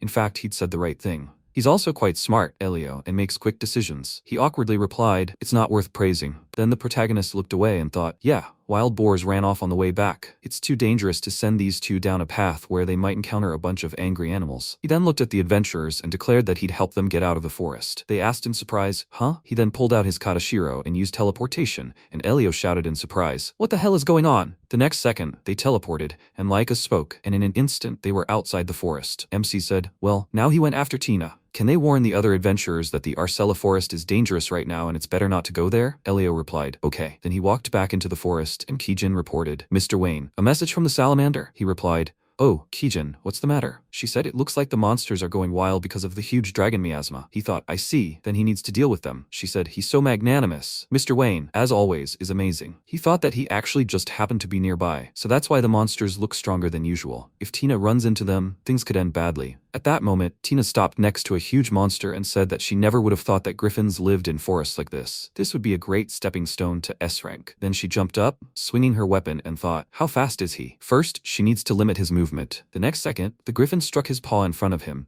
and Tina, jumping back, thought, how could he do that? Now he has only one choice. She will attack when he decides to act. The next second, she looked ahead at the griffin's paws with sharp claws heading for her. She screamed, come on. That wasn't enough, she thought. This griffin, isn't he too fast even for his kind? She jumped back and, falling to the ground, thought she can't dodge. She can't create a barrier in time. But the next second, the protagonist launched several attacks, and Tina thought Wayne. The protagonist said, it looks like he made it in time. Then he turned to Tina and asked how she was. He extended his hand to her, and she sheepishly replied that she was fine. He said, that's how it is. He's glad she's okay. She got to her feet and asked if she could say something. He asked, what? She declared that she loved him. He was surprised. What? She approached him and said that she fell in love with him at first sight. She asked him to be her boyfriend. He pulled away from her and told her to wait a minute. She can't just jump to the topic like that. She screamed, right. She was grateful that he came to the rescue right when the situation got out of control. She was begging him to date her, ideally, to marry her. He looked at her awkwardly and said that's not what he meant. Her confession of love was so sudden, he doesn't even know what to say. After all, they don't even know each other. She noticed that he was right. He added, she barely knows him herself. Are they really talking about true love? She continued to hold his hand and declared, no, she knows everything about him. He's Wayne Granado, the hero of Arcella. He thought, there must be something to that. Elio and Laika knew about him too. Then Tina put her hand to her chest and said, right, she hasn't introduced herself yet. She's Tina Hazeldean. She asks him to call her just Tina. He wondered if she just revealed her last name. He felt like he'd heard that somewhere before. Then he thanked her and said they should save the conversation for later. He looked at the monster and added that he still needed to sort out this mess. She agreed and added, but she didn't know if she'd ever see her hero again if she missed this opportunity now. He looked at her and said that she could just visit the lands of Granado. He didn't mind talking to her until she got bored. She asked, really? He said yes. He felt like this chance meeting of theirs was important. Then she smiled and thanked him. After a while, people gathered around the griffin's body and said, wow, that's amazing. Rumor has it that it was Mr. Wayne who slew the monster. How amazing he is. Then, Tina smiled, scratched her head and said, I'm sorry guys, and then ran ahead. Elio looked at her indignantly and said, oh my god, can she do that again? She just has to think about what could have happened to them all if Mr. Wayne hadn't shown up. Leica smiled, put her hands in front of her and said, oh come on, it all ended well, and he shouldn't scold her after all, Mr. Wayne saved them. He replied, she's right. Then Tina asked, by the way, where's Ven? Leica asked, isn't he standing next to her? She was surprised, what? Next to her? At that moment, MC stood next to her and looked at her and said, well Ven is him. She screamed in surprise. What? Ven is Wayne? She laughed lightly and said that now she thinks she was too rude. He replied that it was not so at all. And she asked, but why does he hide his identity under the mask of an adventurer? He said that he was interested in learning how they live. Just hearing stories about them is great, but he wanted to see for himself. He likes that they gathered a party, even if it was for a short time. He was able to understand a lot during this time. He's grateful to them, guys. The others, smiling, looked at him, and Tina thought, Wayne is an aristocrat, but you can't tell from his behavior what a mysterious guy. She's becoming more and more curious. So that's how she went to the land of Granado. This city is not very big, but it makes up for it in liveliness, and it seems to be growing rapidly. This is to be expected from the territory of a family of 7 great aristocrats. She stepped forward and said that she wants to see Wayne right now. At that moment, Seiru, standing nearby, looked at her and thought, is she talking about Lord Wayne? So an A-rank adventurer is about to meet with the Lord, and it's a woman again. Time to tell Kijin. Afterwards, Tina approached the entrance to the estate and said she was Tina, an A-rank adventurer. She needed to speak with Mr. Wayne. Perhaps she could see him now? Kijin approached her and asked if she could show her A-rank adventurer identification. Tina pulled out the documents, smiled and said, here's your guild card. Kijin responded by saying she didn't have enough information to confirm this information. Could she instead demonstrate her A-rank adventure skills? She replied, of course she could. But before she could finish, Kijin invited her to the arena and fight there. She replied, okay. At that moment, Kijin concentrated her energy and thought that she must test whether she was worthy of facing Mr. Wayne. Sometime later, on the training grounds, Kojin was training. He looked ahead, then grabbed a few guys by the clothes and said, now they will do proper Yukami. He threw them aside and shouted, that's it. Their results are getting better. They must keep up the good work. The others replied, okay. At that moment, Kijin approached him and asked if she could use the arena. He turned around, looked at her and asked who was with her. She replied that she would like to have a little sparring with her. Tina introduced herself and said hello, and Kojin, looking at her, said, oh, she is the newbie that Mr. Wayne was praising. Of course, the arena is theirs. Then he turned to the guys and said, guys, take a 5-minute break. After a while, Kijin and Tina walked into the arena and stood opposite each other. Kijin asked her not to hold back. She would try not to hit with full force. In response, she thanked her for thinking of her, but she was also quite strong. She replied that she had no doubt about it, but she still had to restrain herself. She replied, all right, she'll show her strength. Kijin said she should attack as soon as she was ready. With that, she concentrated energy in her body, and Tina, doing the same, answered as she said. Then she concentrated the energy around herself and thought, when she fought the griffin, she didn't show her best side, so she needed to give it her all now. Kijin looked at her in surprise and said, oh, without casting a spell. Then Tina sent several magical spheres straight at her opponent, but Kijin cut through them with ease. And the adventurer, she cried out in surprise, no way! She can cut magic? She replied, anyone can cut magic if they properly tune their mana and spiritual energy. It works the other way too. Tina thoughtfully said, what spiritual powers are needed to use the onmyoto that Wayne uses? She noticed that was true. Perhaps they would return to the fight, or was that all she could do? She replied that it wasn't so. That was just the beginning. Kijin said, in that case, it's her turn to attack. She said, Shukuchi. And in the next second, she was right next to Tina. They crossed swords, and the adventurer thought, how fast? Kijin told her to hold on, then delivered several slashing attacks. Tina, stepping back, said that she was strong, but she wouldn't be defeated that easily. She sent several magical spheres forward, but Kijin dodged them and said that she was using interesting magic. She replied, of course, she invented it herself. She said, herself. Meanwhile, in the library, Tenku approached the protagonist and said, sir, he has collected information about Tina. He looked at him and said, good job. Then Tenku handed him the documents and said, Tina is the daughter of Duke Hazeldean and in the Krunal Kingdom. The protagonist took the document and asked, the daughter of a duke? She's from high society. He then began to look through the records and added, even among other aristocratic families, the Hazeldean family is known for its magical power. No wonder she's so talented. She even invented a new magic formula, a true genius. Tenku added that she came here to escape from her family. The protagonist said that she seemed to have a very free-spirited nature. Meanwhile, the fight continued, and one of the spectators said, amazing. He'd never seen a fight like this. Tina concentrated a few more magic spheres, smiled, and said that she really is strong. She thinks she can't be defeated even if she gives it her all. She laughed and thanked her for the compliment. At that moment, the MC contacted her and asked, Kijin, has Tina shown up? She replied, yes, she was here. He asked what she was doing. She replied that they were fighting. He asked if they could stop and invite her inside. She replied that she was apologizing and that she would do everything. The protagonist thought, yeah, she's the same as always. Then he looked at the records and said, I wonder why she ran away from her family? He hoped he could help with that. After a while, they were sitting in the office and Tina, smiling, said that she was grateful that he invited her. MC replied, no problem, he just wanted to discuss something with her. She was surprised, huh? Discuss with her? He replied, well, they'll get straight to the point. He wanted to apologize because he asked his subordinates to dig up information on her. She was from Hazeldine, right? She was surprised. Wow, how did he know? He asked, from where? She told him her full name herself, didn't she? She scratched her head awkwardly and said, come to think of it, it's true. He folded his hands in front of him and asked, why did she come to Arcella? She replied that she came to meet him. The hero, he asked, him. She confirmed it, and at that moment, Kijin entered the room,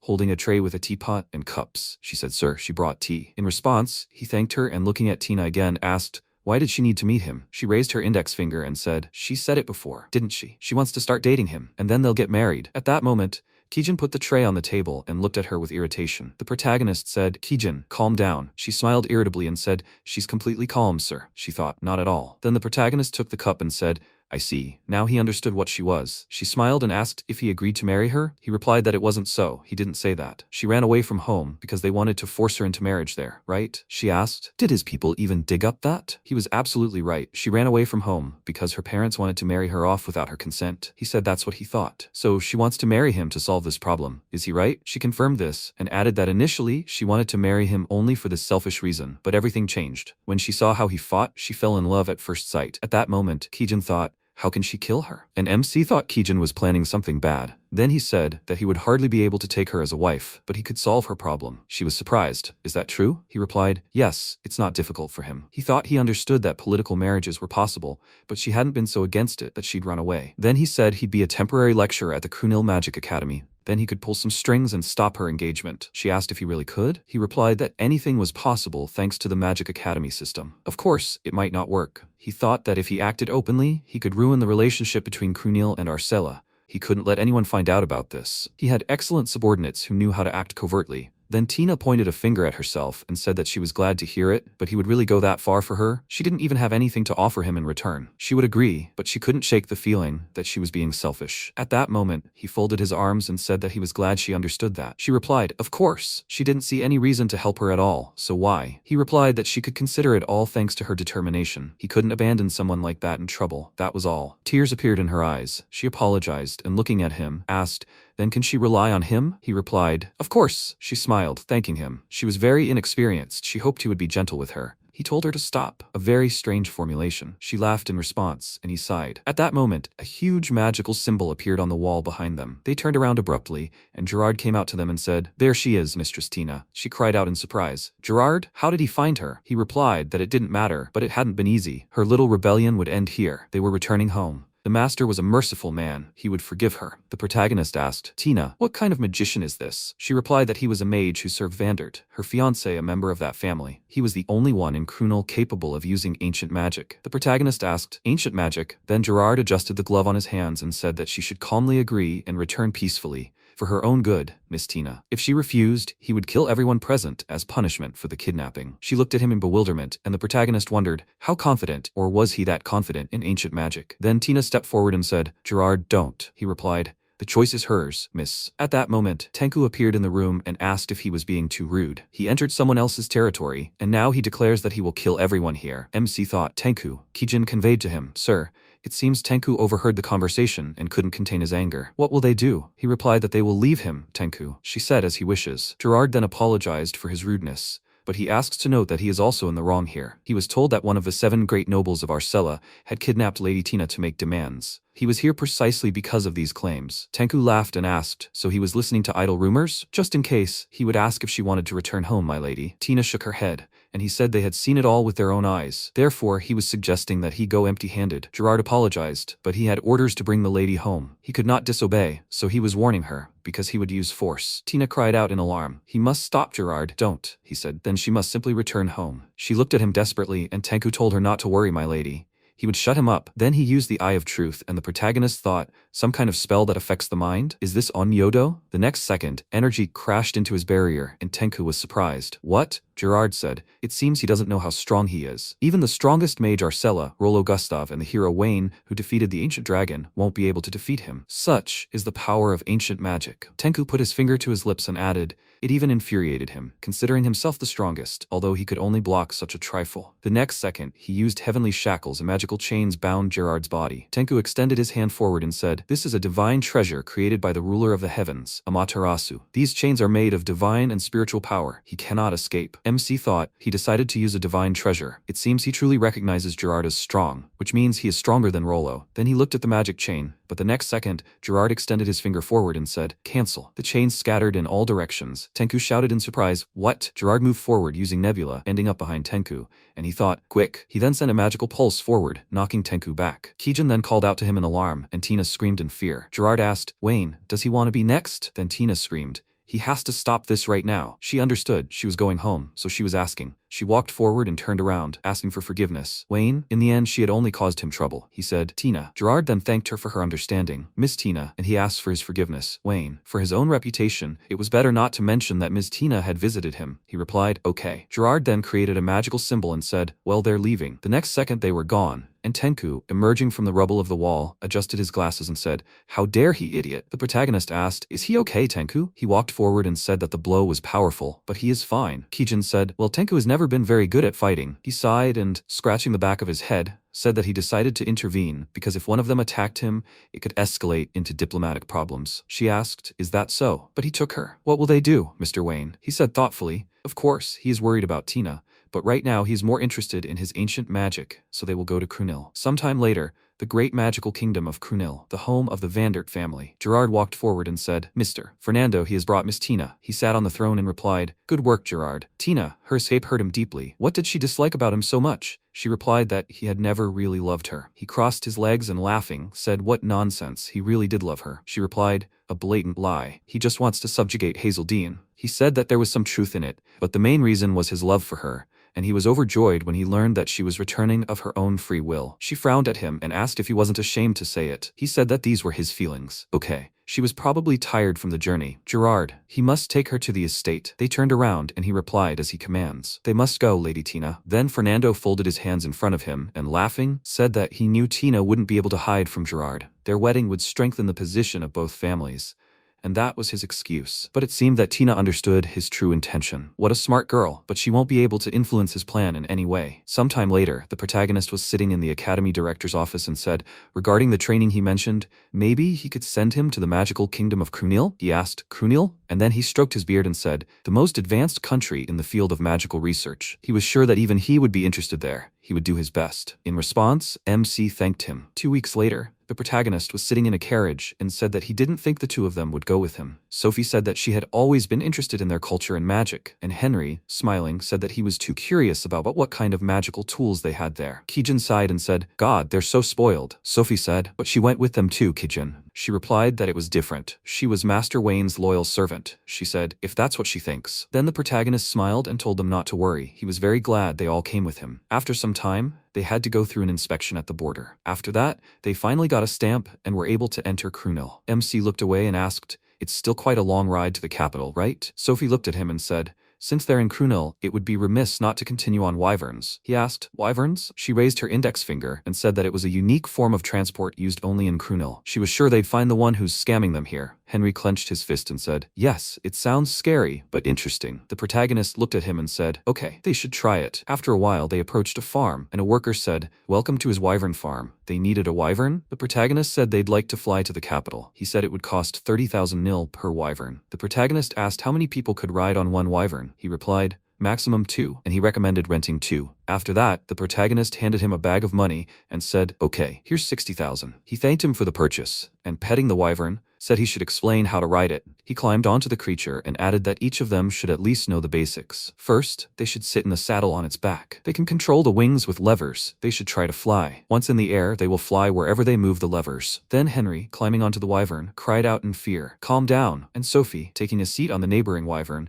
said they were much more naughty than she thought. Then the protagonist said it was fun. Henry climbed down from the wyvern and, stroking its muzzle, said they always amaze. Sophie even sounded envious. Then the worker asked if this was really their first time doing this. They were doing great. Henry said they were sure of it. After that, the protagonist sitting on the wyvern said, "Okay, it seems he's gotten the hang of it. They need to fly to the capital. Henry, he'll fly with him. Sophie, she's flying with Kijin." After that, Henry sat behind the protagonist and asked if he should enter carefully, okay? He replied that he could rely on him. Then Sophie sat down behind Kijin and said that she was flying with her. She replied, "Yeah, that'll be fun." At that moment, Sophie looked away and thought she'd rather fly with Wayne. After that, they set off, and MC said, "Okay, they're going to the capital." While they were on the way, Sophie remarked on how great it was to fly, cutting through the skies, and Kijin agreed. Henry laughed nervously and said that in the meantime, he was afraid to even look down. MC smiled and told him to hold on a little longer. They would reach the capital very soon. A few minutes later, the first buildings of the Crunial capital, Alderlane, appeared below them. They landed on a special platform, and when they dismounted from the creatures, Wayne told Henry that he had held on well, and he thanked him, saying that he would prefer to have his feet touching the ground. They emerged into the city, and he asked if they were heading straight to the academy. MC confirmed this and said that today they only had to move into the dorms, so they didn't have to rush anywhere. Tomorrow there would be an introductory lesson. Henry was curious about what would happen there, and Wayne told him that they would be told about the academy and given initial tests. Sophie asked if this meant the students would be divided into classes based on skill level. He confirmed this, and Henry clutched his head, saying it was over. He'd be sent to the class with the lowest grades. Wayne smiled and told him he was being silly, saying he was actually very capable. Sophie agreed and told him to be more confident, which made him a little flustered. He said he might not be confident, but he'd try to live up to their expectations. MC smiled and noted that he was feeling better, but then suddenly there was a crash. They immediately turned toward the sound, and Sophie cautiously noted that this was definitely not normal. Wayne decided to use his clairvoyance to check what was going on, and saw a building engulfed in flames, with people still inside, but they couldn't escape the rubble. He told his friends that the building had exploded. He'll save the people stuck there, and they should go to the academy. He took Kijin with him, and Sophie asked him to wait. She also wanted to help. He refused her, since he didn't want her to be in danger, and before she could object, they teleported together to the burning building. The girl cursed discontentedly, and Henry asked what they were going to do. She told him that it was obvious they would follow them. Meanwhile, the two were already inside the building, and MC said that he didn't want to get his breath on end. They needed to create a barrier. After that, a dome appeared above them, and he told the girl that they needed to save the victims as quickly as possible so they would split up. She followed his order and went to the opposite side of the building, and after a while, Wayne heard cries for help. He helped a man get out from under the rubble, for which he was very grateful, after which he picked him up and teleported outside. The people there immediately started asking him who he was and who he'd pulled out, but since he didn't have time to explain it all, he simply left the victim with them and teleported back into the building. He appeared next to Kijin, and she pointed to a man under the rubble, saying he was still breathing. He helped him up and told her there were 10 more people inside, and they needed to get them all out. After a while, MC pulled out the last person and teleported outside with him, where they were already helping the victims. One of those people looked at Wayne, admiring what an amazing mage he was, then thanked him for his help. MC told them he was doing what he had to, then looked at the building and said that now they just had to put out the flames. The mages were already working on it, but the fire started because the magical instrument circuits overheated, and fires with such a large amount of mana are difficult to put out. Then Wayne decided to take matters into his own hands and, rising above the building, used the great flame extinguishing technique, after which the entire building was doused with a stream of water and steam appeared. Finally, the fire was extinguished. The guy was greatly surprised by his abilities, and he, looking at the result of his work with a smile, said that it was all over. After that, he went down to the people, and the guy thanked him for his help, to which he replied that he hadn't done anything special. The guy was shocked. What was this for him? Trifles. After which he said that in any case, he had used some kind of powerful magic. Wasn't it ancient magic by any chance? He answered him that it was not at all. It was onmyodo, something similar to magic. The guy said that he had never heard of such a thing. And at that moment, a girl approached them and said that she came here as soon as she learned about what happened, but it seems that everything was already sorted out. MC immediately noticed that she was wearing a Crunial Academy uniform, and it turned out this guy knew her. He called her by her name, Leah, and waved at her, saying that the man had used some kind of onmyodo and put out the fire. Wayne smiled at her, and she, noticing his appearance, asked if he was wearing Arcella Academy clothes. He confirmed it and said that he was here temporarily to teach onmyodo. As soon as she heard this, she delightedly asked, "So, is he that same Wayne Granado?" He confirmed it, and she exclaimed with a smile that she didn't expect to meet him like this.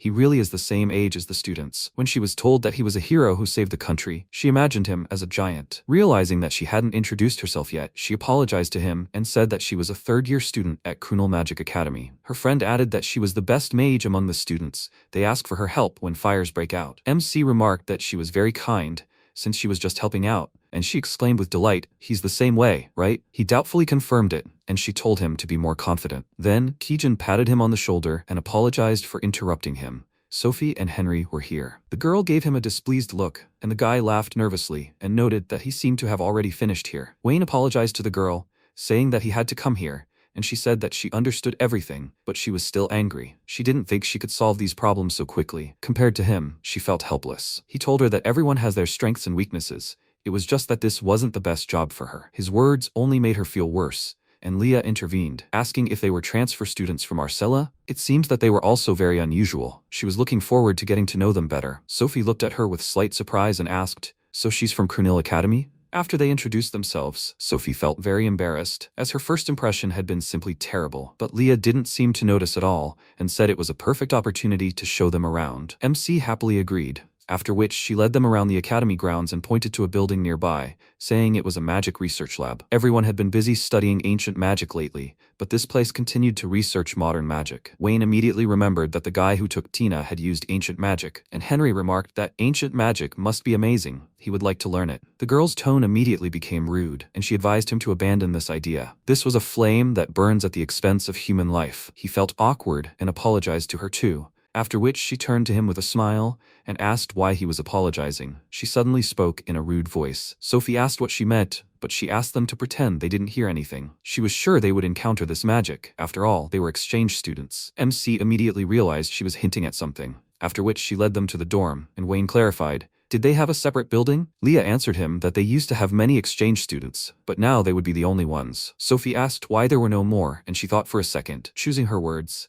and then answered that their academy had changed its focus. They haven't taken exchange students for several years. They are the exception. She thinks they only agreed because Wayne is a great hero. Henry smiled and called Wayne cool, but he said he couldn't get a reaction out of him. They went inside the dorm, and Leah said they could take a break today because they had the entrance exam tomorrow. Henry immediately felt uneasy, and she said it wasn't that bad. Usually they had to do practicals, but they would only have to take the written exam, so they had nothing to worry about. Sophie told Henry he could be happy, and he confidently declared that he would definitely pass the written exam. After seeing them to their rooms, Leah said goodbye to them, and MC thanked her for showing them around. She smiled and said that she should be thanking him, because he put out the fire. Meanwhile, Gerard came to Fernando to tell him the news and asked if he was sure he should have accepted Wayne. He replied that he was sure he had fallen in love with Tina, but this was a great opportunity. If Wayne tries to break off their engagement, they will gain leverage over Tina, and if something happens, he has it. They will continue to build up their strength.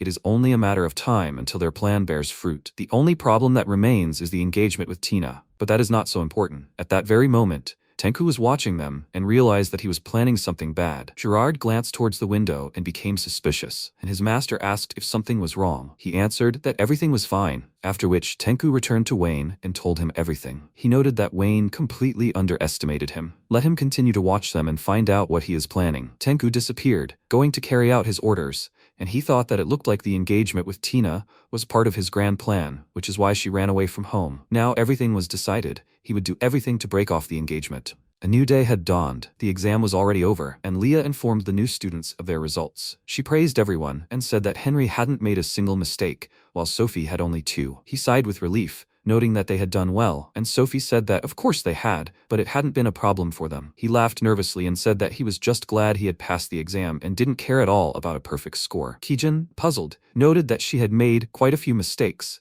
and Leah said that she had received enough points to pass the exam. MC suggested she practice her magic more, after which the girls said that they would all be in Class A, even Kijin, since she had helped with the fire incident. She happily thanked her, after which Leah looked at Wayne and said that from now on, they should put him in charge of the class. He would be their temporary lecturer. So MC split up with his friends, and they went to meet their class. He was put in charge of Class E, which consists of people considered bad mages. They made it clear with their whole appearance that they were not happy to see him, while his friends were warmly welcomed into Class A, and there was even a familiar face among them, Tina. Wayne concentrated, after all. He was only a temporary lecturer, and thought that it seemed like this just wouldn't happen. The local students have much more spiritual power than mana. Although they don't care about him, if they learn on Myoto, they will become stronger. One of the students named Darius called out to him and asked, "They are the same age as him, right? Does that mean they can communicate with him informally?" MC answered him that it wouldn't work that way. Even though they are the same age, their status is different. The guy asked discontentedly, "Does that mean that aristocrats in other countries also like to show off? He was called a hero who saved his country. Maybe then he will show how strong he is?" He smiled and noted that this was a good idea, and also a great chance to show what he would teach him. The guy chuckled, saying that he would look forward to it, after which they went to the training ground. Darius asked how he wanted to show them the power of On Myoto,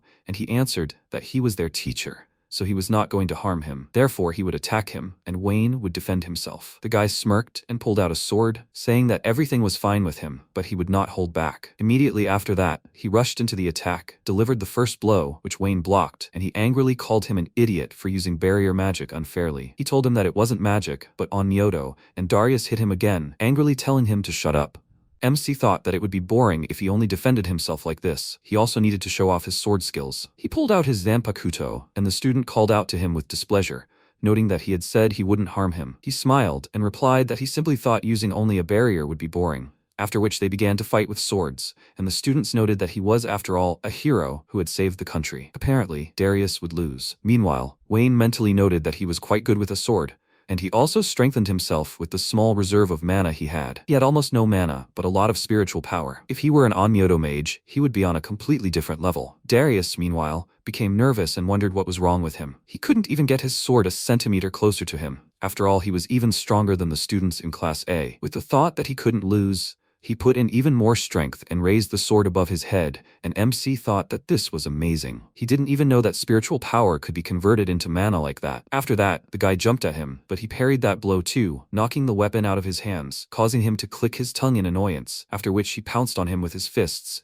exclaiming that they weren't finished yet. Wayne easily stopped his fist and said with a smile that they should end it on that note. It was a good fight. He asked what that meant, and Wayne replied, "He's already used up all his strength, right? He likes people like him. He has an acquaintance who is very similar to him, and the technique he used is dangerous, so he shouldn't use it anymore." Darius irritably told him to shut up. He will do what he wants. He smiled and told him not to be stubborn. He will teach him a technique that is much better. He showed him his abilities and said that this is Onmyoto, and that when he masters it even a little, he will become several times stronger. One of the students, meanwhile, said that he couldn't even imagine that Darius wouldn't be able to counter this Onmyoto. Is it really that cool? Darius, meanwhile, asked who needs his strange techniques anyway? MC answered him that he knew he would say that, but he wouldn't let him interfere with his lesson. The student, in response, only looked away, and he thought that he was such a problematic guy. Meanwhile, Tina talked to Kijin, and she was very happy to find out that Wayne was also here. She even wanted to go to his lecture sometime. Kijin immediately said that it would be difficult for him to deal with her engagement, and she told them not to worry so much. She was just glad to see them again. Sophie approached them and asked, "So they know each other?" Kijin confirmed this and said that she had been there before, and Tina added that they had taken such good care of her. And there was also a guy named Tenku. How was he doing? Kijin told her not to worry about him. He wasn't the type to be hurt by such an attack. She sighed with relief and noted that the attack wasn't that weak after all. He had broken through the wall with his body. Henry remarked that it all sounded scary. What even happened there? The girl laughed awkwardly and said that it was a little scary, after which Leah approached them and said that it was time for lunch. They could eat in the cafeteria. Tina glanced at her and noted that it made sense that she would drag transfer students everywhere. She was the student council president, after all. She smiled and said that besides that, she also really liked them. Tina agreed with her, noting that they were Wayne's friends, after all. Sophie asked her how she met him, and she replied that he saved her when she was in trouble. Then she asked him to marry her. This made Sophie a little flustered, and Henry noted that she wasn't one to be shy. She proudly declared that such was the power of a girl in love, and Leah suggested they end the conversation there and hurry to the cafeteria. Wayne was already waiting for them there. Tina happily greeted him, saying that they hadn't seen each other for a long time, and he agreed. "So she's in the same class as them?" She confirmed this and proudly declared that she was a genius after all, to which he laughed and remarked that it was good to be confident. Leah suggested they start eating. They should try their cafeteria's specialty. Henry asked what she was talking about, after which they brought meat, and he enthusiastically said that he had never eaten anything like it. Leah said they have the best magical cooking techniques. The meat is pierced with a spell, like a fork, and then fried to perfection. He remarked that it was truly delicious. He even wanted to bring it back home. Sophie said that magical cooking is a very subtle thing, mastered only by true professionals, so it would be difficult to replicate. Leah noted that she was right and advised them to simply eat as much as possible while they lived here. After that, MC decided to change the subject and asked how their lessons were going. Sophie told him that this morning they were learning about modern magic. Unlike Arcilla, magic here is not ranked. Tina confirmed this. She was very surprised by this. The girl laughed, noting how similar they were, and Henry said he was interested in ancient magic. They would have a lesson in the afternoon. Wayne immediately thought it was the same magic Gerard used, and Leah's face became serious. She said she'd better warn him about the flaws in ancient magic right away. It's very dangerous. Her father died because he was researching it. Thanks to ancient magic, their country is called the Great Country of Magic. But this title came at the expense of everyone. Ancient magic is impossible to control. Henry felt a little uneasy and asked if that incident was also because of ancient magic. Tina confirmed it with a smile and said that this is why she and Leah continue to research modern magic. Leah immediately apologized to them for exaggerating the situation. Henry was simply so interested, so she decided to warn him. He told her that he understood everything, and MC thought that in that case, this country might have more problems than he thought. Meanwhile, Fernando went to the government magic research lab and said that lately, coming here has become the best part of their job. They walked down a long corridor, at the end of which a lock with a handprint awaited them. Fernando opened it, and a beautiful sight opened before him, a bunch of capsules with bodies inside. He touched one of them and told Gerard that now you can even see their faces. Let him just imagine when he has 100 of his clones. He laughed and exclaimed that this thought amuses him so much, and Gerard said that when they are finished, this country will bow before him. He responded by saying that there is no point in ruling a country without order. He is not going to be a conqueror. He will be a ruler. Gerard immediately apologized for his words and noted that he really likes the idea of ruling this country alone. Tenku, meanwhile, was shocked by their plans. Since they are preparing something terrible, he decided to quickly warn Wayne about this. Soon evening came. They went out into the city and MC asked his friends how the lesson on ancient magic went. Henry told him that his conscience bothered him a little to say such a thing, but he was interested. Not only is the thought process more free than when using modern magic, but there is still a lot to learn there, so he liked it. Only 20 years had passed since the beginning of research into ancient magic, and he really wanted to know more about it. Sophie worriedly asked him not to do anything stupid, to which he replied that everything would be fine. He wasn't planning on using ancient magic himself, he just found it very interesting. Wayne laughed and said that it was just like him, and Sophie asked him how his lecture had gone. He told her that it had been a bit strange. He had managed to show how useful onmyoto could be, but 5 or so students were still not interested. But it was logical that they would be much more interested in magic since they had come to the academy, so he decided to show them magic that used elements of onmyoto. Henry remarked that it was a good idea. He was sure they would be happy. He too had become more knowledgeable about magic after his lessons. Sophie smiled and said that she thought the idea was good too. In fact, she would have liked to attend such a lecture herself. MC thanked them for their support. Now he thinks he can definitely give it his all. The girl asked if they seemed to have not fully accepted him yet. He told her that it was probably not that. He showed that he was better than the strongest in the class, so they should accept him. She frowned and asked how they had even gotten to this point, and Henry laughed awkwardly and noted that he was always looking for trouble. Wayne smiled and said that they weren't bad. He couldn't bring himself to get angry at them. Meanwhile, Kijin, in an invisible state, found the person watching Tina. Her name was Kate, and right now, she was waiting for someone. Soon Darius approached her and asked what she needed. Why did she call him here? She told him that she wanted to ask him about their temporary lecture, and Kijin thought that they must be on guard. The guy tiredly scratched the back of his head and said that this annoying idiot wanted to teach them some onmyoto, but no one even wants to listen to him. He sat down on a bench and Kate decided to mock him, saying that she heard he taught him a good lesson. He clicked his tongue in displeasure and asked how she knew that. She responded by telling him not to underestimate her network of informants, and he asked, so one of his classmates told her about it. Kate said that she knows that he doesn't like to lose, and that irritates him, right? He sighed and confirmed this, after which he declared that he was not going to learn this onmyoto. He decided to become the strongest mage in humanity. She came closer to him and told him to use ancient magic, and he said that she knew he couldn't. First, he needed to master modern magic well. She said that it wasn't really that necessary. If he meets one person, he will be able to use magic that was previously impossible for him. She is talking not only about modern magic, but also about ancient one. He noted that it sounded suspicious, but it intrigued him. He asked her to introduce him to him. He will see if he can teach him ancient magic. After that, Kate took him to meet him, and Kijin watched them go. thinking that this ancient magic was involved again. She decided to follow them again, and seeing that they left the academy, thought, does this mean it is someone outside the academy grounds? She followed them all the way to the Vandert mansion, and she immediately understood who they were talking about. At that moment, Gerard's voice was heard. He said that it looks like a parasite has wormed its way in. She immediately turned towards the voice and saw a black and red sphere in front of her, after which she jumped aside and thought, did they notice her despite her invisibility? Gerard came out of the woods and asked if she works for Wayne. What was she doing here? She told him that she heard people discussing something suspicious, so she followed them. He asked what was suspicious she heard, and she told him that they would be able to use ancient magic despite the fact that they were bad at magic in principle. He asked what was so strange about that, then attacked her and said that he would have to get rid of her. Magic hands reached out to the girl. She immediately jumped, dodging the blow, and said that it seemed she had no choice. She would avenge Tenku. She took out a sword and pounced on him, but he easily blocked her blow and asked, is this all that Wayne's close assistant can do? She told him with a smile not to be arrogant, just because he blocked the first blow. Immediately after that, she struck again, interrupting his attack, and he thought, so she can cut mana? Meanwhile, she thought that she had restored enough spiritual power, almost as much as she had in the previous world.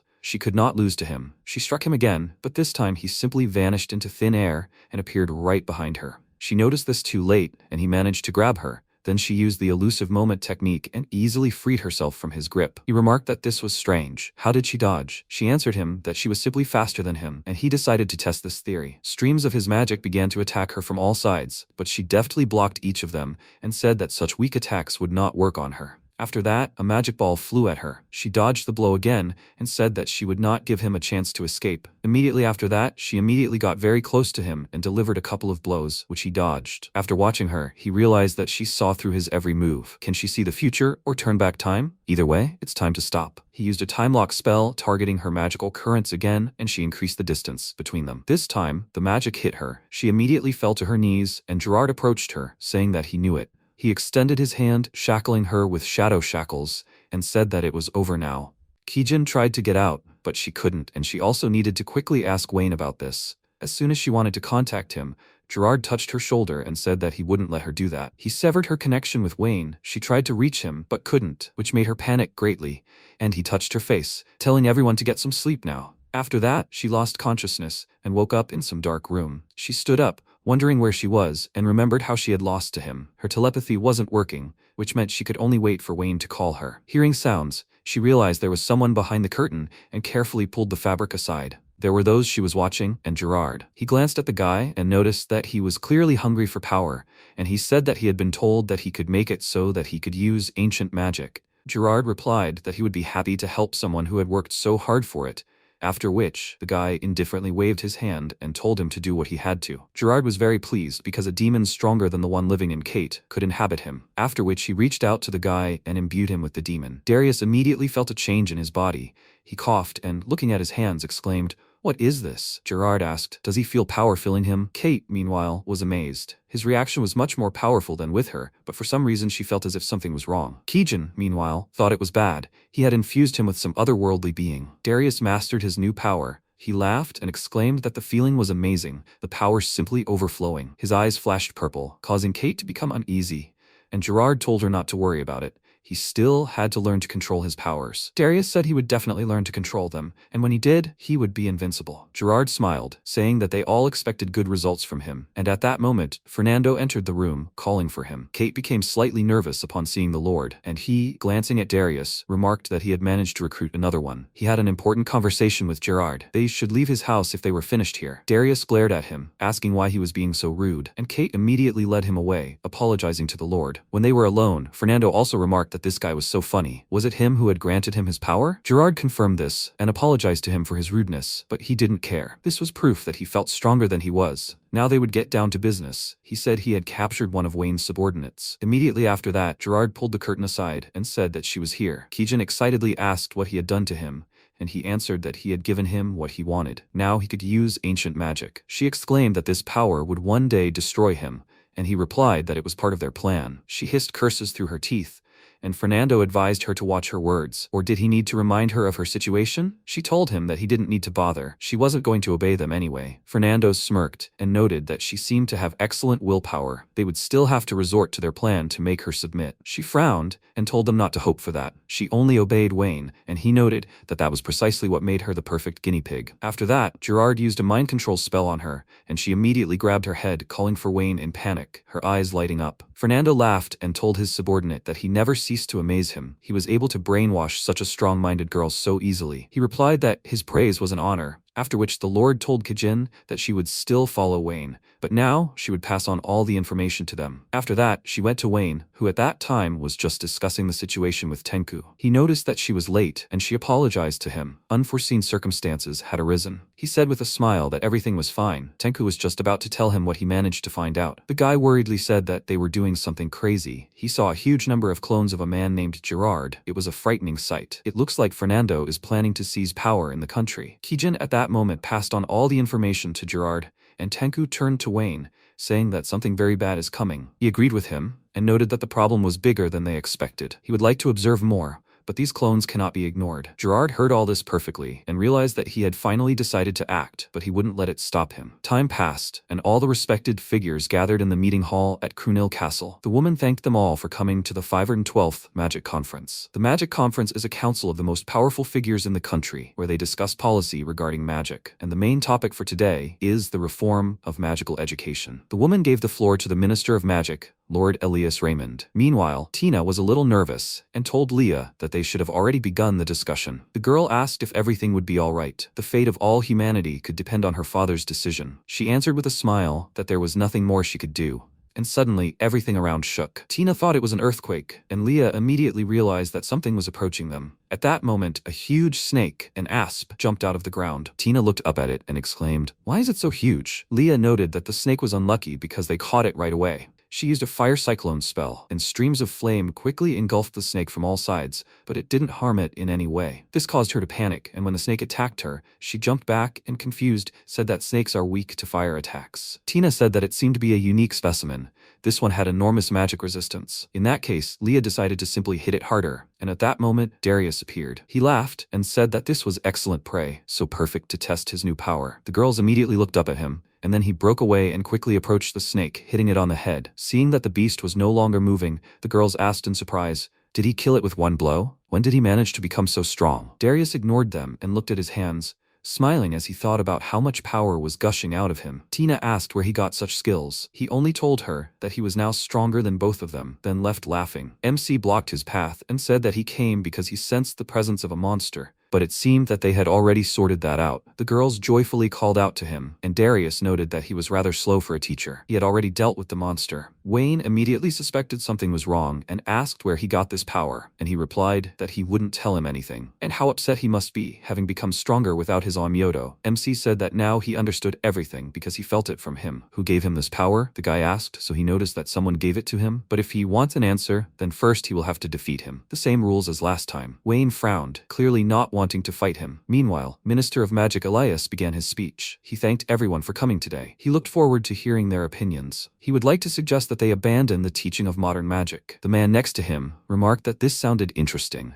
but most mages use modern magic. He told him that this was true, but it had also been noted that the weakening of mana was associated with the constant use of modern magic. If they returned to ancient magic, they would be able to use mana even after several generations. His colleagues said they understood everything, but they would like to avoid mass panic among mages, and he told them that they could avoid chaos if they introduced this policy gradually. He also wanted to study ancient magic in more depth, so that they could help other mages adapt to it. Fernando applauded him and said that it was an excellent idea. The return of ancient magic was essential for the future of their country, and he was completely on its side. Others began to agree with him, for which Elias was grateful, and Fernando chuckled. When the conference ended, he returned to the estate and told Gerard that from this day on, modern magic would gradually begin to die. Now let him give him his next order. It turned out that Gerard was also influencing Fernando's mind. He touched his head and thoughtfully asked if, in that case, Maybe it was time for him to get rid of Wayne. Darius, meanwhile, told him that he apparently didn't want to fight. He replied that this was obvious, and he, using his power, said that he would force him to do so now. Leah ordered him to stop immediately. Using magic on academy grounds was prohibited. He exclaimed that he didn't care, after which he fired a dark Ignis spell at Wayne, but he was able to easily dispel it, surprising the boy. After that, he said that he might have gained power, but it wasn't his. Someone else's power was useless. Darius got angry and told him not to lecture him. All that mattered was that he had become stronger, and since he didn't want to fight him, he would simply use enough power to force him. He turned to his demon, asking it to grant him more power, and it agreed. After that, a sharp flash of pain pierced his body, and the girls watched in shock as his body began to change. Now Darius himself had become a demon. He looked at his opponent with a confident smile, and said that now he had enough power to finish him off. He quickly appeared behind him, causing Tina to worry that he wouldn't have time to react, but when the guy attacked, MC quickly jumped aside and immediately hit him back. Darius lost consciousness, and Tina was very surprised by his strength. Meanwhile, he used a purification spell on the guy and found out who was behind it all. Darius's body began to glow with energy, and a demon jumped out and exclaimed, "What did he do?" MC immediately dealt with him, swinging his sword,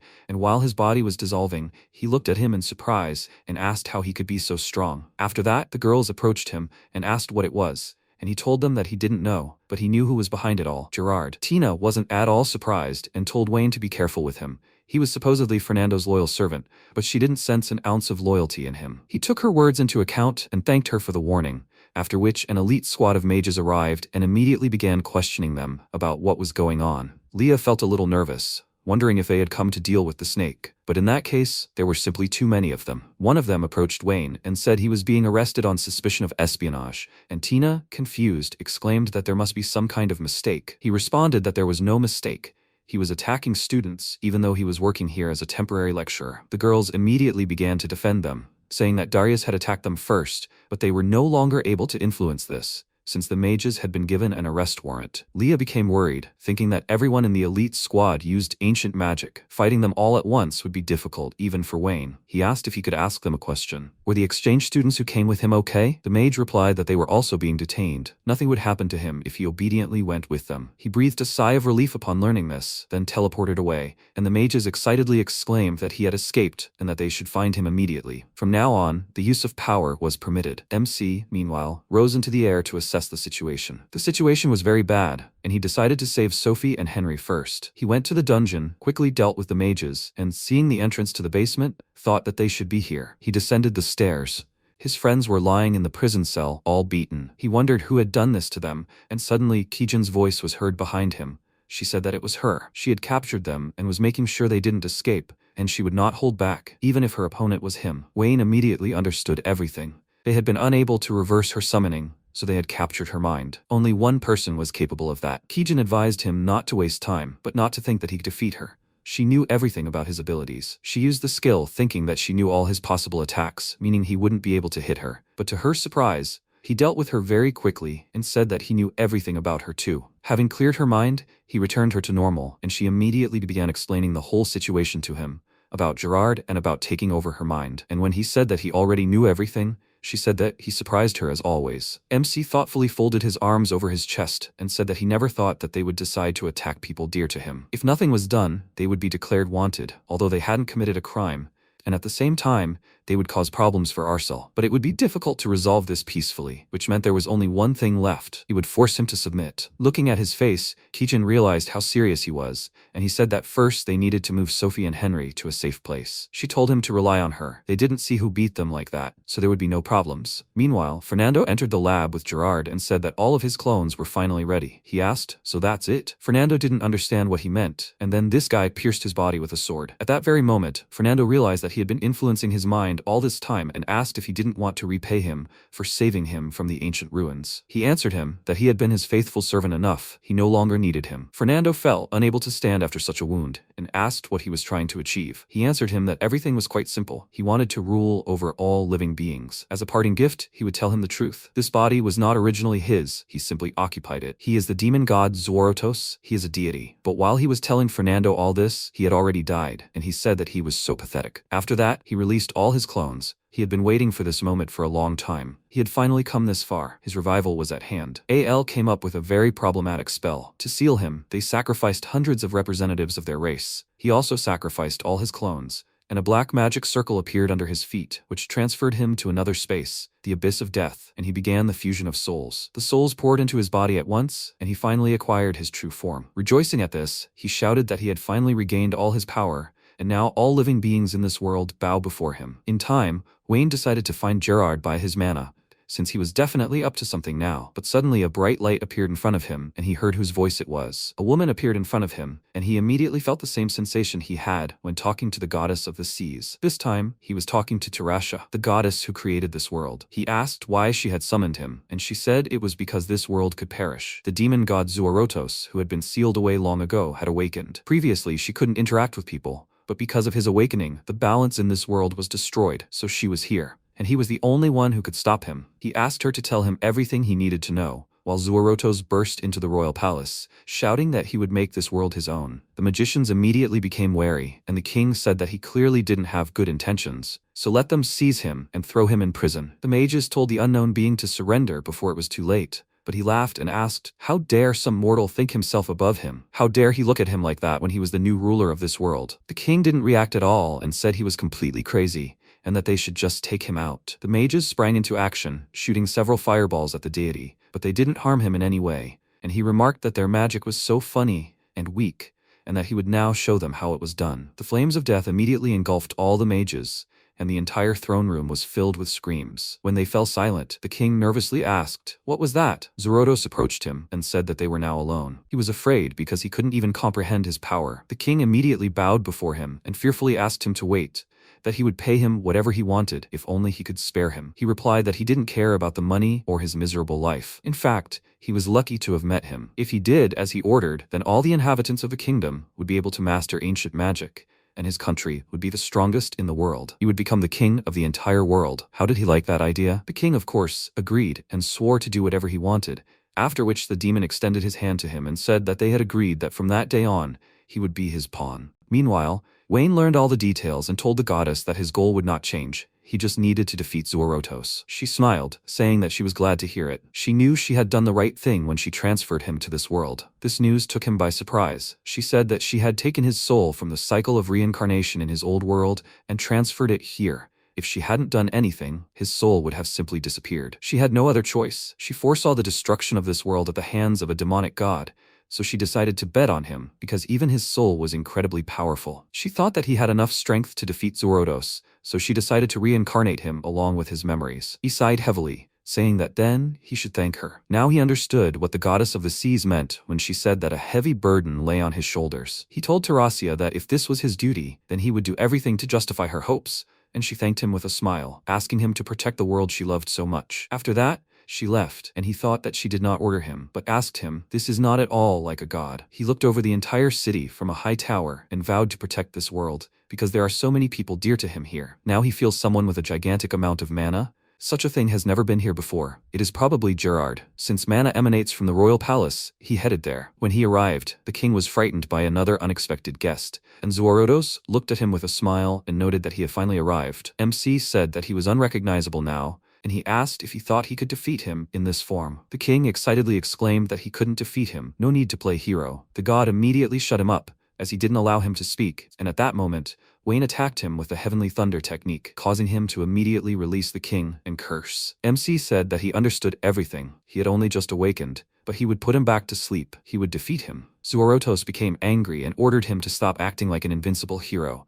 Now he would show him the difference in their strength. He spread his arms out to the sides, capturing the entire space with a black abyss, and he asked, do you want to create an arena in which you can fight at full strength? So be it. He would still defeat him at his peak. Now they were not in the throne room, but in the middle of a bloody sea. The demonic god told Wayne to act. No one would be able to defeat him again when he was dead, and he responded by telling him to stop talking already. it would be over in a second. Zorotos waved his arms, using distortion magic, and a seething stream of water rushed towards Wayne. He immediately jumped back from it and mentally noted that he could control the space he created. Now he had an idea. Seeing him running away, the god chuckled and asked where his self-confidence had gone, but he had nowhere to run. Death was inevitable. He used the Time Lord technique, dark matter, and a stream of black energy shot at Wayne. Luckily, he was able to protect himself with the moonlight mirror. He looked at the darkness crashing into the barrier, and Zorotos said that he understood everything. He didn't think he could move under such conditions. His power, Onmyoto, he couldn't ignore. He narrowed his eyes slightly and thought that he was most likely hundreds of times stronger than any ancient mage,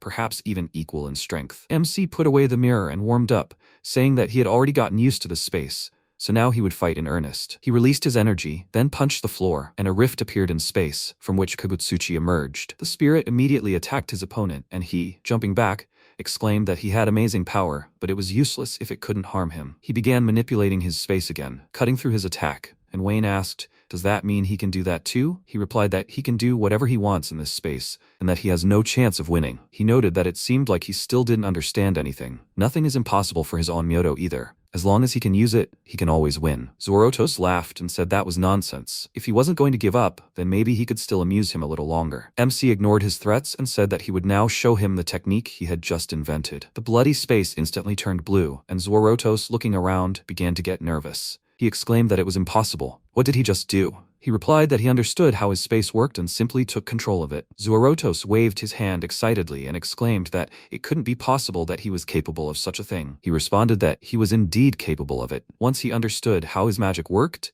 he would begin a battle between their magical power and spiritual energy reserves. And he had far more spiritual energy than he did magical power, so defeating him would be quite easy.